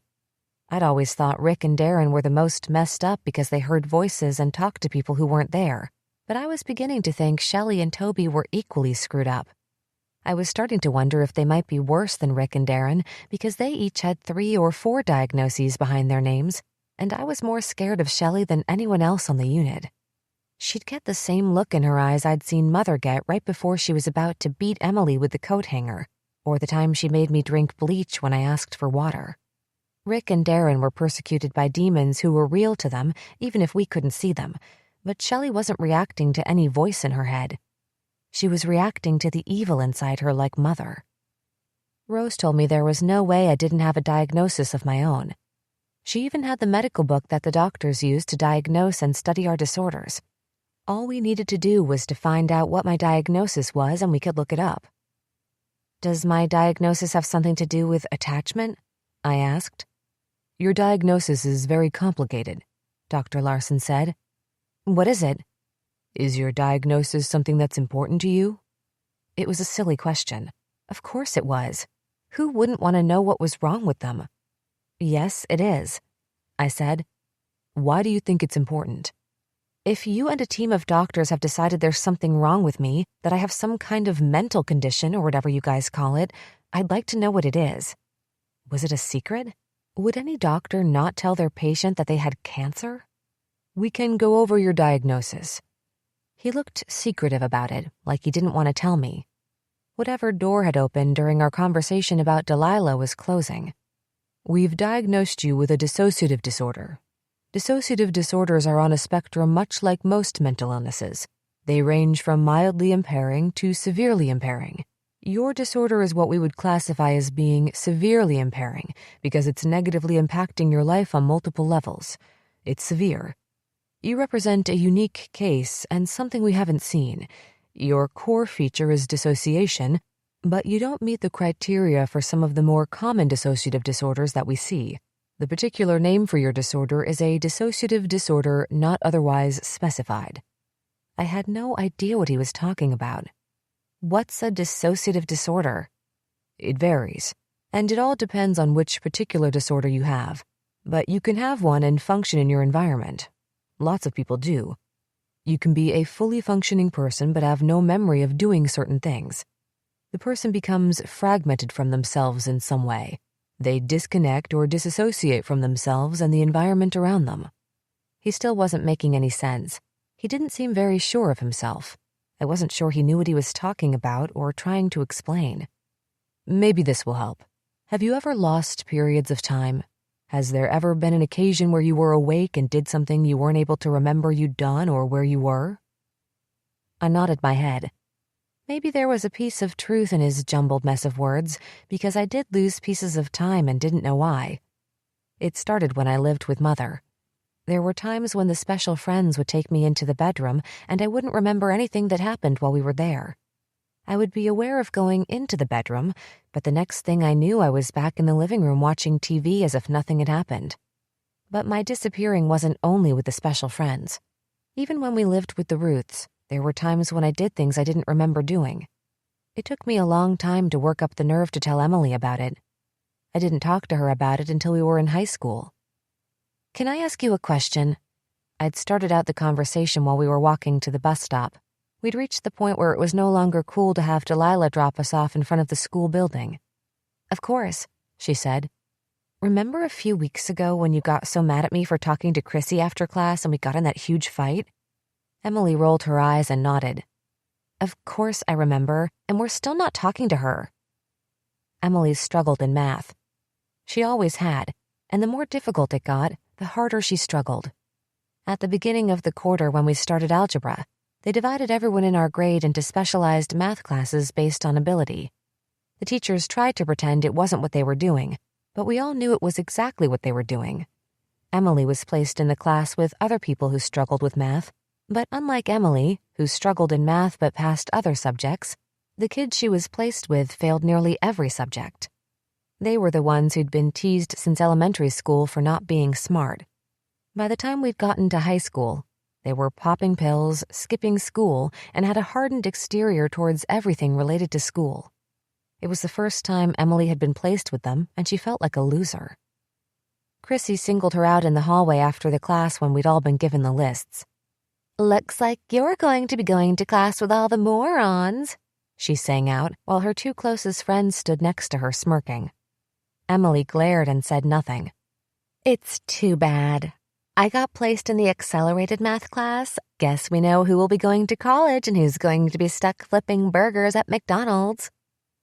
Everyone laughed, and Emily turned bright red. That night, she made me swear not to speak to Chrissy again. It was an easy promise to make.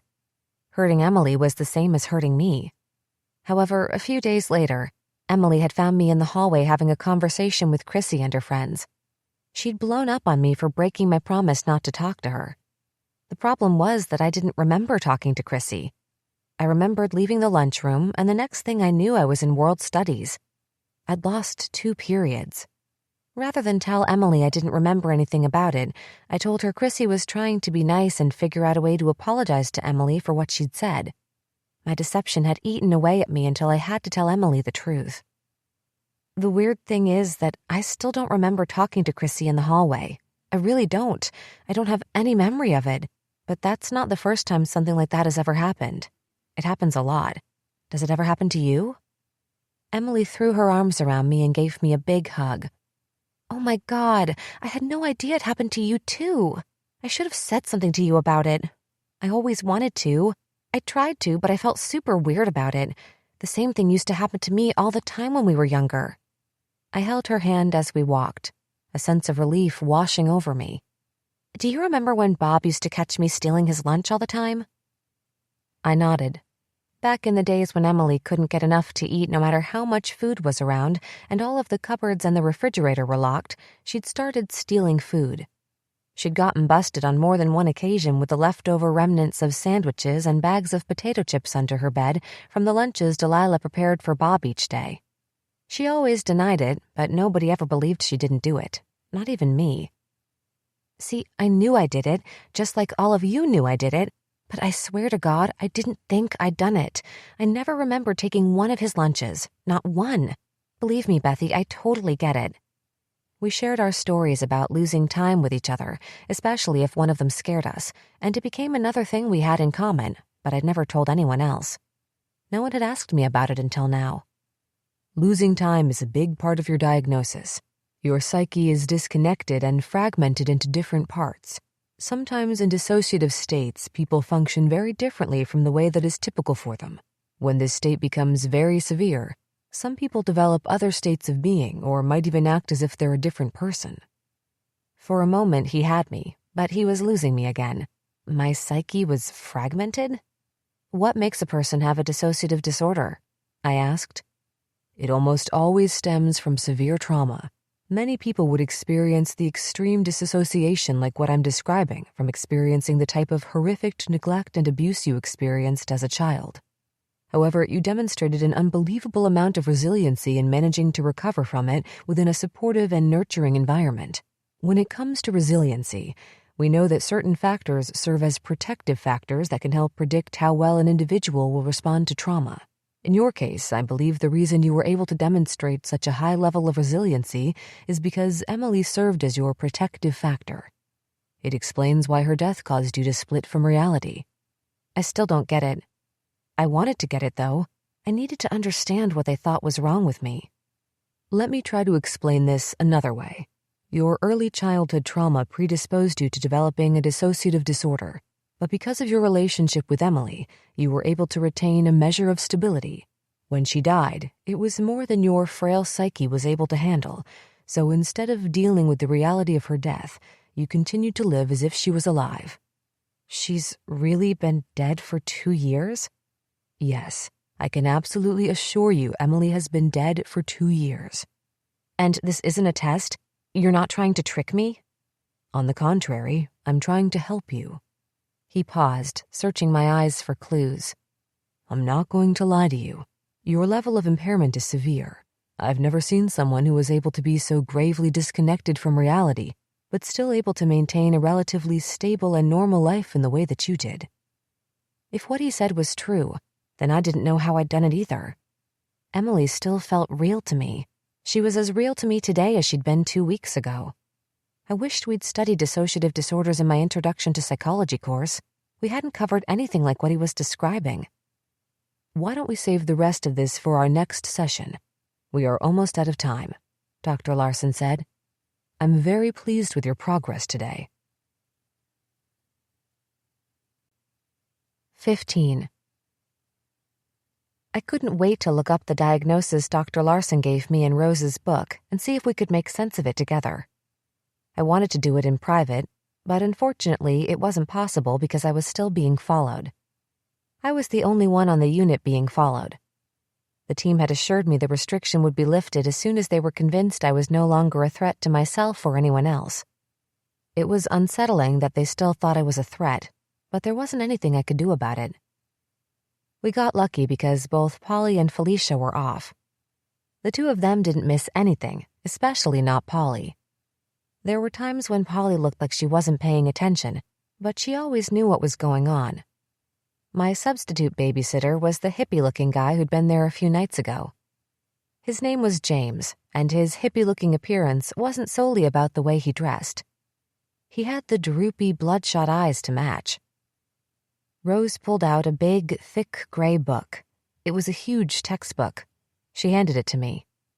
The front read, Diagnostic and Statistical Manual of Mental Disorders. I was shocked by how massive it was. I thumbed through it quickly and discovered it had over 900 pages. How was it possible that there were 900 pages of mental disorders? I was holding the Holy Grail in my hands. For the first time since my ordeal started, I was going to have an idea of what they thought was wrong with me. I would be privy to some of the knowledge they possessed. It gave me a small sense of control over my situation. Crazy, huh? Rose giggled. You should see your face. You look just like I felt. She grabbed the book back from me. Let me show you what they think is wrong with me. She flipped through it easily, coming to rest on a page I was sure she'd visited hundreds of times before. She pointed to a black heading. Here I am. The bold black letters read, Diagnostic Criteria for 307.1, Anorexia Nervosa. What does the number mean? I asked. She shrugged. No idea. I've asked different doctors and they all say it's for classification purposes. Whatever that means, who knows? Underneath the heading were lettered lists of what I assumed were symptoms. There were 4 criteria, and as I read through, I was surprised at how accurately the book described Rose. I did a mental checklist on the way down. Refusal to maintain body weight at or above a minimally normal weight for age and height. Check. An intense fear of gaining weight or becoming fat even though underweight.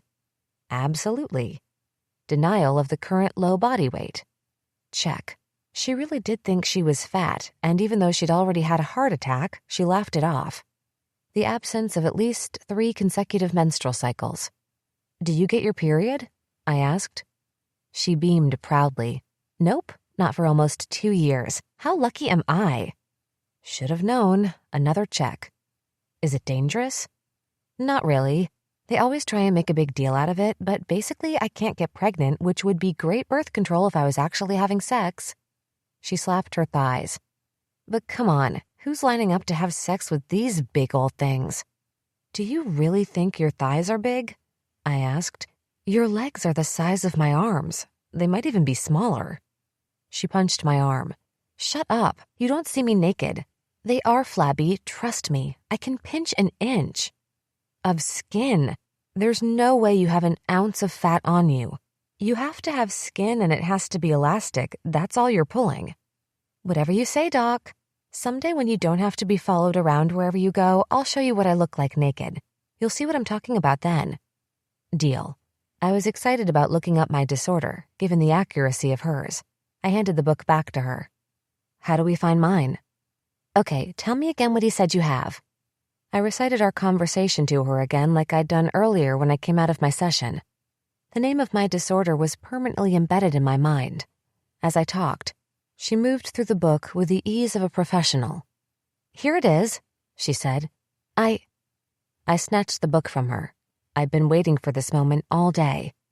My eyes quickly scanned the page and landed on the bold heading, 300.15, dissociative disorder not otherwise specified. However, my disorder wasn't as neatly laid out in a concise list of symptoms like hers. Mine began with a small paragraph that read, "This category is included for disorders in which the predominant feature is a dissociative symptom, i.e. disruption in the usually integrated functions of consciousness, memory, identity, or perception of the environment, that does not meet criteria for any specific dissociative disorder." It went on to list 6 examples. The 6 examples used words I'd never heard of before. Things like derealization and depersonalization. It listed dissociative trance disorder, and the more detailed explanation used words from another language called amok and random letters stacked together, making a foreign word called piblockcog. This doesn't make any sense. It might as well be Spanish. Let me see, Rose said, taking the book back from me. Sometimes it takes time to figure it out. She read through and crinkled her forehead as she went along. She burst out laughing suddenly and in a snooty voice recited, "Possession trance involves replacement of the customary sense of a personal identity by a new identity attributed to the influence of a spirit, power, deity, or other person. So it sounds like you're possessed by the devil." Shut up. I leaned toward her to examine the text with her. It's not just me then, huh? This doesn't make any sense to you either? Nope, not at all. Some of the stuff in here is pretty confusing though, so I'm not all that surprised. I was hoping you'd get an easy one. I hoped Dr. Larson would explain it to me if I asked him, but it was unlikely. He seemed much more interested in asking questions than he was in giving answers. Even when he did give answers, they didn't answer the question asked. Like yesterday during the team meeting, when I'd asked when I could stop being on a 1-to-1 restriction, and he'd answered that it depended without explaining what it depended on. Rose had helped me more than Dr. Larson or any of the team doctors. For all of their education, the doctors didn't seem to have a clue about how to talk to people. They weren't like Lisa. She knew how to talk to people. My heart sank. I'd been so excited to learn my diagnosis. I thought it was going to help things begin to make sense. Even if I wasn't able to put all of the pieces together, at least it would have been a place to start. I felt like crying. What would Thomas think? He was always so logical and practical. What would he say if I told him about everything happening in here? How much did he already know? I felt the first pangs of missing him. My reason for not seeing him during visiting hours was different than my feelings about avoiding Bob and Delilah. For the most part, I blamed myself for my situation, but there was a small piece that blamed him.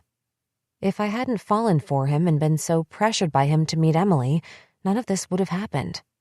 It wasn't logical or rational, but I still felt the same way. More than anything else, though, I was embarrassed. I was sure his image of me was shattered. I couldn't imagine what he must think of me now. He had to think I was some kind of freak. But if anyone could look past something like this, it was him. Was there a possibility he could find a way to look at me like he did before? I didn't expect him to still want to be with me, but he'd been a good friend and we could talk about anything. I missed our talks. Even if we couldn't go back to the way things were, there might be a chance we could still be friends and talk like we used to. Over the last year, Thomas had become my support. Whenever I was excited about something, he was the person I told, or if someone made me angry at school, I couldn't wait to be able to give him the details. Even though I couldn't talk about what things were like for me at home with Emily, he had a way of making me feel like everything was going to be okay. He told me everything was going to be all right if I didn't get an A on a test, or made me laugh about not making any sales at work. As hard as it was for me to admit to myself, Thomas had slowly begun to take Emily's place as my confidant. I couldn't remember the last time I told her about a bad day I'd had at work or school, and she'd offered me encouragement. Everything was about her and her moods. I stepped delicately around them, and they dictated everything I said or did. I'd lost the Emily I knew a long time ago, and I'd been mourning her disappearance for years. It was one of the reasons it had been so easy to fall for Thomas. I wasn't able to acknowledge it then, but the truth was that I'd been lonely. If Dr. Larson was right and I'd been creating Emily for the last 2 years, then why did I make her sick and give her such a miserable existence? If I imagined her because I couldn't let go of her, then why did I invent a scenario that suffocated us both and left me feeling so alone? I wanted to talk to Thomas about it. I didn't expect him to be able to answer any of my questions, but it would be nice to get his perspective on what was happening. I told myself I was calling him because I wanted his help, but more than anything else, I just wanted to hear his voice. 16. I'd been in the psych ward for 5 days and hadn't made a phone call, which was unusual because everyone fought to use the phone. There were only 2 on the unit, and there was a 10-minute limit, so somebody was always yelling at somebody else to get off the phone because their time was up. Even Darren and Rick used the phone. I couldn't imagine who they talked to, but they used it. During the week, there were only 2 scheduled phone times, but it was Sunday and the phones were free on Sundays until lights out at 10. There wasn't much of a routine on Sunday because the regular doctors didn't work. They were on call if there was an emergency that the regular staff members couldn't handle. I breathed a sigh of relief to learn that the team wasn't there on Sundays either. We had something called occupational therapy instead of regular group with Mark. A woman named Teresa, dressed in yoga pants as if she'd come right from the gym, took us into a room resembling an elementary art classroom. Everywhere you looked, there were plastic boxes with miscellaneous craft materials inside. Glitter, fabric, and glue littered the 2 long tables lining the center of the room. "All right, everyone," Teresa said, beginning to pull out boxes and plopping them onto the table. "Express yourselves. Really try to get in tune with your feelings and release them here." She began digging into the boxes and pulling out crayons, colored pencils, stencils, and paintbrushes, handing them to Rick and Darren. Toby plopped down next to Teresa. Shelley and Denise took a seat next to her. "I'm working on my God box again," Toby announced. "Great idea," Teresa said. "I'll get it. Shelley, do you want yours too?" Shelley nodded. Teresa reached up to a shelf and pulled down 2 small boxes covered in construction paper and magazine clippings. Shelley and Toby got busy. Doris wasn't with us. She'd flipped out while she was getting dressed and was still recovering from her shot. It usually took her a long time to come back to life after they'd put her out. Arlene was missing too. She'd been sick for the last 2 days and hadn't left her room. "Arlene's faking being sick so she doesn't have to go to the state hospital," Shelley said at breakfast. "She knows the doctors are going to send her to the state hospital, so she's going to pretend like she has some terrible disease so they won't send her, but they'll send her. It's not going to work. It never does. The last time I was here, they sent a guy with AIDS to state. If they sent him, they'll send anyone." I didn't trust much of what Shelley said, but I was pretty sure she was right about Arlene going to the state hospital. She'd pulled so much of her hair out that she looked like she was going through chemotherapy. None of the medications the doctors forced her to take made a difference. She'd started to have accidents, too, and became hysterical if any of the nurses tried to point it out or clean her up. It made the group room smell terrible. I looked at Rose and shook my head as Denise followed suit and declared she wanted to make a God box, too. Rose rolled her eyes back at me and mouthed, "Of course she does." I had no idea what a God box was, but the mention of God made me think about Thomas again. Rose and I took our seats, not picking up any of the art materials. Teresa didn't seem to mind that we weren't doing artwork. "I'm going to call Thomas today." I said. "Who's Thomas?" she asked. "My boyfriend, I guess. At least he was. I haven't talked to him much since I got here." "What? You have a boyfriend? I'm totally jealous. Tell me all about him, everything. I want to know." She bounced up and down on her chair. "There isn't much to tell, really. His name is Thomas. We've been going out for a year. We met at work." "And then? I want the good stuff. The drama. Did he cheat on you? Is he being supportive of you being sick?" "There really isn't drama. He's my first boyfriend who ever lasted more than a few months. He's probably the nicest guy you'll ever meet. I was super into him before the accident."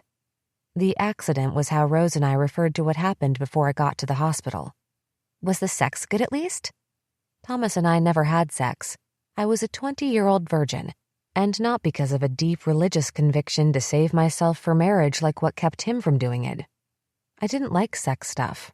Never had. I wanted to like it because people were supposed to, but my body froze. "You mean you don't think it's creepy I'm still a virgin?" Thomas asked after he told me about his virginity. It was many movie nights into our relationship. It was my turn to pick, and he'd pretended to suffer through another one of my romantic comedies, even though I was pretty sure he secretly liked them. No. It was unusual, but I didn't think it was creepy. I debated whether I should tell him my status during the car ride back to my house. I'd never told another guy I was a virgin. I always pretended I wasn't, but I took a risk with Thomas. "I'm a virgin too," I announced. "You are? Really?" He'd spent the last 20 minutes of the drive explaining his religious convictions to me before making his proclamation, but I didn't share his convictions, so my announcement was shocking. "Can I ask why?" "I don't like sex." "How do you know if you've never had it?" "I've done other things." I'd let boys explore my body in high school. I'd let them grope and poke and prod at me. They'd grabbed my chest and squeezed and pulled till it hurt while they groaned with excitement. I'd let them play around inside me with their hands, but their insertions gave me as much enjoyment as inserting a tampon. "And you didn't like any of it? They must not have known what they were doing." He said it with the air of confidence that assumed he did. I'd heard it before. It was what every guy I'd dated said.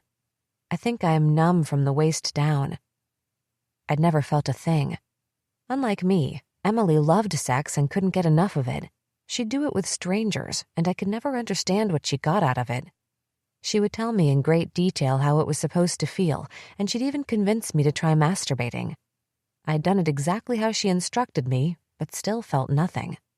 I might as well have been playing with my belly button. Thomas belonged to the Everything But Sex Club. He may not have been able to be the one who took away my virginity, but he was determined to be the one who gave me my first orgasm. I liked kissing him, though, because he was a great kisser. Guys I'd dated before rushed by kissing like it was a prerequisite to be checked off the list before they got to what they really wanted. Thomas liked kissing as much as I did, and he wasn't in a hurry to get somewhere else. I refused to take my pants off, so we dry-humped like teenagers, and my first orgasm came as a total surprise during one of our sessions, fully clothed. I didn't tell him it had happened for a month because I felt so silly about it. When I finally did, I was bright red because it seemed too juvenile, but he was elated. He didn't care how I'd gotten off. He was just glad to be the one to get me there. It wasn't long after, and he followed suit. We had better fully clothed simulated sex than some people have real sex. We never had sex, but we fooled around and it was pretty good. "What are you going to say to him when you call?" she asked. "Are you going to ask him to come today?" I hadn't thought about asking him to come. "Can he come today?" I asked. "Yep. On Sundays you can have visitors anytime you like. They can even eat with you if you want them to. They have to either bring their own food or order a tray from the hospital." I hurried to the phone as soon as occupational therapy was over. I was afraid I'd lose my nerve if I didn't do it right away. I was the first in line, and before I knew it, I was punching his number into the phone. Besides Bob and Delilah's phone number, his cell phone number was the only one I knew by heart. My heart pounded as it rang. My throat was dry and my palms were wet on the receiver. I kept wiping them off. I was about to hang up before his voicemail came on when he answered. "Hello?" he said breathlessly. "Hi, it's Elizabeth." "Oh, hey, hi. I heard the excitement in his voice. "I've been thinking about you. I'd say praying for you, but I know how mad you get when I say that." He laughed nervously. The air stretched out between us. "How's work?" I asked. "It's good. The same old stuff, you know. People still ask me about you. You know how they all like to gossip." "Uh-huh." "I don't tell them anything. Everyone thinks you went on medical leave or something. I'm sure Josh would give you your job back when you get out." "Cool." Another long pause. "How are you?" "I'm good, thanks for asking." His voice was so polite. "How are you?" "I'm good too." More dead air. This time it lasted longer. "I'm so glad you called. I wanted to call or write you a letter, but Lisa said I should give you your space and that you'd get in touch with me when you're ready. I'm so glad you called." I already said that. He laughed nervously. "I hope you're not mad that I talked to Lisa. It's just that she's been so helpful." "It doesn't bother me." "Good. I really like talking to her. I couldn't stand talking to that Dr. Larson dude. I felt like a complete idiot every time I talked to him. I mean, would it kill him to act like a regular person?" I laughed. It felt good to laugh. "I'd really like to be able to visit you again. I miss you." "Do you? I mean, with all this stuff? With me being so crazy?" "I love you more than I did before." My heart melted. He still loved me even though I was in a psych ward. "Can I come see you? Please? Just me. I won't bring Bob or Delilah. We don't even have to talk. We can just sit together.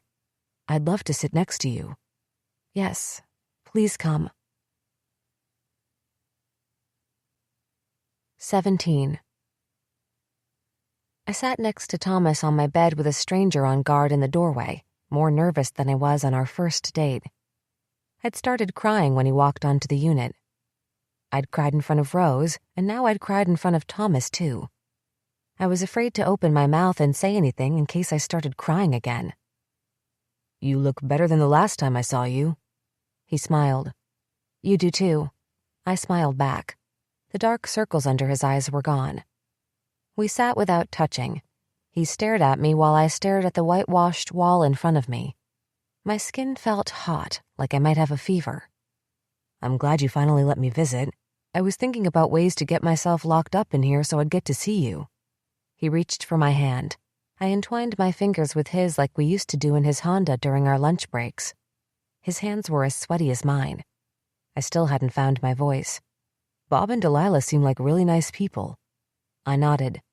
"Bob kind of reminds me of a skinny Santa Claus." "He does, you're totally right." It felt good to sit next to him. I moved closer so our thighs touched. "I'm sorry for everything. All of this.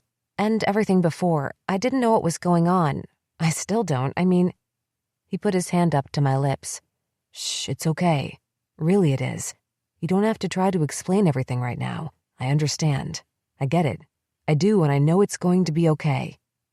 I wasn't sure it was ever going to be okay, but it felt good to hear him say it. "Can I bring you something? Anything?" he asked. "A key out of here?" It was a terrible joke, but we laughed anyway to break the tension. "Look, I'd be totally freaking out right now if I were you. I completely understand not wanting to have to worry about me and our relationship. But can I still be your friend?" A huge lump rose in my throat. I could really use a friend right now. I started to cry again. I was hurting and no longer cared if anyone saw it. He took me in his arms, and I clung to him like drowning people seize life preservers. He held me for a long time until the tears subsided. He didn't bother to speak because there weren't any words to fix what was happening. We stayed locked in our embrace, talking about school and work until it was time for him to leave. He came back Monday night for visiting hours. It was nice and similar to being in his dorm room, except the shoe in the doorway was replaced with a person on a chair. I was so used to having a shadow that whoever it was seemed more like a statue than a living being. I regaled him with stories about the unit. He laughed so hard he got tears in his eyes when I told him about Doris declaring she was going to kill her mother during my first group therapy session, and agreed that it was ridiculous how Shelley and her gang dressed up every day. He brought me a Subway sandwich loaded with extra cheese and jalapenos just the way I liked it. It was the first piece of non-hospital food I'd had in almost 2 weeks. He might as well have brought me filet mignon. I was sad when it was time for him to leave. "I brought you something," he said, reaching for his backpack next to the bed. "Really?" I still remembered the first present he gave me. It was for my birthday, and he'd given me Maya Angelou's Phenomenal Woman. This time, he pulled out a thick blue folder and handed it to me. "I hope this doesn't make you mad. I can't imagine how you must feel, but I think if I was you, I'd feel really alone. It got me thinking, and I started doing some research. I found an online support forum for people who've lost their twins. I thought it was pretty amazing.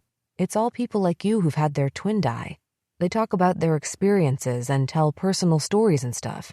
I thought you might like to read them, so I used up half my ink printing out a bunch of it." His face broke into his familiar, wide smile. I'd missed it. "I hope you read it. It might help you not feel so alone." I took the folder and placed it on my lap, setting my hands on top of it. "Thank you." Rose, Toby, Shelley, and Denise stared at him as he left.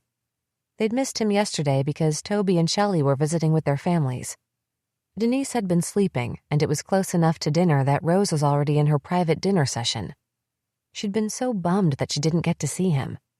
He was barely out the locked door before they started squealing. "Oh my God, he's so cute," Rose said. "Totally," Denise said. Shelley bounced up and down next to Toby. "How'd it go?" "It was nice. It went really well." I'd give Rose all the details when we were by ourselves, but I didn't trust the others. The TV was on and everyone was crowded around it. I didn't even know that thing worked. The rest of the group was watching an old Tom Hanks movie. Someone had even popped popcorn. I wasn't interested in the movie, but wanted to shift their attention from me because I couldn't wait to see what was inside my folder. We joined the group and I started reading while they watched the movie. The pages were filled with people like me who'd lost a twin. There were hundreds of them. I devoured the stories as if I was a starving child who'd just been given their first meal.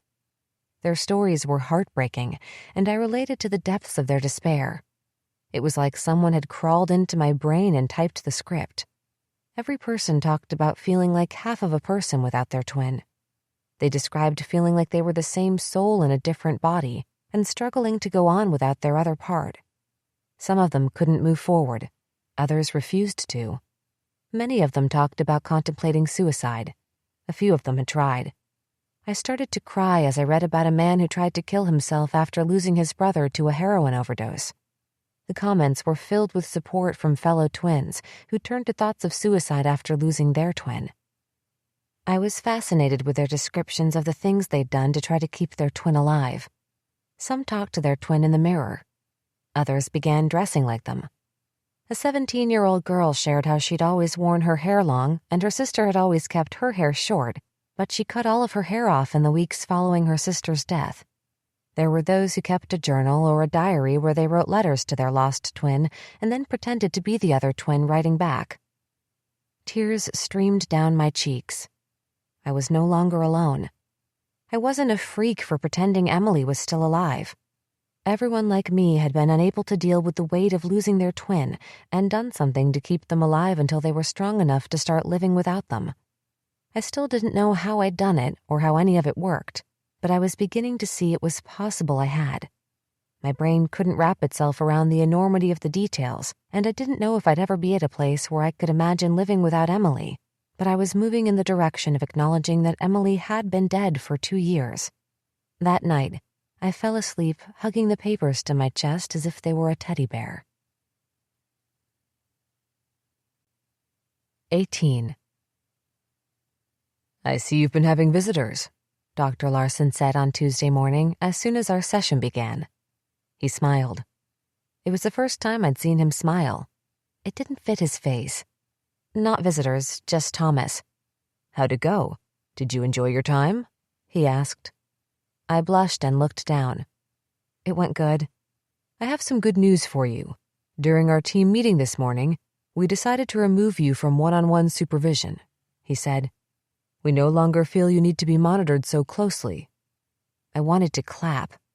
I felt better than when I won the spelling bee in 4th grade. I was so proud of myself.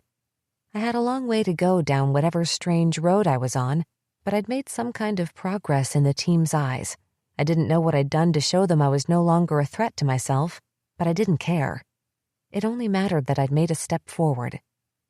I thought we might be able to get back to the discussion we were having on Friday about your diagnosis. Did you find any helpful information about it? Should I tell him about Rose's book? Was it okay that she had it? I looked it up in a book and it didn't make much sense. Did you look it up in the DSM? He asked. No, I don't think so. It was some statistical book with 900 pages of mental disorders. He smiled again. It looked as out of place the second time. That's the book, the Diagnostic and Statistical Manual of Mental Disorders. We call it the DSM for short. Was I not supposed to? I asked. I figured you would. Most patients get better at reading it and finding their way through it than some of us. It's very normal to be curious about your diagnosis, and there's no way to Google it in here. He'd smiled, and now he tried to make a joke. It was the first time he seemed human. Do you have any questions after reading it? I didn't get it. Rose's list seemed so clear-cut and described her almost perfectly. Mine sounded like I was possessed by the devil or something. Dissociative disorders can be very confusing, even for us. We classify disorders according to symptoms. There's a bunch of disorders that have dissociation as their common symptom. In order to have a disorder, you've got to meet a certain number of criteria. For example, let's take Rose and anorexia. I bet she met all the symptoms listed, right? I nodded. Because she has all the symptoms listed, we're able to feel confident in giving her the diagnosis of anorexia. We diagnosed you with not otherwise specified. This is where it gets confusing. Basically, NOS means you have many of the symptoms of a particular disorder, but you don't have enough of the symptoms present for us to feel confident diagnosing you with the disorder. Unfortunately, your case gets even more complicated because you have symptoms that could meet the criteria for many of the dissociative disorders, but you don't meet criteria to have any one particular disorder. As we go along, we might find more information that allows us to be able to narrow down a better diagnostic picture for you. But for now, I'm comfortable with your diagnosis. Does any of that help you? It does, thanks. Not really. It was still confusing. Good. I'm glad. He paused for a minute. I'm really excited for you to begin reestablishing your relationship with Thomas. I think it's going to be really helpful for your treatment. Have you given any thought as to whether you're ready to see Bob and Delilah? Thomas told me they called him every day to see if he'd heard from me or if I'd allowed him to visit me. He'd avoided their calls for the last 2 days because he didn't want to tell them he'd seen me, and he wasn't going to lie and pretend like he hadn't. I was sure they'd call again today and didn't know how much longer he could dodge their calls. I guess I probably should, I said. I didn't want to put the responsibility of telling them on Thomas. It wasn't fair. You're not going to be able to stay in the hospital forever. Part of our goal is to get you ready to be discharged, and when we discharge you, we want to make sure you have a support network in place. I think Bob and Delilah would be a great support network for you if you'd allow them the opportunity. I don't know if I'm ready. What if you called Delilah instead of seeing her? Do you think you could call her and try to talk to her at least? Or how about Bob? Would it be easier if you talked to him? If I had to call one of them, I would rather call Bob, but I never called him because he didn't like to talk on the phone, and it always hurt Delilah if I showed a preference towards Bob. I could call Bob, but then I'll have to deal with Delilah being hurt because I called him instead of her. Delilah's an adult and she's responsible for her own feelings, not you. If you want to call Bob instead of her, then it's perfectly acceptable for you to call Bob. Really? Delilah and Bob were a unit, and I never considered having unique relationships with them. Thinking about calling Delilah made me feel heavy and depressed, but the thought of calling Bob made me feel good. It was similar to how I felt when I called Thomas. Yes, there's nothing wrong with it. There's nothing wrong with preferring to talk to Bob instead of Delilah. Maybe the two of you could start figuring out how you'd like your relationship to be. We spent the rest of our session discussing what I would say to Bob when I called and what I could talk to him about that wouldn't make me feel uncomfortable, but I wasn't all that interested or focused. I was too excited to tell Rose about the twin stories I'd read to pay attention to our session. I'd been too emotional to explain things to her last night, but this morning I couldn't wait to fill her in on what I'd found out. You okay? She asked as soon as I sat down next to her once my session with Dr. Larson had ended. I'm okay. Well, that's great. Really great, Rose said. She turned away from me. I looked towards her and noticed her lower lip was quivering. What's wrong? She shook her head. It's really stupid. I'm being dumb. Just ignore me. Did your weigh-in go bad? I asked. She was always in a terrible mood after her weigh-ins. She laughed and shook her head again. I told you I'm just being dumb, but I thought you were like me. Like her? Like her how? I raised my eyebrows. I don't get it.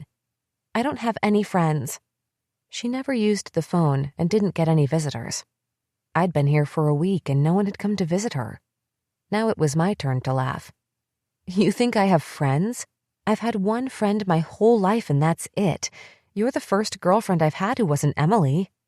I told you I was being stupid, but even the nutjobs get phone calls. She motioned to the rest of the group scattered in their respective positions around the room, hanging out. And you had your boyfriend here. A real boyfriend. I've never had one. You act like I've had so many of them. Seriously, he is my first real boyfriend. Ever.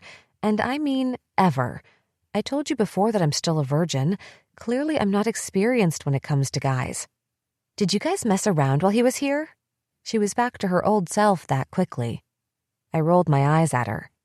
Sure we did. We got naked while staff watched. I could never take my clothes off in front of a guy. Never. Can you imagine what they'd say? She shuddered. Yes, believe me, they'd just be happy your clothes were off. And besides, I'm sure you'd look amazing. I'd look fat is what I'd look. I rolled my eyes again. Come on, get up. Why? Just get up. I've got to show you something. I grabbed her hand and pulled her off the couch. Where are we going? She whispered. Follow me. I turned to look at Felicia and called out to her. We're going to the bathroom. We'll be back in 5 minutes. Felicia nodded. What, you're off restriction? Yep. As of this morning, I'm free to move about without a shadow. I continued to pull her along down the hallway to the women's bathroom. And we're celebrating my freedom. I pushed open the bathroom door on the right side of the nurse's station. Rose looked at me, bewildered, but she followed me anyway. I shut the door behind us and checked underneath all of the stalls to make sure there weren't any shoes. Take your clothes off, I said. Rose burst out laughing. What are you talking about? I'm talking about you taking your clothes off. I giggled. Now take them off. You're always saying you're going to show me what you look like naked. I want to see it. Really? Are you serious?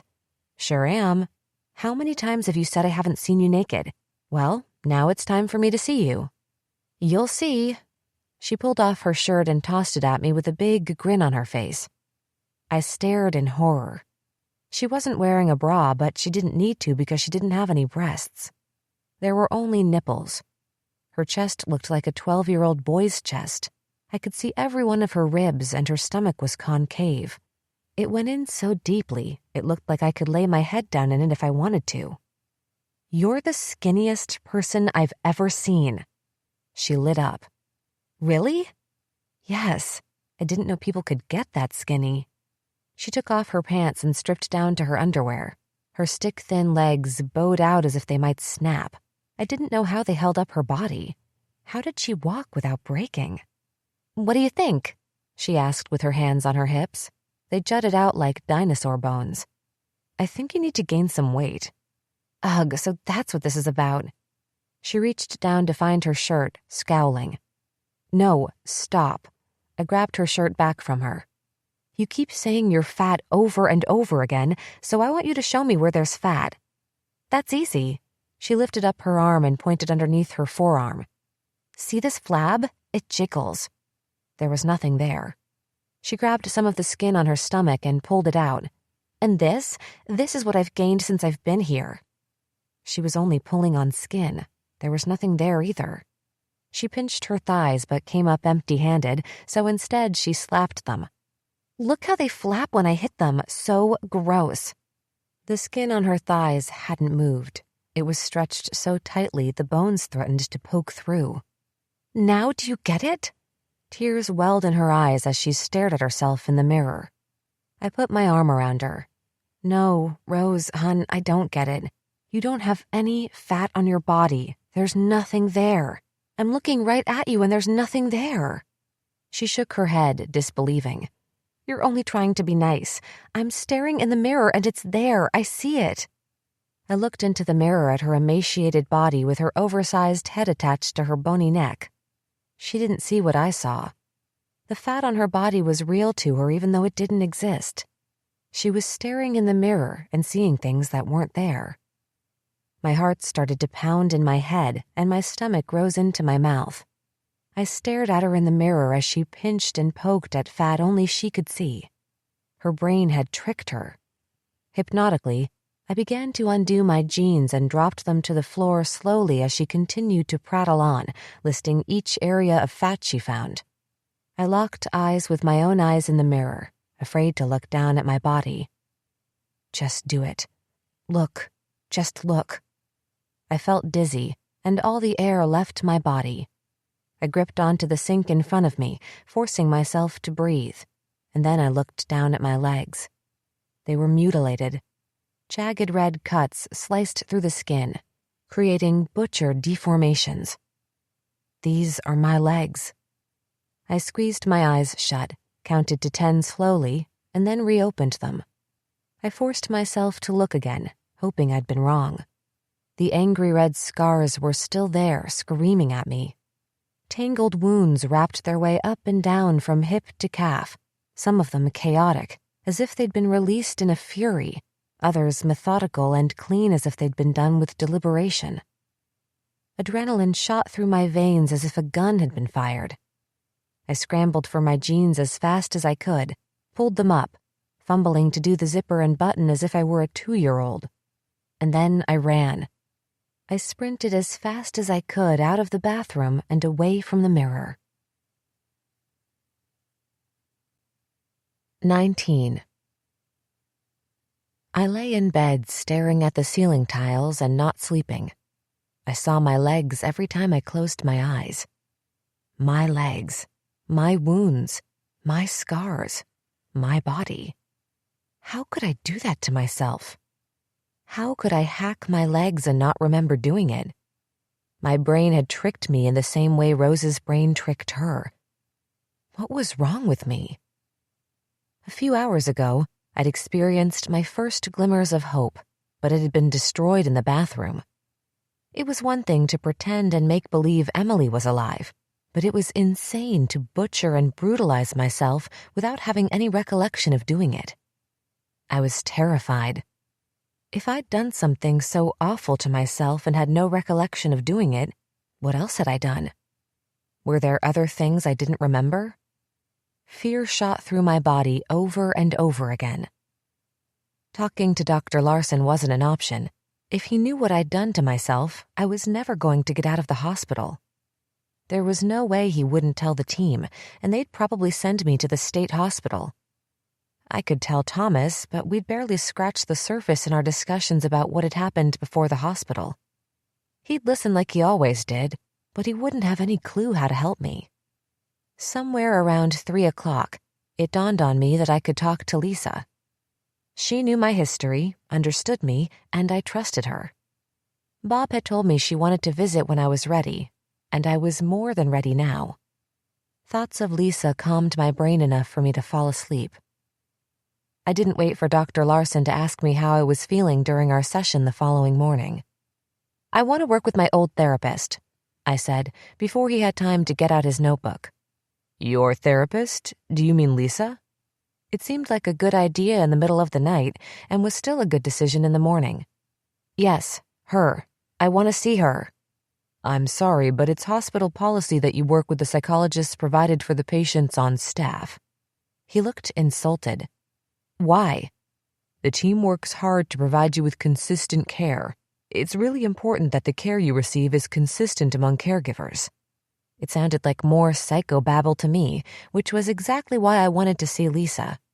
She talked like a regular human being. I wasn't giving up on being able to see her. And why would Lisa be inconsistent? I'd never argued with him before, and he was taken aback. "She's not part of the treatment team," he said. "She doesn't have access to your charts or any of your treatment plans that we've created while you've been here. You can see her as your outpatient therapist when you leave if you'd like. I'd be more than happy to arrange it for you. I think it'd be a great idea. We can talk more about arranging it once we're closer to your discharge. We still have quite a lot of work to do until we get to that point. I want to see her now. Can you tell me why? I think I would be more comfortable talking to her. I'm sorry, but it's hospital policy. He shrugged. Maybe we could talk more about why you would feel more comfortable talking with her than me or one of the other therapists here. He wouldn't understand even if I explained it to him. He looked at me like I was a cell in a petri dish. Can she visit me? She doesn't have to do therapy with me since it would violate hospital policy, but can she come during visiting hours? He frowned. I guess she could, but I wouldn't recommend it. It might be confusing for you, but I can't control who comes to visit you. You would have to add her to your list of visitors. Our session was rushed and hurried. I wasn't paying attention to anything he wanted to talk about because I was focused on counting the minutes until it would be over. Our session couldn't end fast enough, and when it finally did, I leaped up from my chair and raced to the nurse's station. I called out to the closest nurse and told her I needed my visitor log. I scribbled Lisa's name on the line. Then I scurried off to wait for the phone. I was there 45 minutes ahead of schedule and first in line. I looked up her number in the yellow pages while I waited. I tapped my feet together as it rang. Can I speak with Lisa? I asked when the receptionist picked up. I'm sorry, she's unavailable right now. Can I take a message? It's an emergency, I said. I really need to talk to her. I'm sorry, she's in session and I can't interrupt her session. Please, it really is an emergency. Please, I've got to talk to her. I'm not going to be able to call back. Listen, I understand it's an emergency. She gets lots of emergencies. I can take down your information and have her call you. I could tell by her tone she was getting irritated. Okay, can you write all of this down? Go ahead, she said. All right, tell her Elizabeth Ruth called and that I'm in Galston United Hospital and I'm in the psych ward. I really want her to visit me. Tonight, if at all possible. And I don't know the number here. Damn, I have no idea what the number is. I'm sure she has the number. What time are visiting hours? 6 until 7. Can you please get her this message? Will you tell her it's super important? I will. Anything else? No. Okay, have a great day. Click. I didn't have any choice except to hang up the phone and wait. I wandered back to the family room and settled in to wait out the day. What's up with you today? Rose asked. I shrugged. Nothing. You've been acting funny all day. She stuck out her lip. Are you mad at me or something? Did I do something wrong? You still haven't told me why you went running out of the bathroom last night. Was I that hideous? Not everything is about you, all right? I snapped. Fine, she huffed, grabbing one of her magazines. I don't want to talk to you either. I'd hurt her feelings, but I didn't have the strength to try to make her feel better. Not today. Panic threatened to overtake me. I kept seeing my legs, and each time, a flood of terror washed over me, making me feel as if I was going to throw up. It was the longest day at the hospital I'd had, even longer than my first day. Each minute dragged. I told myself not to look at the clock, which only made me look at it more. Every time I was sure a significant amount of time had passed, I'd look up to discover it had only been a few minutes. It was excruciating. I wished there was a fast-forward button I could press to take me to visiting hours. I was as scared of Lisa coming as I was of her not coming. I was acutely aware of my surroundings all day. The lights were too bright, and the voices of everyone around me were too loud. I could hear the nurses talking to each other at the nurses' station, and most days their voices didn't even register. Shelley's exaggerated laugh was so shrill, I wanted to cover my ears to drown it out. I heard my heartbeat in my head. By the time visiting hours arrived, I was exhausted from feeling as if I was at a starting line waiting to begin a race all day. I couldn't eat my dinner. I was glad I didn't eat, because when 6 o'clock arrived, I was in the bathroom dry-heaving clumps of yellow and green slime into the toilet. I ran into Lisa at the nurse's station on my way out of the bathroom. Hi, Elizabeth. You came. My body was buzzing. She threw her arms around me and squeezed me. I'm so glad you called. I'm glad you came. The only person I would have been happier to see was Emily. "Should we go to your room to talk?" she asked, linking her arm with mine. I nodded and we walked to my room in silence. She closed the door behind us, and the room felt so much smaller with it closed. I never got to shut my door even at night. She must have been given special privileges since she was a therapist. I was glad we got to be alone and uninterrupted. I settled onto the bed, and she grabbed the desk chair for her seat. She smiled at me. Unlike Dr. Larson, she didn't start out by asking how I was feeling. She reached into her bag and pulled out Annabelle. I gasped. She handed her to me. "I thought you might be able to use her." I was sobbing before all of the words were out of her mouth. I grabbed Annabelle from her and clutched her against my chest. We sat for a few minutes while I cried. When I was finished, Lisa handed me the familiar white comb, and I started brushing her hair in the same way I'd done when I was a little girl. My breathing slowly relaxed now like it did then. Unlike my sessions with Dr. Larson, I got to take the lead. "I have some questions for you." "Okay, I'd love to answer your questions," she said. "I don't know how to explain this, but I'm going to try. Emily was always the cutter. I never cut, ever. She's cut since we were kids, but not me, only her. I couldn't. I tried. More than once just because I wanted her to see how it felt. But I could never do it. At least, I thought I could never do it." I felt like I might throw up again. The taste of bile was in the back of my throat. "I'm rambling. I know I am. I'm trying to tell you this, ask you this or something. I really am. It's just so weird and it's hard. I don't know. It's crazy, or I'm crazy. I mean, I think I really am crazy and I don't know what's going on. I thought if I talked to you, I don't know. I just thought, talking to you." Lisa got up from her position on the chair and moved to sit next to me on the bed. She put her arm around my shoulder. "Elizabeth, take a deep breath." I tried to take a deep breath, but it felt like I would choke on the air. "I don't know what's happening." I took another deep breath. This one went past my throat and filled my lungs. I let it out slowly. "Okay, Emily was a cutter. You remember that, right? The first time she got caught?" Lisa nodded. I sighed, happy she remembered. I'd kept my promise never to tell anyone about how Emily hurt herself. From the start, she'd kept her cutting private, and in the beginning, she didn't do it often, so it was easy to keep hidden and secret.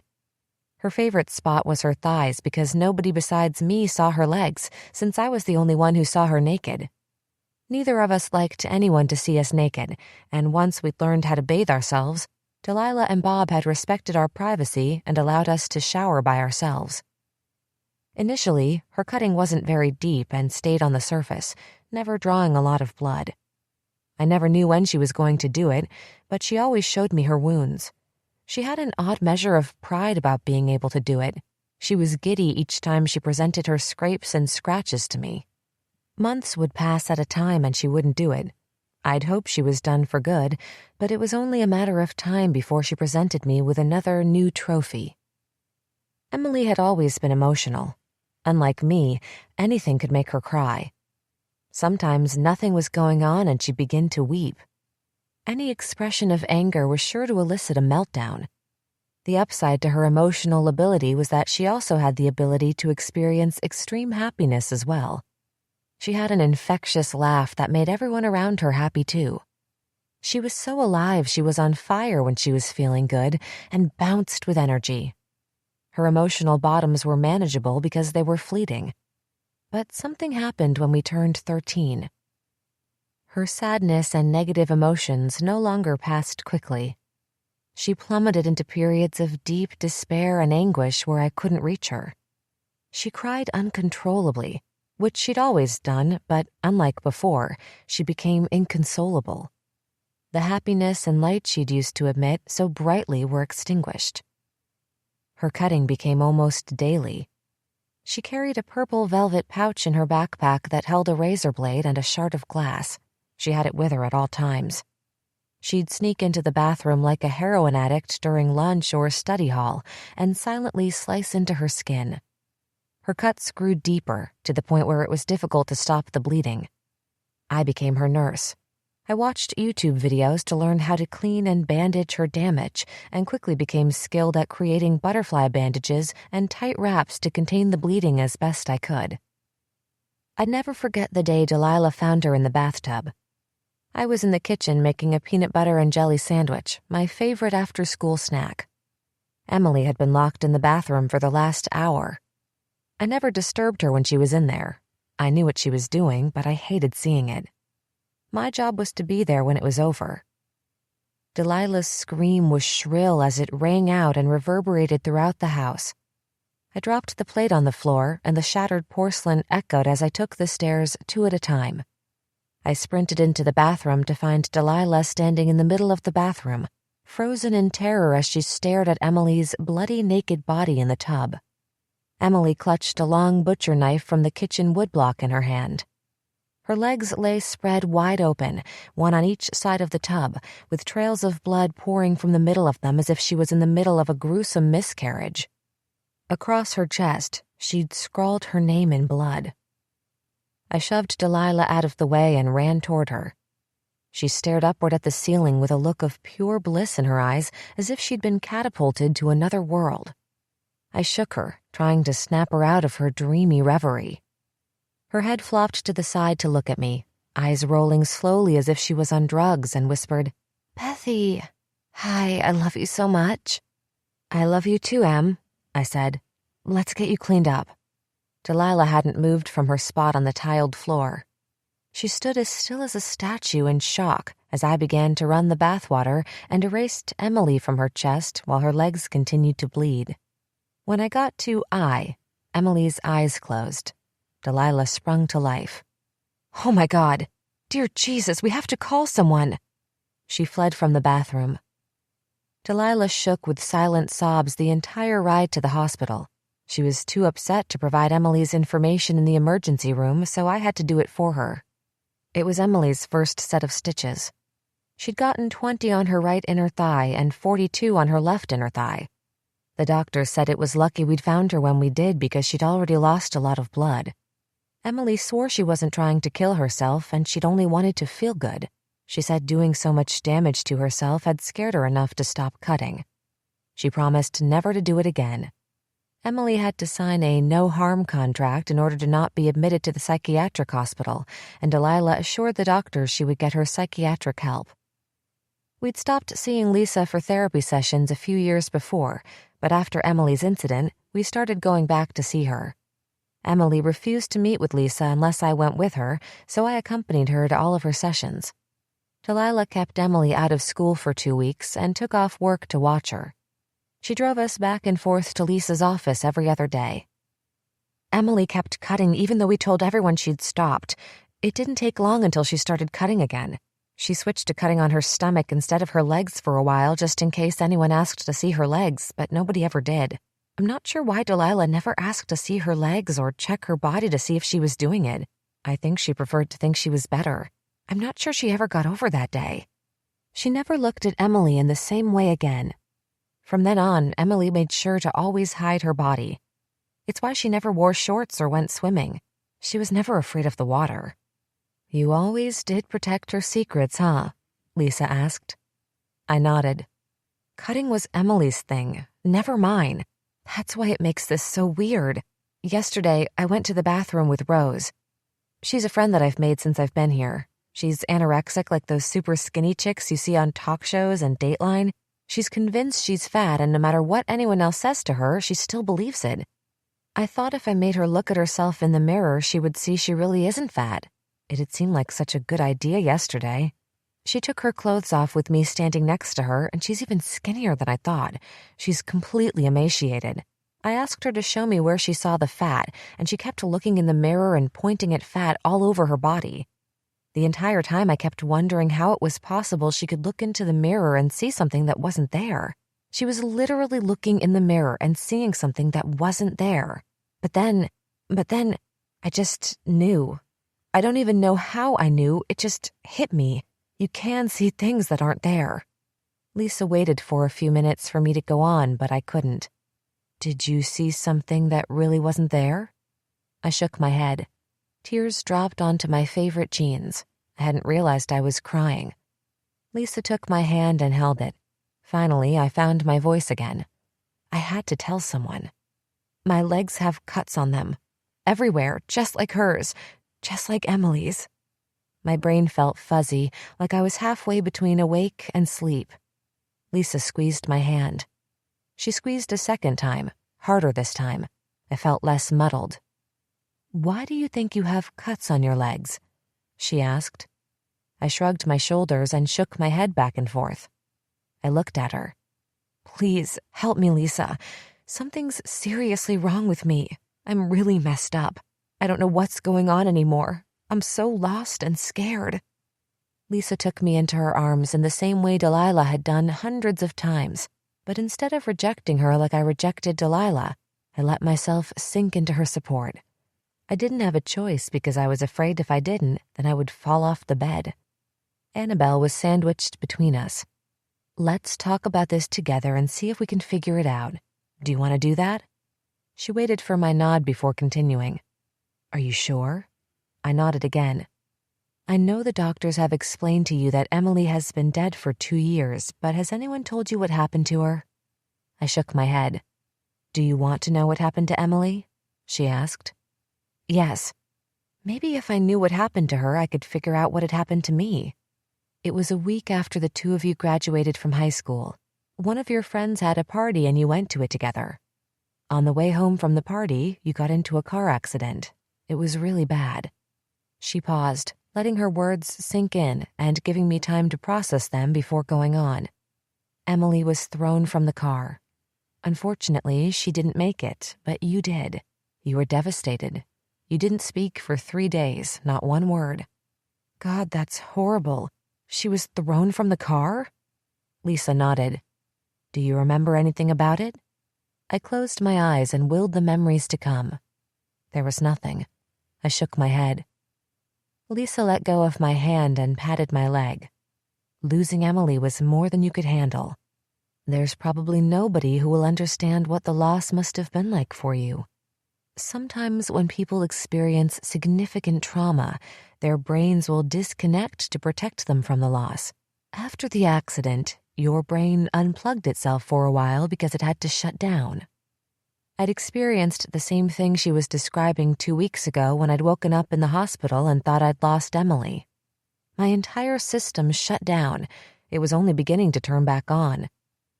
The thing that was so surprising to everyone around you was how fast you went from being catatonic to walking around and talking like everything was fine within a few weeks of the funeral. You'd been racked with grief, and then, bam, you were totally fine. The oddest part was how determined you were to move out of Bob and Delilah's. Bob tried to talk you out of it, but you were convinced it was what you had to do. Delilah was still reeling from losing Emily and so immersed in her own loss, she wasn't able to be there for you. If she was, she might have been able to get you to change your mind. Shortly after you moved out, Bob called me and told me he'd just spoken to you on the phone and you were talking about Emily like she was still alive. He was baffled and had no clue what to do. I caught a glimpse of myself packing boxes in Emily's old bedroom at Bob and Delilah's. I remembered how I'd packed all of her clothes and thoughtfully chosen which of her crime books to take and which to leave behind because there were too many to take them all to our new apartment. If Emily had been alive, she would have packed her own things. She never would have let me pick her books because she was so particular about them and would have wanted to be the one to choose which one should go and which one should stay. Lisa reached out to stroke my head. People's brains are powerful, extremely powerful. You'd be amazed at what they can do. This is just my opinion, and I could be wrong, but what I've seen with the clients I work with who've experienced traumatic losses is that our brains don't let our bodies die from grief even if we want to and it feels like we might. Eventually, our brains force us to start functioning again. Emily being dead was more than your brain could process, and for you to function at all, you had to act as if Emily was still alive. You believed she was still alive, and for you, she really was. Your brain continued to create Emily, but in reality, you've been both Emily and Elizabeth for 2 years. I digested her words slowly. I kept swallowing, trying to get my tongue unstuck from the top of my mouth. It's why she's here. You have to ask her. I put the marks on my legs, didn't I? She nodded, confirming what I'd become aware of last night. Much like Rose looked into the mirror and saw fat that didn't exist, I'd been looking into the mirror for 2 years and seeing smooth, unblemished skin that didn't exist. In reality, Rose didn't have an ounce of fat on her body, and I had mutilated legs that looked as if I'd been sliced with glass after being thrown through a window. Rose wasn't able to see her reality, but I'd seen mine, and I was terrified. 20. I couldn't stay in my room alone after Lisa left, as much as I wanted to. Even though staff dangled the privilege of gaining time alone in your room, no one was allowed to have it. I was exhausted, but stood in line waiting for Shelley to get off the phone because I'd promised to call Thomas. Unlike everyone else, who whispered and talked in hushed tones whenever they were on the phone, Shelley made sure everyone heard her conversations. "Come on, baby. You know you still think I'm hot," she giggled. "You know you want it. I'm going to. Yep. Oh, baby. Not here. I can't. Not here. Yes, I'm horny." She kept looking over at me, making sure I was hearing her conversation. It was impossible not to. Even the nurses looked uncomfortable. Thankfully, I'd caught her during her last few minutes of her scheduled time, and before long I was punching in Thomas's number. He answered on the second ring. "Hey." "Hi." "How was your day?" he asked. It was really long and hard. "What's up? Your voice sounds sad. Are you okay?" "Not really." "Do you want to talk about it? Tell me about it? You don't have to if you don't want to, though. No pressure." I didn't know how to explain things. I wanted to talk to him in person, but he had classes tonight and tomorrow night, so I wouldn't see him until Thursday. He couldn't afford to miss any more classes since he'd missed a week of class while I was in intensive care and was still trying to catch up on all of his homework.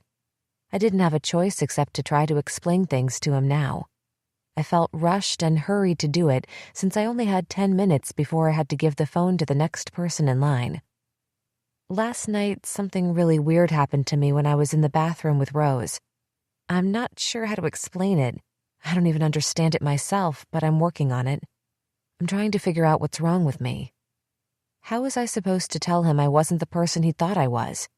I'd been lying to him since I'd known him, but unlike most liars, I didn't know I wasn't telling the truth. Was it considered lying if you weren't aware you were doing it? I'm crazy. You need to know that. I didn't want to hurt him any more than I already had. You're not crazy. Yes, I am. You have no idea. Emily really has been dead for 2 years, and I've been doing more than pretending she was alive. I've been doing what she did.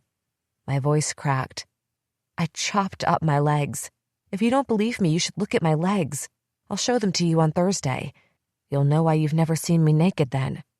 He was silent. All I could hear was the occasional sound of him breathing.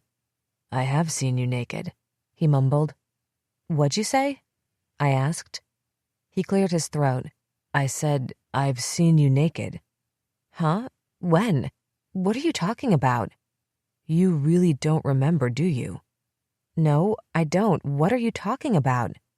I knew you didn't really remember having sex. You always said you didn't, but I thought maybe you felt bad about it, so you pretended like it never happened. And, well, honestly, I felt guilty too, so it was easier to forget about it and play along with you. But I always kind of had a feeling you didn't have any idea we'd done it. I had no memory of it. How could I not remember having sex? I'm not a virgin, I said out loud. I couldn't believe we'd had sex. You still kinda are. I mean, we tried, but, it didn't really, work. How did sex not work? When did we do it? Or try to do it? Whatever. When did it happen? It was the first time you stayed overnight. I stayed overnight? I never stayed overnight anywhere. Not ever. I'd always been too scared to leave Emily home alone because of what she might do while I was away. You don't remember sneaking into the dorm? No. He described how we decided to spend the night together while his roommate went home to be with his family over the long President's Day weekend. There were plenty of other guys who snuck their girlfriends in to stay the night, so there was already a well-practiced plan for getting girls into the dorm. All of the guys took turns being the decoys in front of the cameras at the front door by jumping around after footballs and smashing up against the wall to block the view. It worked for us too, and I'd walked in undetected. We got carried away in the moment and had sex. I made him tell me the details of the story a second time, and I still couldn't remember any of it. "I've got to tell Lisa." "When did you talk to her?" he asked. "After I saw my legs last night, I was so freaked out I could barely sleep. I knew I needed to talk to somebody, but you've met Dr. Larson, and he's impossible to talk to. Plus, he doesn't know my history or Emily's. There's something comforting about talking to somebody who knew her. I called her office earlier today and she came to see me tonight. She brought me an old doll I used to hold when we did therapy as kids. Lisa had given me Annabelle to keep during my hospital stay. She'd even left her brush. I would have still been hanging on to her, but I didn't want Shelley and Toby to tease me. I told her about my legs. "Can I ask you a question?" "Sure." My heart began to thump. "Your legs. You never looked at your legs?"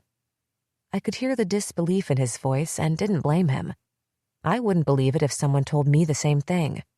It seemed impossible. I didn't know how it was possible, but it was true. I'd been going to the bathroom all day to look at my legs to make sure I hadn't made a mistake. I'd confirmed my self-deception over 10 times. Of course I looked at my legs. I looked at them all the time. I just never saw the marks, and I don't remember putting them there either. That's why I'm crazy. It's why I called Lisa. I had to talk to her about it. "What'd she say?" he asked. She told me Emily and I got into a car accident after our high school graduation, and that's how she died. She thinks her death put my brain over the edge, so I kept on pretending she was alive. "That makes sense. It must feel good to feel like you can start moving on now." It didn't feel like I was moving on. I felt more lost and confused than I'd ever been. I shrugged my shoulders. "Maybe." My turn, my turn, my turn." Doris was in front of me. My turn, my turn." "Look, I have to go. My time's up," I said.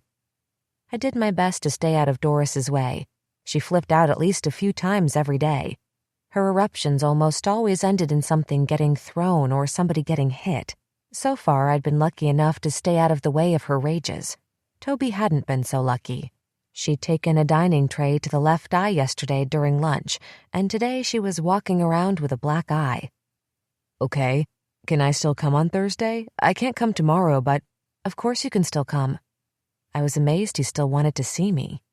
Doris was muttering louder, and she was tracing an angry trail back and forth in front of me. I had to get off the phone fast. "All right, bye." I nodded at Doris, but she wasn't aware I was there. She moved past me and grabbed the receiver from the wall. I walked into the family room and took a seat next to Rose. She didn't bother to look up when I sat down. "Hey," I said. She ignored me. "Rose, can I talk to you?" "Oh, now you want to talk." "Come on.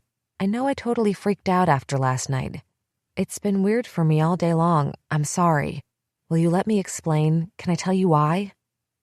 She rolled her eyes, but let me explain everything I'd experienced in the last 24 hours. I did better explaining things to her than I'd done with Thomas.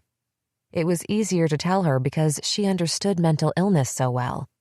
I tried my best to articulate how I'd become aware of the marks on my legs last night while we were in the bathroom without hurting her feelings, and that the only explanation was that I'd put them there myself.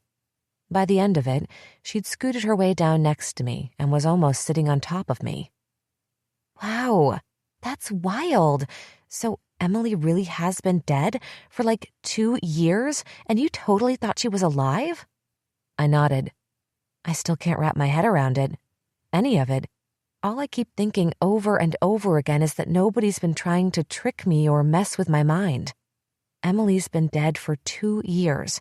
2 whole years. None of what I went through with her even happened. I remember reading a book about something like this when I was in high school. I can't remember what it was called. Anyway, it doesn't matter. The girl in the book wasn't a twin, but she had a daughter who died. I don't know how she died. I think it was drowning or something. Whatever. It doesn't matter how she died. But she was kind of like you. She still saw her daughter all the time and talked to her every day. She thought her daughter was alive. She kept describing the book and explaining different scenes, but I quit paying attention. I was too busy searching my mind for any kind of image or memory of Emily dying besides the night I thought she died. There was nothing. My mind always returned to the night in the apartment when I found her in the bathroom. I could remember it so vividly. How could it seem so real and not be? I had so many questions. How did I fight with someone who wasn't there? How did I come up with the idea to pretend she was alive? Was it a choice? Did I wake up one day after the funeral and decide to do it? Did I think about it beforehand? What do you think? Does it help? Rose interrupted my thoughts. Sure, I replied, even though I had no idea what she was talking about. Did I tell you my mom is coming in for a meeting tomorrow with the team? She asked. No, really? For what? No idea. Dr. Heimer told me about it in our session. I wanted to tell you earlier today, but you've been ignoring me all day, remember? She stuck out her lower lip in an exaggerated pout. I giggled. Sorry, but you've got to understand, right?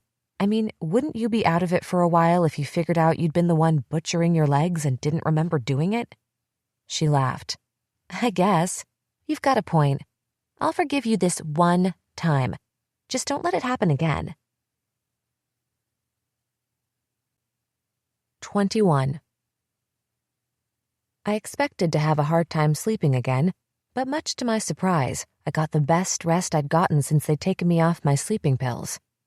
Up until 2 days ago, I'd been taking 2 pills a day since I'd gotten to the hospital, a white one in the morning and a pink one at night. But even without my sleeping pill, I fell asleep as soon as they turned off the lights and put on the hallway dimmers.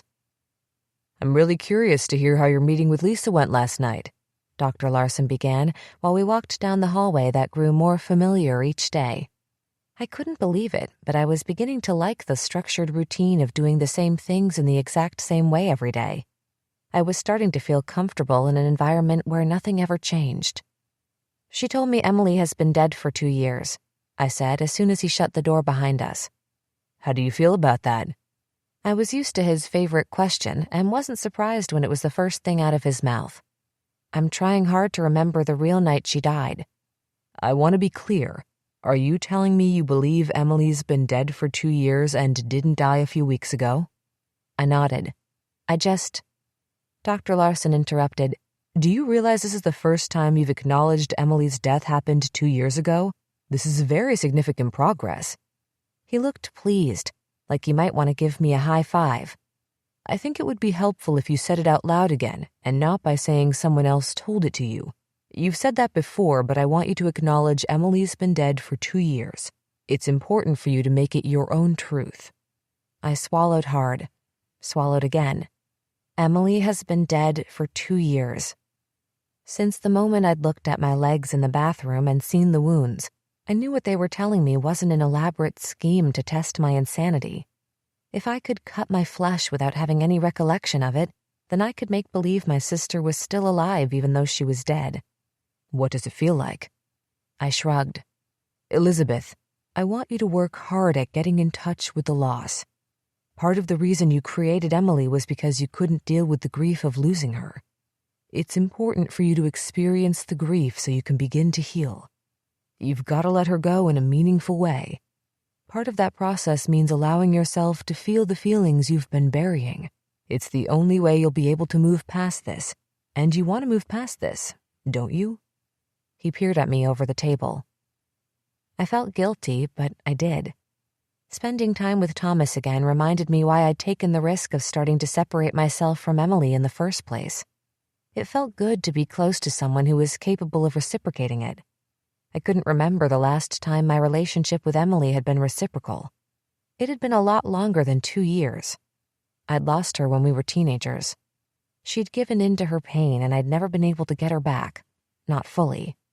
I'd been surviving on pieces of her and brief moments of who she used to be for a long time. In the days before the hospital, I'd begun to believe I was capable of separating myself from her and beginning to live my own life. I wanted to feel that way again and not feel guilty for it. My motivation was based on more than my feelings for Thomas and wanting to get back what we had. Rose was my first real friend who wasn't Emily, and I liked our friendship. It gave me hope that other people besides Emily might like me and want to be close to me, even if they knew how messed up I was. Rose and I had so much fun laughing and joking around. It felt good not to be serious all the time. The weight of carrying Emily around with me was heavy and overshadowed everything I did. It always had. What if I could live without the weight? What if Lisa and Delilah had been right all along about letting her go and moving on? I didn't have to do it alone. Other twins had done what I was trying to do. They'd gone through what I was going through and somehow made it to the other side. They'd learned how to be half alive. If they could do it, was there a chance I could do it too? I want to get well. It felt good to say it. I was finally letting go and allowing the recovery process to happen. Getting well is going to be one of the hardest things you've ever had to do. One of the most important things we need to do is to get at the root of your dissociation. Dissociation stems from trauma, and we need to go back to where it started. The reason you were able to disconnect from Emily's death and create an alternate reality is because of your ability to separate yourself from pain. I believe the practice of disengaging yourself from hurt to protect yourself was already in place before you lost Emily. Most likely it began in your childhood. We've got to go backward and find those places where you disconnected in order for you to move forward. He was losing me again like he always did. I don't understand. People dissociate to protect themselves. You learned how to disconnect from reality when you were a child because of the things you went through. You're going to continue to dissociate unless we go back into your childhood and walk through the trauma you experienced. We have to reconnect the connection to reality that was severed a long time ago. Do we have to do this? He nodded. It's important. We can start small. Were you sexually abused as a little girl? That wasn't starting small. Not at all. I didn't need to talk about what had happened to me when I lived with Mother. It had nothing to do with what was going on now. I shook my head. It's time to start talking about what happened to you when you were a little girl. You're safe now. I wanted to go back to talking about Emily. I'd do any other work he wanted me to, just not this. Anything but this. I froze, my mind paralyzed. When kids experience trauma, they often describe leaving their bodies. They talk about being outside themselves and watching themselves do things, but without any emotional attachment. Has that ever happened to you? How did he know? I flashed back to the ceiling tiles in Mother's bedroom, where I would hide and watch as the special friends played their games with my body. Each ceiling tile was filled with tiny holes, and I would pick one to focus on and send my brain into it. Sometimes I watched as they poked and prodded into my body, putting their evil inside of me, splitting me in two. Other times, I disappeared into nothingness for a while. Yes, I know what that's like. I didn't recognize the sound of my voice. Dr. Larson spoke slowly, enunciating every syllable. Tell me about it. Try to remember where you were and what happened, what it felt like. You're safe now. It's okay to talk about it. It was... I remembered the searing pain ripping through my whole body, so hot it felt as if I was on fire, like my entire insides were being burned. I saw Emily's face filled with terror and her small body shaking violently as she watched me from the corner of Mother's bedroom, knowing she would be next if the monster didn't get his fill from me. Oh my God, I can't do this. I said I never would. I don't want to remember. Please don't make me, please. Dr. Larson rose and pulled his chair next to me on my side of the desk. He was on my side. He was too close. I didn't like it. I couldn't breathe. What was he doing? You're safe now. Nobody is going to hurt you. This is an important part of the process. Give your brain permission to remember. I can't do this. I won't. It felt like someone shoved my head underwater. I can't breathe. There's not enough air. I saw myself as a little girl lying on the bed, the monsters hovering over me. The black stones where their eyes should have been. My thoughts raced so fast I couldn't discern them. They hurt me. Bad men, really bad men, I whispered, as if the special friends were in the room with us and might hear. I started coughing and choking. There was something in my throat. I gagged, but nothing came up. I heaved again, and this time when I opened my mouth, gut-wrenching wails pierced the air. Loud animal screams from someplace deep within my core. I can't stop screaming. Please make it stop. It went on and on. Dr. Larson moved to stand beside me and placed his hand gently on my knee. He didn't hug or embrace me like Lisa would. He simply stood on guard as I came apart. And I was shattering. My entire body hurt. My insides were on fire. The sobs ripped through me again and again. Tears stung my eyes as the images of Emily and me huddled together in our room after the monsters had gone played in my mind. The pain devoured me. My body shook as if I was having a seizure. Snot dripped on my knees as I began to hiccup. I kept hiccuping, and my body kept shaking until the sobs finally ceased. I was empty. I felt like a woman whose baby had been ripped from her womb. I pushed Dr. Larson's hand off of my knee. "Can I go back to my room?" I asked, refusing to look at him, ashamed at my explosion. "I'm not sure it would be a good idea." "Please, just let me go, please." He motioned for the door. I shuffled out the door and down the hallway. I moved in slow motion on the way to my room. I fell onto the hospital paper sheets and curled up on my side, hugging my knees to my chest. Just like Emily. I sat up and looked around, expecting to see her. I'd laid in the same position I'd found her in so many times over the last 2 years, but it wasn't her. It was always me. "This is how I lay when I'm Emily," I said out loud. It was comforting and familiar. I saw myself in our apartment, lying exactly as I was now, alone. I saw the image clearly. My eyelids were heavy, and I didn't fight their descent. I closed them to the darkness. It was like being covered in a warm blanket. I was startled awake by Rose shaking my shoulder. "Are you okay? Are you sick? Get up before you get into trouble." I sat up, rubbing my eyes. "I'm sleepy. How long have I been asleep?" She pulled me up. "I don't know, an hour, maybe 2. You were gone when I got back from my breakfast, and then I noticed Dr. Larson was meeting with Darren, but you weren't anywhere to be found. Now, come on, get up or you're going to get in trouble. They still don't know you're in here." I groaned and stood. I wanted to crawl back into my bed, but instead followed her into the family room. I curled into a ball on the end of our couch. She sat next to me and put her arms around me. Shelley and her crew stared at us from their spots at the table. Shelley whispered in Toby's ear, and before long, Toby walked over to the couch. I hid my head in Rose's chest. "What's going on? Is she okay?" Toby asked. I didn't have to look up to know she was feigning exaggerated concern or that Shelley was straining her ears trying to hear the conversation. "Get out of here. Leave her alone," Rose said. "Look, we just want to be here for her." "I said get out of here. I meant it. Go bother someone else." I heard her footsteps walking away. Rose rubbed my head and smoothed my hair back and forth like I used to do to Emily. It made me start to cry again. "What's going on?" she asked. "Did something happen? Do you want to talk about it? You don't have to if you don't want to." My session with Dr. Larson was really intense. He made me talk about my childhood. Rose rolled her eyes. "They love to talk about your childhood. I swear to God, I've talked my childhood to death.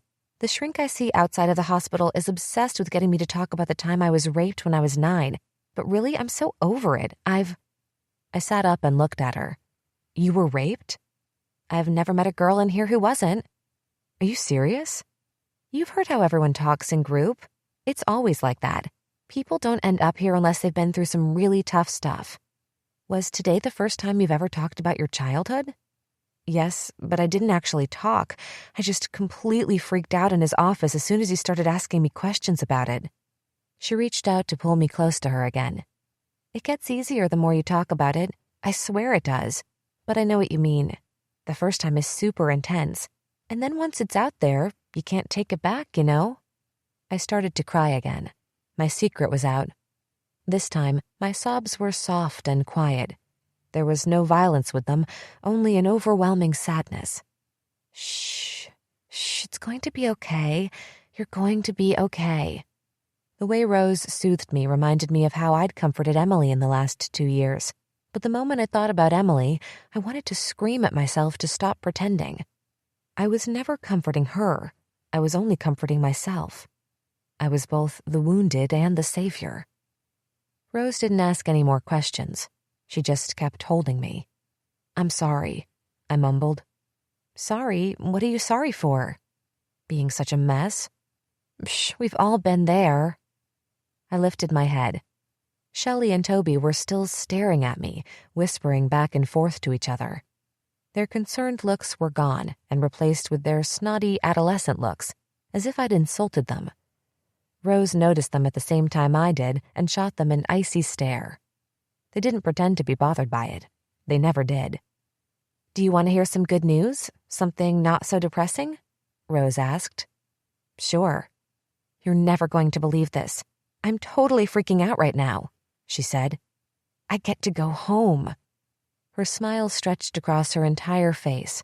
Her eyes sparkled with new life. "Are you serious? Remember the meeting I told you about yesterday? That was what it was about. My mom showed up this morning, and of course she was totally annoyed because I'm sure she had to miss a court date or something, but whatever, I don't care. Dr. Heimer was there and so was Mark. They went into this long explanation about how the team doesn't think I'm ready to go home yet, but my insurance won't cover my stay here any longer." She was still grinning. "The team wants to send me to an extended care treatment facility for eating disorders, but my mom would have to pay for it, and it's like one of those super fancy treatment centers, so it's really expensive. And guess what? My mom won't pay for it. She said she's done paying for me to go to treatment centers that never make me better." "What are you going to do?" I asked. "Oh, it gets better. I get to live in my own apartment. My mom doesn't want me to come back home. She hates having to worry about me, so she's paying for me to get an apartment. I get to live on my own. I'm so excited." I couldn't help but remember all of our conversations when she shared how she hated her mom being gone all the time because she had to be alone, and she didn't like being alone. She always said she couldn't stand it. I guess living alone was better than living here. "It's probably not going to be for a couple more days. There's all this paperwork that needs to be done, and my mom has to find me an apartment, but I'm going to start packing. You want to help? It might get your mind off things." I nodded. I was afraid if I started talking, I'd start crying again. What would I do when she left? Would I ever see her again? "Hey, Polly," Rose called out to the nurse's station. "Can you come with us to my room, pretty please?" Polly followed us to Rose's room and went back to reading her book outside the door. I'd never been in her room before, and an elaborate collage covered an entire wall. It must have taken her hours to complete. It was plastered with pictures of stick-thin supermodels intermingled with dark and depressed poetry. I plopped on her bed and watched as she attacked the collage, tearing everything off, rolling the paper into balls and tossing them into the garbage. "I'm not taking any of these. I don't want to remember anything about this place." She ripped more off the wall. "I mean, of course I'll remember you. I'll still talk to you. I'll call you on the phone. It's not like I don't know the best time to get a hold of you. You can fill me in on all the daily drama." I smiled back, suddenly feeling awkward. "I'm going to miss you. Do you have any idea when you're going to get out?" "I don't know. Hopefully in a few days." I wanted to be excited for her, but couldn't bring myself to do it. I wanted her to stay with me. "I have an idea." Rose leaped onto the bed next to me and grabbed my shoulders. "You should totally live with me. We can be roommates. Oh my God, it'll be so much fun." "Really?" I hadn't given a thought to what I would do when I got out. There was no way I was going back to Emily's in my apartment. I couldn't live with the reminders of our life staring me in the face every day. The thought of it gave me the same underwater feeling I'd had in Dr. Larson's office earlier. If I was truly going to start over, I wanted a fresh start. Maybe living with Rose was what I needed. I started helping her tear down the collage while she chattered about how we would decorate our apartment, the colors we would use in the bathroom, and furniture ideas for the living room. She wanted to paint the bathroom yellow and her bedroom blue. She carried on about all the movies we'd see together and the restaurants we'd eat at like she was ready to start eating dinner again. It sounded so normal, and I liked the way it sounded. 22. Lisa came to visit during visiting hours like she'd promised the night before. I spent the first part of our time filling her in on the breakdown I'd had in Dr. Larson's office. I'm sure it felt horrible, but I agree with Dr. Larson. He's right about your ability to disassociate and going back in your history to where it started. It's the only way to do it if you want to get better. As painful as it is, you're going to have to start talking about your childhood and working through it. I'd never talked about the special friends. Not ever. Not even with Emily. It wasn't as if there'd been a time when we agreed not to talk about it, but we didn't need to. What had happened to us was unspeakable. It's too awful. My voice sounded weird again, like it did in Dr. Larson's office. She took my hand in hers and gave it a gentle squeeze. Why don't you give it a try with me? Mother wasn't the only one who hurt us. She only started letting us out of the bedroom so other people could do things to us. You mean the special friends? Oh my God, you know? How do you know? Emily told me. When did Emily tell her? She never said anything about it. Why didn't she tell me that she'd told her? Wow, I didn't know what else to say. We always knew you girls had been sexually abused. It was included in the medical report, but we never knew who did it. Bob and Delilah were convinced it was your mother, but I always suspected other people were involved. They didn't think it mattered who'd done it, and I respected their wishes. I never pushed. When did Emily tell you? Remember when the two of you came to see me after Emily got caught cutting? I nodded. Those weren't the last sessions I had with Emily. Emily started coming back to meet with me during your junior year. I saw her in therapy for the next few years. We were working together right up until she died. Her eyes filled with tears. I couldn't help but feel betrayed. Why wouldn't Emily tell me she was going to see Lisa? Why would she keep that a secret? Anger shot through me. You look upset, she said. I am. I didn't want to be, but I was. Emily had told the one secret we shared while I'd always kept all of hers. She was embarrassed to be in therapy again. She thought it made her weak. That's why she didn't tell you. Her voice was thick with emotion. Elizabeth, do you know how hard it was for her to struggle while you did so well? She talked about it all the time in our sessions. She wanted to have your strength. She hated who she was and the things she did. She was ashamed of her cutting and mortified by her behavior with boys. For years, she'd gotten into trouble for the things she did with males. In elementary school, she got caught playing doctor on the playground with boys from our class, and by middle school, she'd progressed to performing sexual acts on them. She lost her virginity when she was 13 to a 17-year-old guy she met on the internet. He took her to Chick-fil-A, then to the backseat of his car, and after they'd done it, she never saw him again. She was constantly in trouble with girls at school for sleeping with their boyfriends. Bob and Delilah caught her on more than one occasion posting naked pictures of herself online and in chat rooms with older men. She'd spent half our adolescence grounded from the internet and her phone. She didn't keep any of the things she did with guys a secret from me. She was proud and talked about it all the time. She swore she liked it, and her level of excitement rose the more risque the conquest. I believed her. I thought I was the one with the problem, not her. I thought there was something wrong with me for not wanting anyone to touch me. And then she suddenly stopped. She quit dating and stopped talking about hooking up with guys. I asked her about it a few times and she laughed it off. She said she was thinking about becoming a lesbian. I'd figured it was another effect of her depression, like she'd given up another thing she enjoyed in the same way she'd quit painting. I remember when she stopped. It was the summer of our junior year. She used to be boy crazy, and then all of a sudden, she didn't have any interest. Emily was never boy crazy, even though that's what it looked like from the outside. What she didn't understand was that she was reacting to the sexual abuse in her childhood. One of the things I explained to her is how sexual abuse affects sexuality. When girls are sexually abused, they tend to behave in two ways. They either become extremely promiscuous, or they end up avoiding all forms of sexual behavior and become unresponsive to sex. I spent a significant amount of time with Emily explaining this relationship to her. She found it comforting that her sexual behavior was common given what she'd been through. I couldn't help but recognize that I was the other extreme Lisa was talking about. I swallowed the lump in my throat. We spent months doing a form of therapy called trauma-focused cognitive behavioral therapy. It's a type of therapy that helps people work through sexual abuse and trauma. She found it helpful, and she was able to stop her self-destructive behavior with men. Her eyes filled with tears again. Even though our work helped her stop acting out with men, I couldn't stop her from hurting herself. It didn't matter what kind of therapy we did or what techniques I used. Cutting herself was something she wouldn't give up no matter what. I've never felt so powerless. She let the tears spill down her cheeks. I understood her powerlessness, and she might be the only person who understood mine. This time, I took a hold of her hand. We sat in silence for a few moments, but unlike the silence of Dr. Larson, it was a comfortable silence.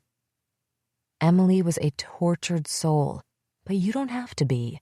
I've always stressed the importance of seeing the two of you as individuals and separate people. She must have said it thousands of times to the Ruths over the years, and probably as many times to me during our private sessions. Even though it might not feel like it, the two of you are not the same person. Remember when you came to see me the week before you tried to kill yourself and how you told me that you loved Thomas?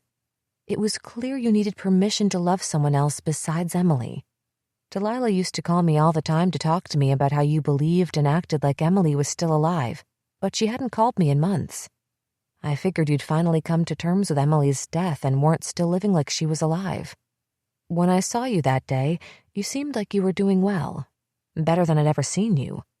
You'd fallen in love and needed permission to let go of Emily. She paused, looking deep into me.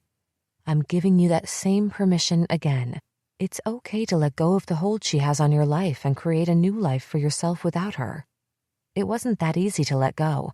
I still had questions that wouldn't go away. What I don't understand is why the last night happened. Ultimately, I was killing myself, and there wasn't any reason to kill myself. If I created the story about Emily, wouldn't I just have to rewrite the script? Or stop pretending she was alive? Why'd I have to die? I'd existed as two people in order to keep Emily alive, and it was surprisingly logical, especially since all the other twins I'd read about did similar things. Maybe not to the extreme I had, but all of them had made efforts to keep their twin with them and not face their loss. I didn't want to deal with Emily's death, so I pretended it hadn't happened, and then I created a make-believe Emily and pretended to be her whenever I needed to. It wasn't the part of the story I had a problem with anymore, as bizarre as it was. Killing myself was the one crucial piece of the puzzle that didn't fit in the explanation. I think you were finally ready to let Emily go, Lisa said. She still wasn't answering the most important question. But then, why did I try to kill myself? I could tell she'd never thought about this part of the scenario. The explanation about creating an imaginary Emily so I didn't have to let go of her was understandable. Needing to let go of the delusion of her existence once I'd fallen in love with Thomas also fit perfectly with the explanation. All of it did, right up until the point of trying to kill myself. Why was I the one person who saw a problem with this part of the puzzle? I'd asked the same question I was asking Lisa at the team meeting earlier in the morning, and no one could answer it then either. They'd stared at me until finally someone spoke up. That's a very good question. It's one we are hoping you're able to answer once you begin feeling more comfortable, one of the female psychologists said. All of the others had nodded their heads in agreement in their typical fashion.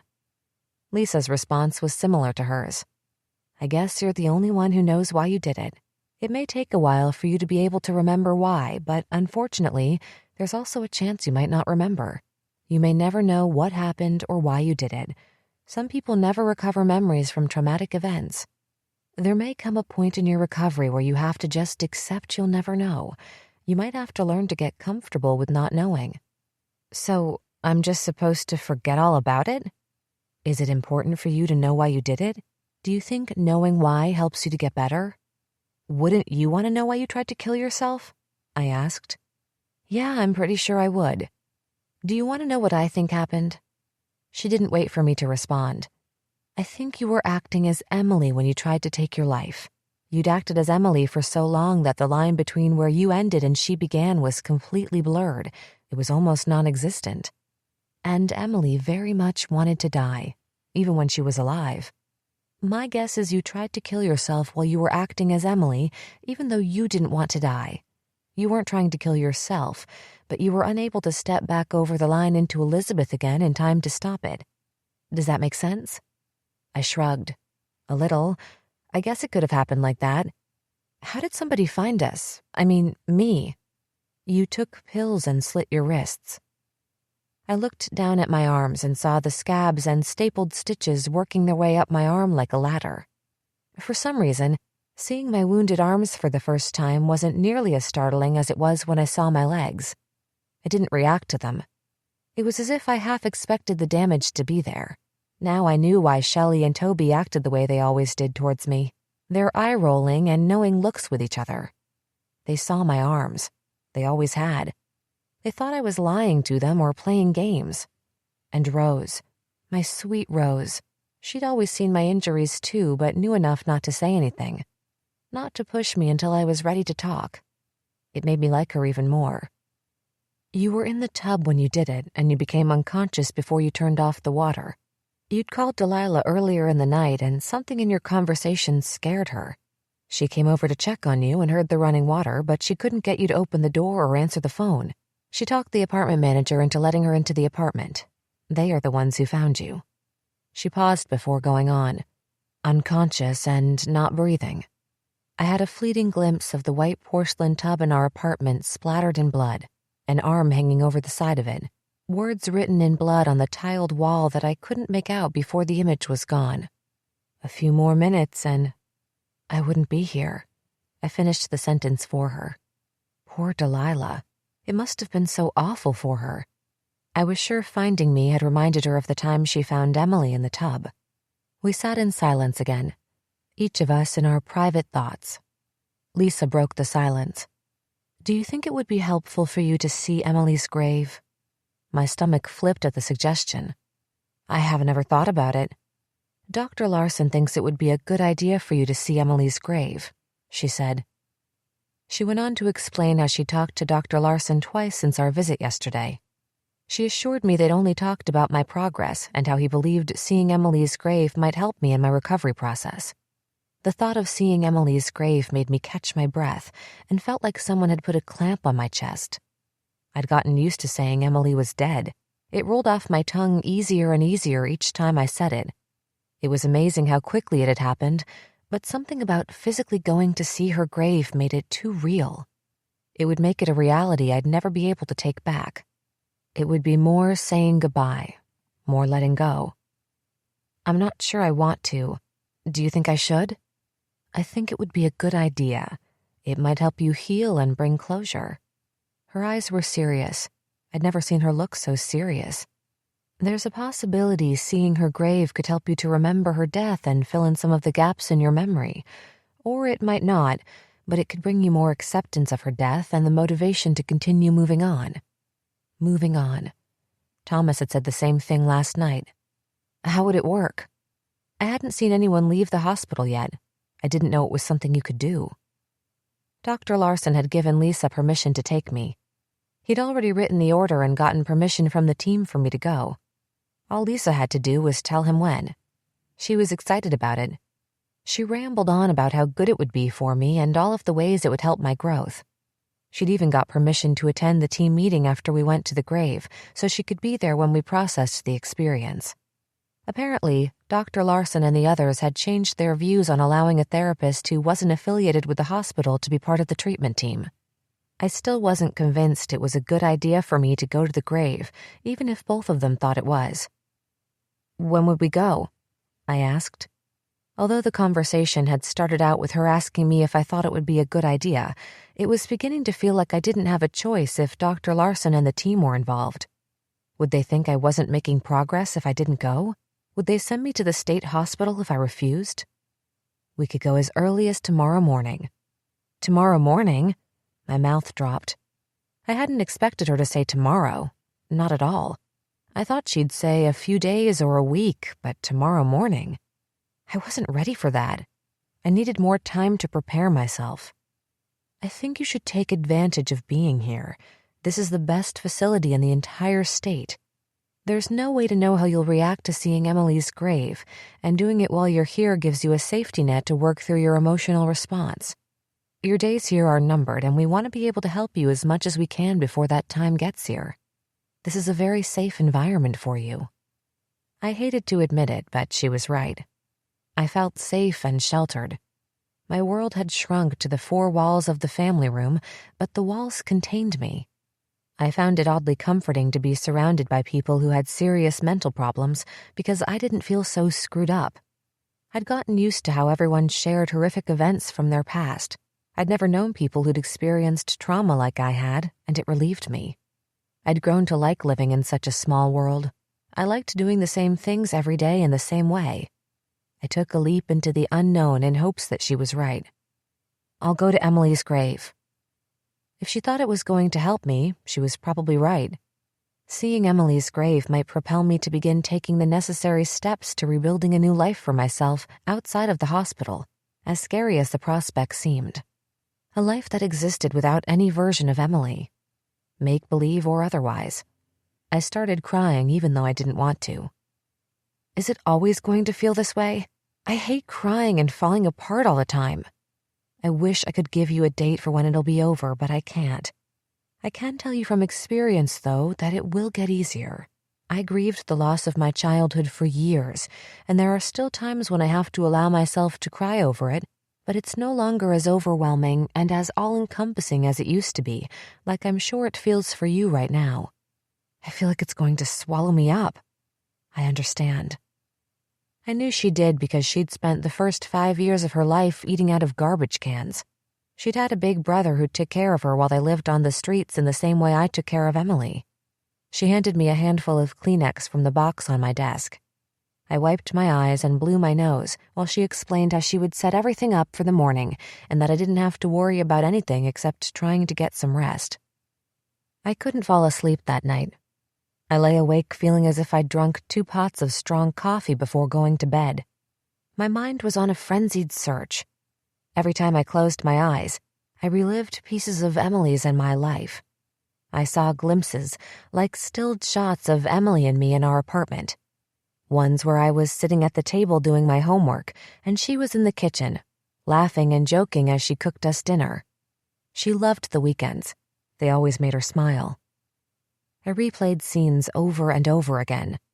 Us going to the movies, us going shopping like we used to do when she wasn't depressed, digging through piles of clothing at Goodwill looking for the perfect find.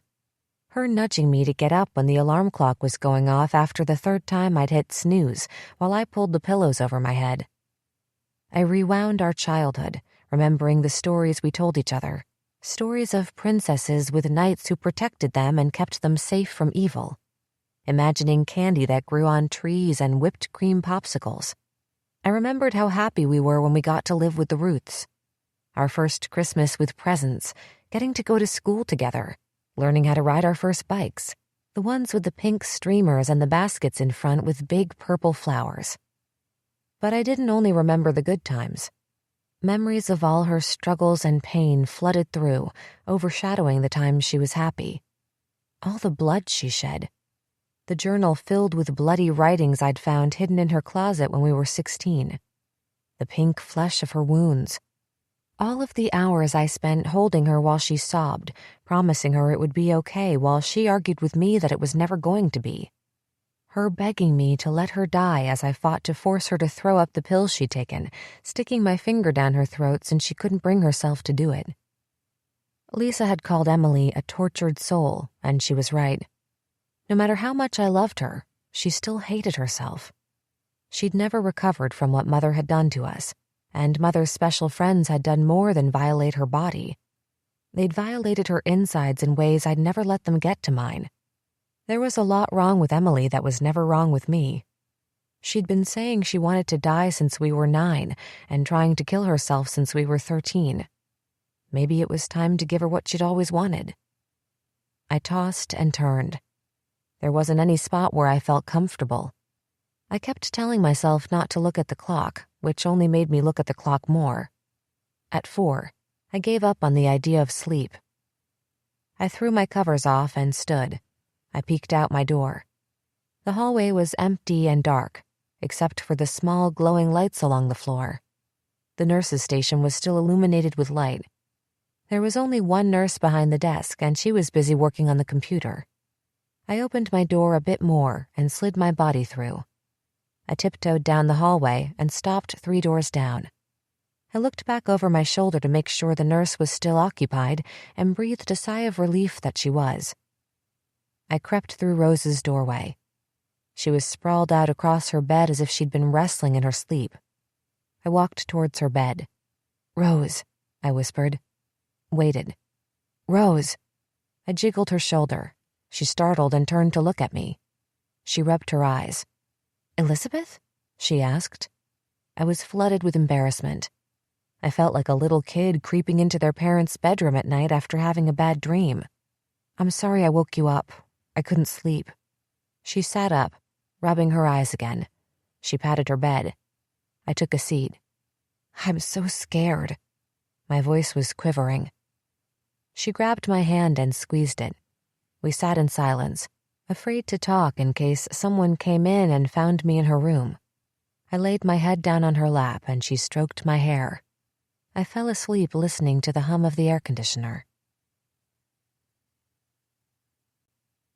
23. Polly saw me in Rose's bed when she knocked on the door for the customary morning wake-up call, but she didn't say anything. I rushed back to my room, not wanting to test her leniency. In a few minutes, she was at my door. "How are you feeling?" she asked. It never mattered that nobody talked to her about how they were feeling. She never quit asking. I was sure she knew where I was going. Nothing was a secret in the hospital. I shrugged my shoulders. I was glad she didn't say anything about being in Rose's room.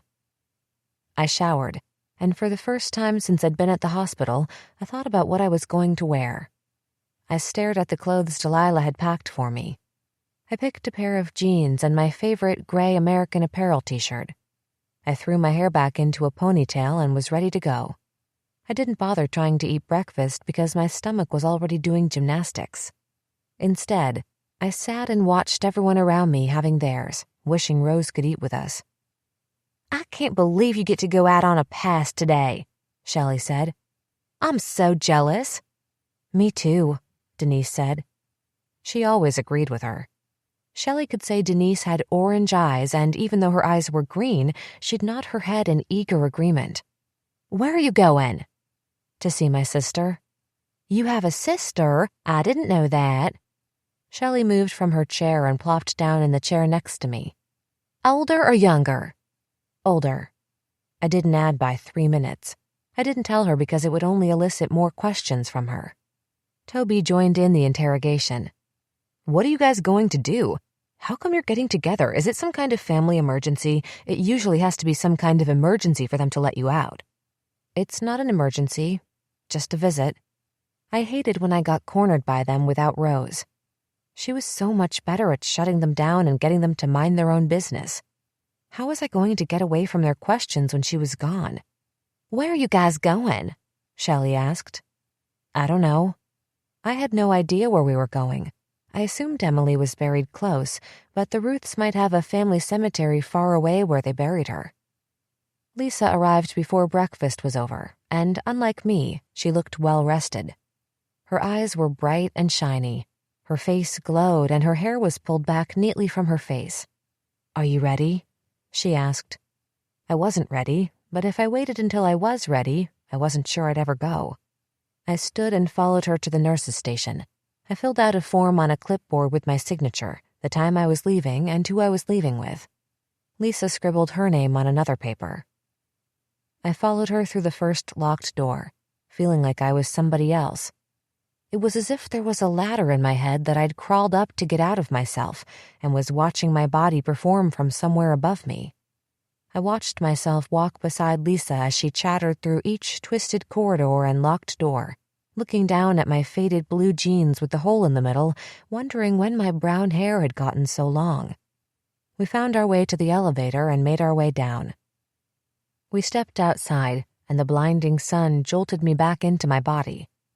It had been so long since I'd been outside that the sun hurt my eyes, making me squint. The air smelled different. It was more alive, like it smelled right after it rained. Everything looked brighter and more vibrant. I'm parked across from the building. I'm cheap and didn't want to pay for parking. Lisa laughed and pointed across the road. She drove a red Honda Accord. I slid in and was flooded with memories of all of the lunches Thomas and I took in his Honda. By the time Lisa had left last night, it was too late for our scheduled phone date. I missed hearing his voice. I couldn't help but wonder if we were ever going to be able to eat lunch in his Honda again. I didn't ask where we were going. I stared out the window, watching the trees and houses flash by. I watched the lights flicker and turn color as we passed through them. The world still existed and had continued moving. There was a part of me that thought the world was on hold, but time hadn't stopped while I was in the hospital. Time hadn't waited for me to catch up. It had kept going, and it was going to keep moving forward whether I wanted it to or not. Is there anywhere you want to stop before we get there? Do you want a coffee or something? I appreciated the gesture, but the only thing I wanted to do was to get this over with. I was afraid if we stopped the car and I got out, that I would start running in the opposite direction. I would take off sprinting as fast as I could and never look back. As it was, I didn't know if I was going to be able to get out of the car once we got there. Lisa slowed down as we passed St. John's Cathedral and put her blinker on to turn into the driveway. It was the church Delilah and Bob had taken us to every Sunday until we were 16, even though neither of us believed in God. At 16, they'd given us a choice as to whether we wanted to keep going or not. We never made another Sunday. I hadn't stepped foot in a church since then, no matter how many times Thomas had asked me to go with him. She made a left-hand turn and followed the driveway to the back, where it opened up into a large parking lot. There was a small cemetery behind it. The parking lot was empty. She pulled into a space to the side of the gate and turned the car off. Neither of us moved to get out. "Have you been here before?" I asked. I realized as soon as I said it that I already knew the answer. She'd mentioned being at the funeral before, and I was sure she'd gone to the gravesite too. "I stood next to you during the burial. It was a beautiful service." Dread crept up the back of my throat. "Do I have to do this?" Lisa laid her hand on my knee. "Honestly, no. You don't have to do anything you don't want to do. We can go back to the hospital if you'd like, or just sit here for a while. But I think it would be a good idea for you to see her grave. I support whatever you decide, though. Really, it's up to you. Take all the time you need." I stared out the window at the rows of headstones for a long time.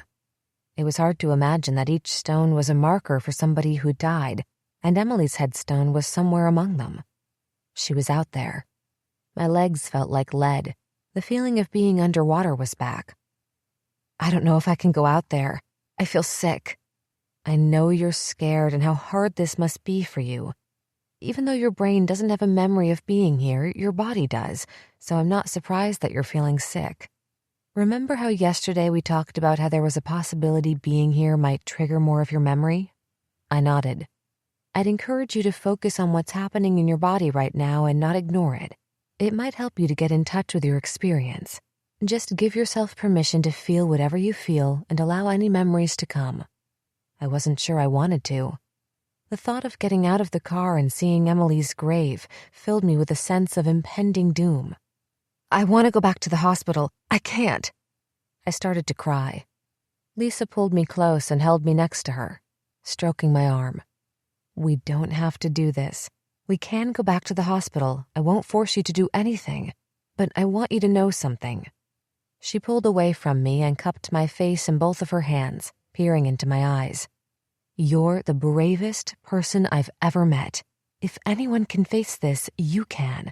I wouldn't have brought you here if I didn't think you could handle it or that it was going to help you." "Do you really think so?" "I do." I opened the passenger door. "Are you sure?" Lisa asked. I wasn't sure, but I was going to do it. I stepped out of the car and walked to the front of it. She followed my lead and came to join me. She took my hand. "You can do this." She squeezed my hand and started walking. I walked alongside her robotically as if I was in a trance. We weaved in and out of the aisles of headstones, careful not to step on any of the grave sites. There were so many. I avoided reading any of the inscriptions. Lisa stopped, so I stopped too. She looked down and I did the same, but I couldn't bring myself to follow her gaze. Instead, I stared at my feet. New black Converse. I couldn't bring myself to look forward at the stone. I wasn't ready to raise my eyes. Lisa placed her hand on my back. My palms were sweaty and my armpits were moist. I felt hot and flushed like I was coming down with the flu. My heart was a staccato drum in my head, and I was sure if someone looked at my chest, they'd be able to see it pounding. I took a deep breath and looked up slowly. There it was. Emily Ruth, 1991 through 2009. Beloved sister, cherished daughter. You will be in our hearts forever. I stared at the headstone and read the first line again. Emily Ruth, 1991 through 2009. A sickening awareness flooded my body, and all the air got sucked out of me. I reached down and rubbed the spot of the raised Emily carved on my inner thigh, the tattoo I'd put there with a razor on our 14th birthday. Lisa had always asked me why I carved my name into myself or wrote my name in blood whenever I cut. The answer was simple. I did it to remind me I was alive and who I was. I'm Emily Ruth. Panic rushed through me. Did Lisa know? Was this what she wanted me to remember? I furtively looked over at her, but she wasn't looking at me. She was staring at my headstone with tears streaming down her face, struggling with her own memories of me. There was no way she knew the truth. She was as convinced that I was Elizabeth as I'd been.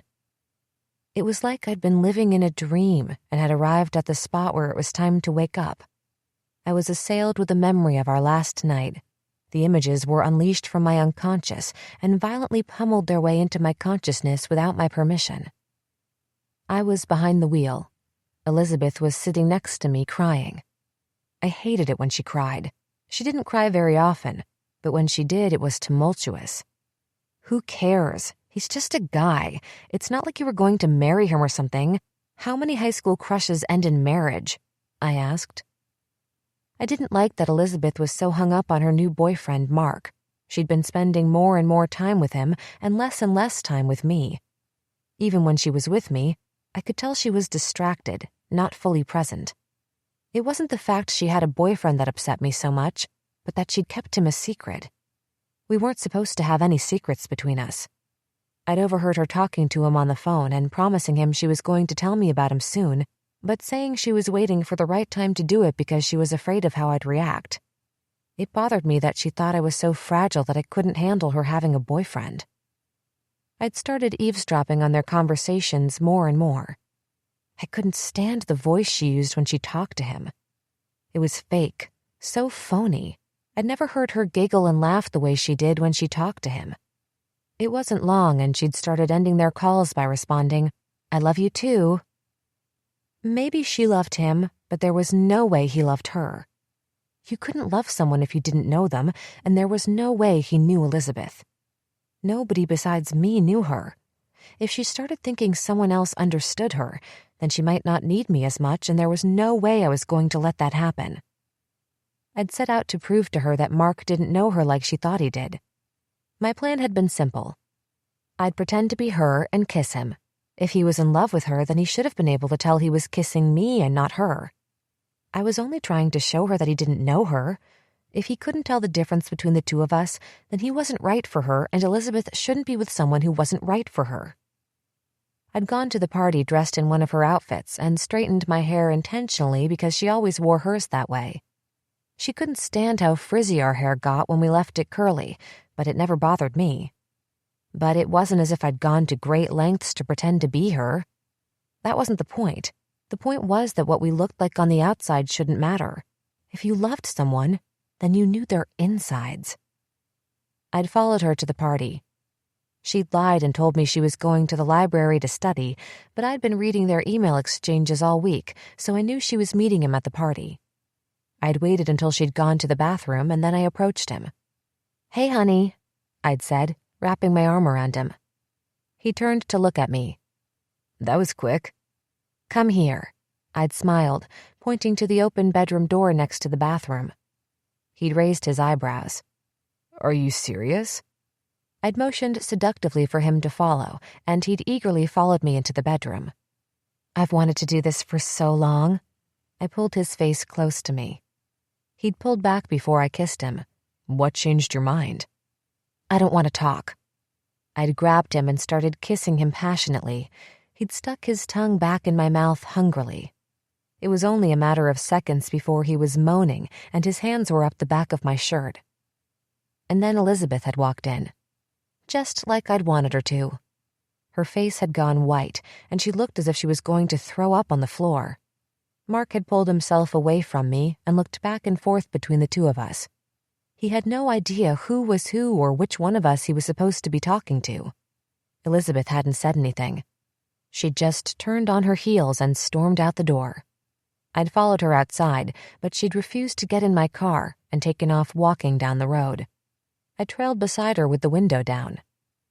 "Please, Bethy, get in the car, please," I'd begged over and over again as she stomped down the road. "I can explain, just let me explain." I'd pleaded with her for 5 minutes before she finally got in the car. When she slid into the passenger seat, she began sobbing hysterically, and I didn't know what to do. I hadn't expected her to react so strongly. "It's not just a crush," she screamed at me from the passenger seat. "I love him." She'd never screamed at me before. "He doesn't love you," I yelled back. "He kissed me. He kissed me and had no idea it wasn't you." "What was he supposed to do?" Elizabeth asked. "You came to the party dressed exactly like me, and we've never dressed alike. Not once. You looked totally like me. You even straightened your hair, and you never straighten your hair. You knew exactly what you were doing. Don't try to pretend like you didn't. How could you? How could you do that to me?" Elizabeth hadn't ever raised her voice at me, and now she was screaming. I didn't know how to stop it or make it better. She was the one who knew how to make things right. "He should have known. That was the entire point. How could you? How could you do that?" She was crying so hard she was on the verge of hyperventilating. "Bethy, don't be upset. I was just looking out for you. I really was. You've got to know that. I knew he wouldn't be able to tell the difference between us because he doesn't really know you or love you. I had to show you." Her shoulders continued to shake with sobs. "Don't you see? I did it for us. He was going to come between us. He already had." I was desperate to calm her down. She'd never been so angry with me. "Please, I'm sorry. You've got to understand. Don't you see? I was only thinking about you and trying to protect you. He was going to hurt you. They always do. I really liked him. I mean, I really did." Elizabeth turned her head away from me. "Please look at me. Don't be mad, please." I was crying now, too. I couldn't take her being mad at me. I didn't know how to handle it. I was becoming unhinged. Elizabeth kept her head turned towards the window, refusing to look at me. I reached over to touch her shoulder. She jerked it away. "Leave me alone, Emily. I just want you to leave me alone." "Come on, don't be like that. You can't stay mad at me. Please, look at me, Elizabeth." I grabbed her again. She shoved me off and moved further away. I reached for her another time. And then it happened. It all took place so quickly. The bright, glaring lights in my face blinding me. The loud horns screaming at me. The screeching, the squealing, the deafening crunch followed by the darkness. I opened my eyes slowly. It was hard to breathe. The airbags smashed my face. My head hurt. My seatbelt was ripping into me, cutting me in half. I turned to look. She was gone. "Elizabeth? Elizabeth!" The windshield was shattered, pummeled through savagely. I pushed open my door. The headlights were blaring in my eyes. The horns still roared in my ears. A semi-truck lay on its side next to us. There was smoke. Lots of smoke everywhere. It burned my eyes, hurt my head. "Elizabeth!" I began running down the road in the darkness, screaming, searching wildly. My lungs hurt and the throbbing pain in my legs was excruciating, but I didn't care. Nothing mattered. Nothing except finding her. I spotted a body on the side of the road. Crumpled, twisted, grotesquely contorted. I ran to it. I knelt down. Her face was splattered with blood. Her clothes ripped to shreds. Her arms and legs were twisted at odd angles as if they'd been snapped in half. Her stomach was gashed open, and pieces of her insides lay around us, sprinkling the side of the road. Her eyes were wide open. So wide. And dark, filled with terror. I brought my face down to her face. Nothing. I knew before I touched her that she was dead. I placed my hand on her neck, then her wrist, and finally, her chest. Nothing. Elizabeth was dead, and I'd killed her. My life was over. I laid my head on her chest, sobbing. Primal sounds were released from a place inside me that I didn't know existed. Her blood pooled around my head. People were running, screaming, calling out to each other. Red lights blinked. Sirens howled. And the smoke. There was so much smoke. Big black boots at my face. A strong arm shook me. Shook me again. "Miss, what's your name? What's your name?" I couldn't move. I couldn't breathe. I couldn't live. "What's your name? Do you know your name?" he asked me again, shining a flashlight into my eyes. I lifted my head off her chest slowly and nodded at the police officer. "I do. My name is Elizabeth. Elizabeth Ruth." Epilogue. It had been 3 weeks since I'd been to my own grave. For a brief moment on the ride back to the hospital, I'd considered telling Lisa who I really was, but I pushed the idea aside in favor of keeping it a secret. If I told her, she and the doctors would make me go back to being Emily, and I didn't want to be Emily anymore. I'd never wanted to be me and had spent my life hating myself. Mother had been right about the two of us. She'd always said Elizabeth was the strong one and I was the weak one, that she was smart and I was dumb, and I should try to be more like her. Even after we were rescued from Mother and went to live with the Ruths, everyone still compared me to my sister. They measured my progress against hers, and I never measured up. Nobody ever came right out and said it as cruelly as Mother had, but it was always there, hidden beneath the surface. Bob and Delilah were too kind to say it to me, but I saw it in their eyes the first time my elementary teacher called to tell them I'd been caught playing doctor with 2 boys on the playground during recess. Then there were other times when I heard the 2 of them talking about how messed up I was when they didn't know I was listening. Like when I got home from the hospital after Delilah found me in the bathtub and I'd overheard her crying to Bob, "I just don't understand. Why can't you be more like Elizabeth?" I would have given anything to be more like Elizabeth. I'd spent just as much time wishing I could be her as I had hating myself.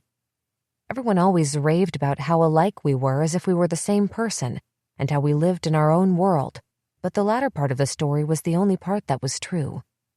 We lived in our own world because she was the only person who understood me, but we couldn't have been more different. She was born with a steel guard around her heart that protected her from evil. I, on the other hand, wasn't born with any form of protective shield. I didn't have any boundaries to contain me and keep me safe from others. She had her armor, and I had nothing, which meant my body and soul were never my own, and anyone could reach in and invade me. There wasn't a single part of me that had gone unmarked. I grew up watching Elizabeth with awe, wondering how she could be so invincible. It started with Mother and the special friends, but continued after we'd been taken away and our life unfolded with the Ruths. She was solid and strong, full of so much grit and fortitude. Nothing penetrated her. I didn't have any idea how she did it, and desperately wanted to be like her, but I never could. Not even close. The night I killed her, I didn't intend to become her. It just happened, almost by accident. As I lay on the road on top of her body, I was devastated that I'd killed the one person I loved and who loved me more than anyone else in the world. I worshipped and needed her. I couldn't fathom a life that existed without Elizabeth, nor could I bear the responsibility of being the one who took her life. There wasn't any way I could admit she was dead, so when the police officer asked me what my name was, I told him Elizabeth. Bits and pieces of my memory were slowly coming back. I still didn't remember anything about the days following her death, but I did remember standing next to the grave as they buried her and realizing everyone thought I was dead. They all believed I was Elizabeth and hadn't even questioned it. I was the only one who knew the truth, and it dawned on me that I could go on being her. If I didn't tell anyone what had really happened, then no one besides me would ever know. I told myself I would be giving both of us a gift. I would no longer have to be me, and becoming Elizabeth would keep her alive. I slipped into the role of Elizabeth effortlessly. It was so simple and didn't take any effort on my part because I was already aware of every detail about her. I'd been studying her since we were little girls and knew everything about her, from the way she cocked her head slightly to the left side whenever she laughed, to the way she stuck the tip of her tongue out when she focused. It was like stepping into my favorite book. It was easy to be her, and I found out very quickly that I liked being her. It felt so good, so much better than it had ever felt being myself. What I hadn't counted on was that I wouldn't go away. I'd buried myself in the ground with a headstone bearing my name, but I refused to die. I wouldn't disappear and let myself just be her. It was a constant battle between the two of us.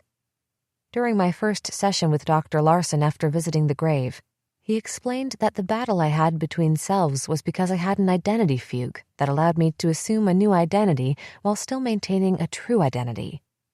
He described everything in the context of me being Elizabeth because, unlike Lisa, I never considered telling him who I really was. He referred to my identity fugue as my altered state and said it was another symptom of my dissociative disorder. It was another instance when I had no idea what he was talking about and wished I was able to ask Lisa about it, but I couldn't. Once I was aware of the truth about who I was, I knew she was the one person I wouldn't be able to hide it from, so I had to stay away from her because I couldn't take the chance of her finding out. It made me sad, and I was going to miss her a lot. But like Elizabeth always used to say, sometimes you have to make sacrifices to get what you want, and giving up my relationship with Lisa was a sacrifice I was willing to make because I was committed to my freedom. Dr. Larson was hopeful for my complete recovery. His focus during my last few weeks at the hospital had been to help me repair my identity fugue by doing what he referred to as bringing me back into congruence and getting rid of my altered state. He assured me if I followed his instructions and trusted myself to the process, I would be able to begin a new life, and I wouldn't have to continue living the way I'd been living. The process included grieving Emily's death and identifying the role that keeping her alive had served in my life. Dr. Larson said the goal of my treatment was to live integrated, but my goal was to live without her completely. I was willing to do whatever it took to get rid of Emily because when I walked out of the hospital doors, I wanted to be free to live my life as Elizabeth without the interference of my old self. I did everything Dr. Larson asked of me. I wrote her a goodbye letter and read it during group, talked to her in an empty chair and told her I loved her, beat on pillows and screamed about how angry I was, and finally, through a guided hypnosis, visualized myself releasing her hand and letting her go. Dr. Larson promised it was possible for me to have a new beginning, and I knew I could have it as long as Emily stayed buried. I just had to make sure she stayed buried this time.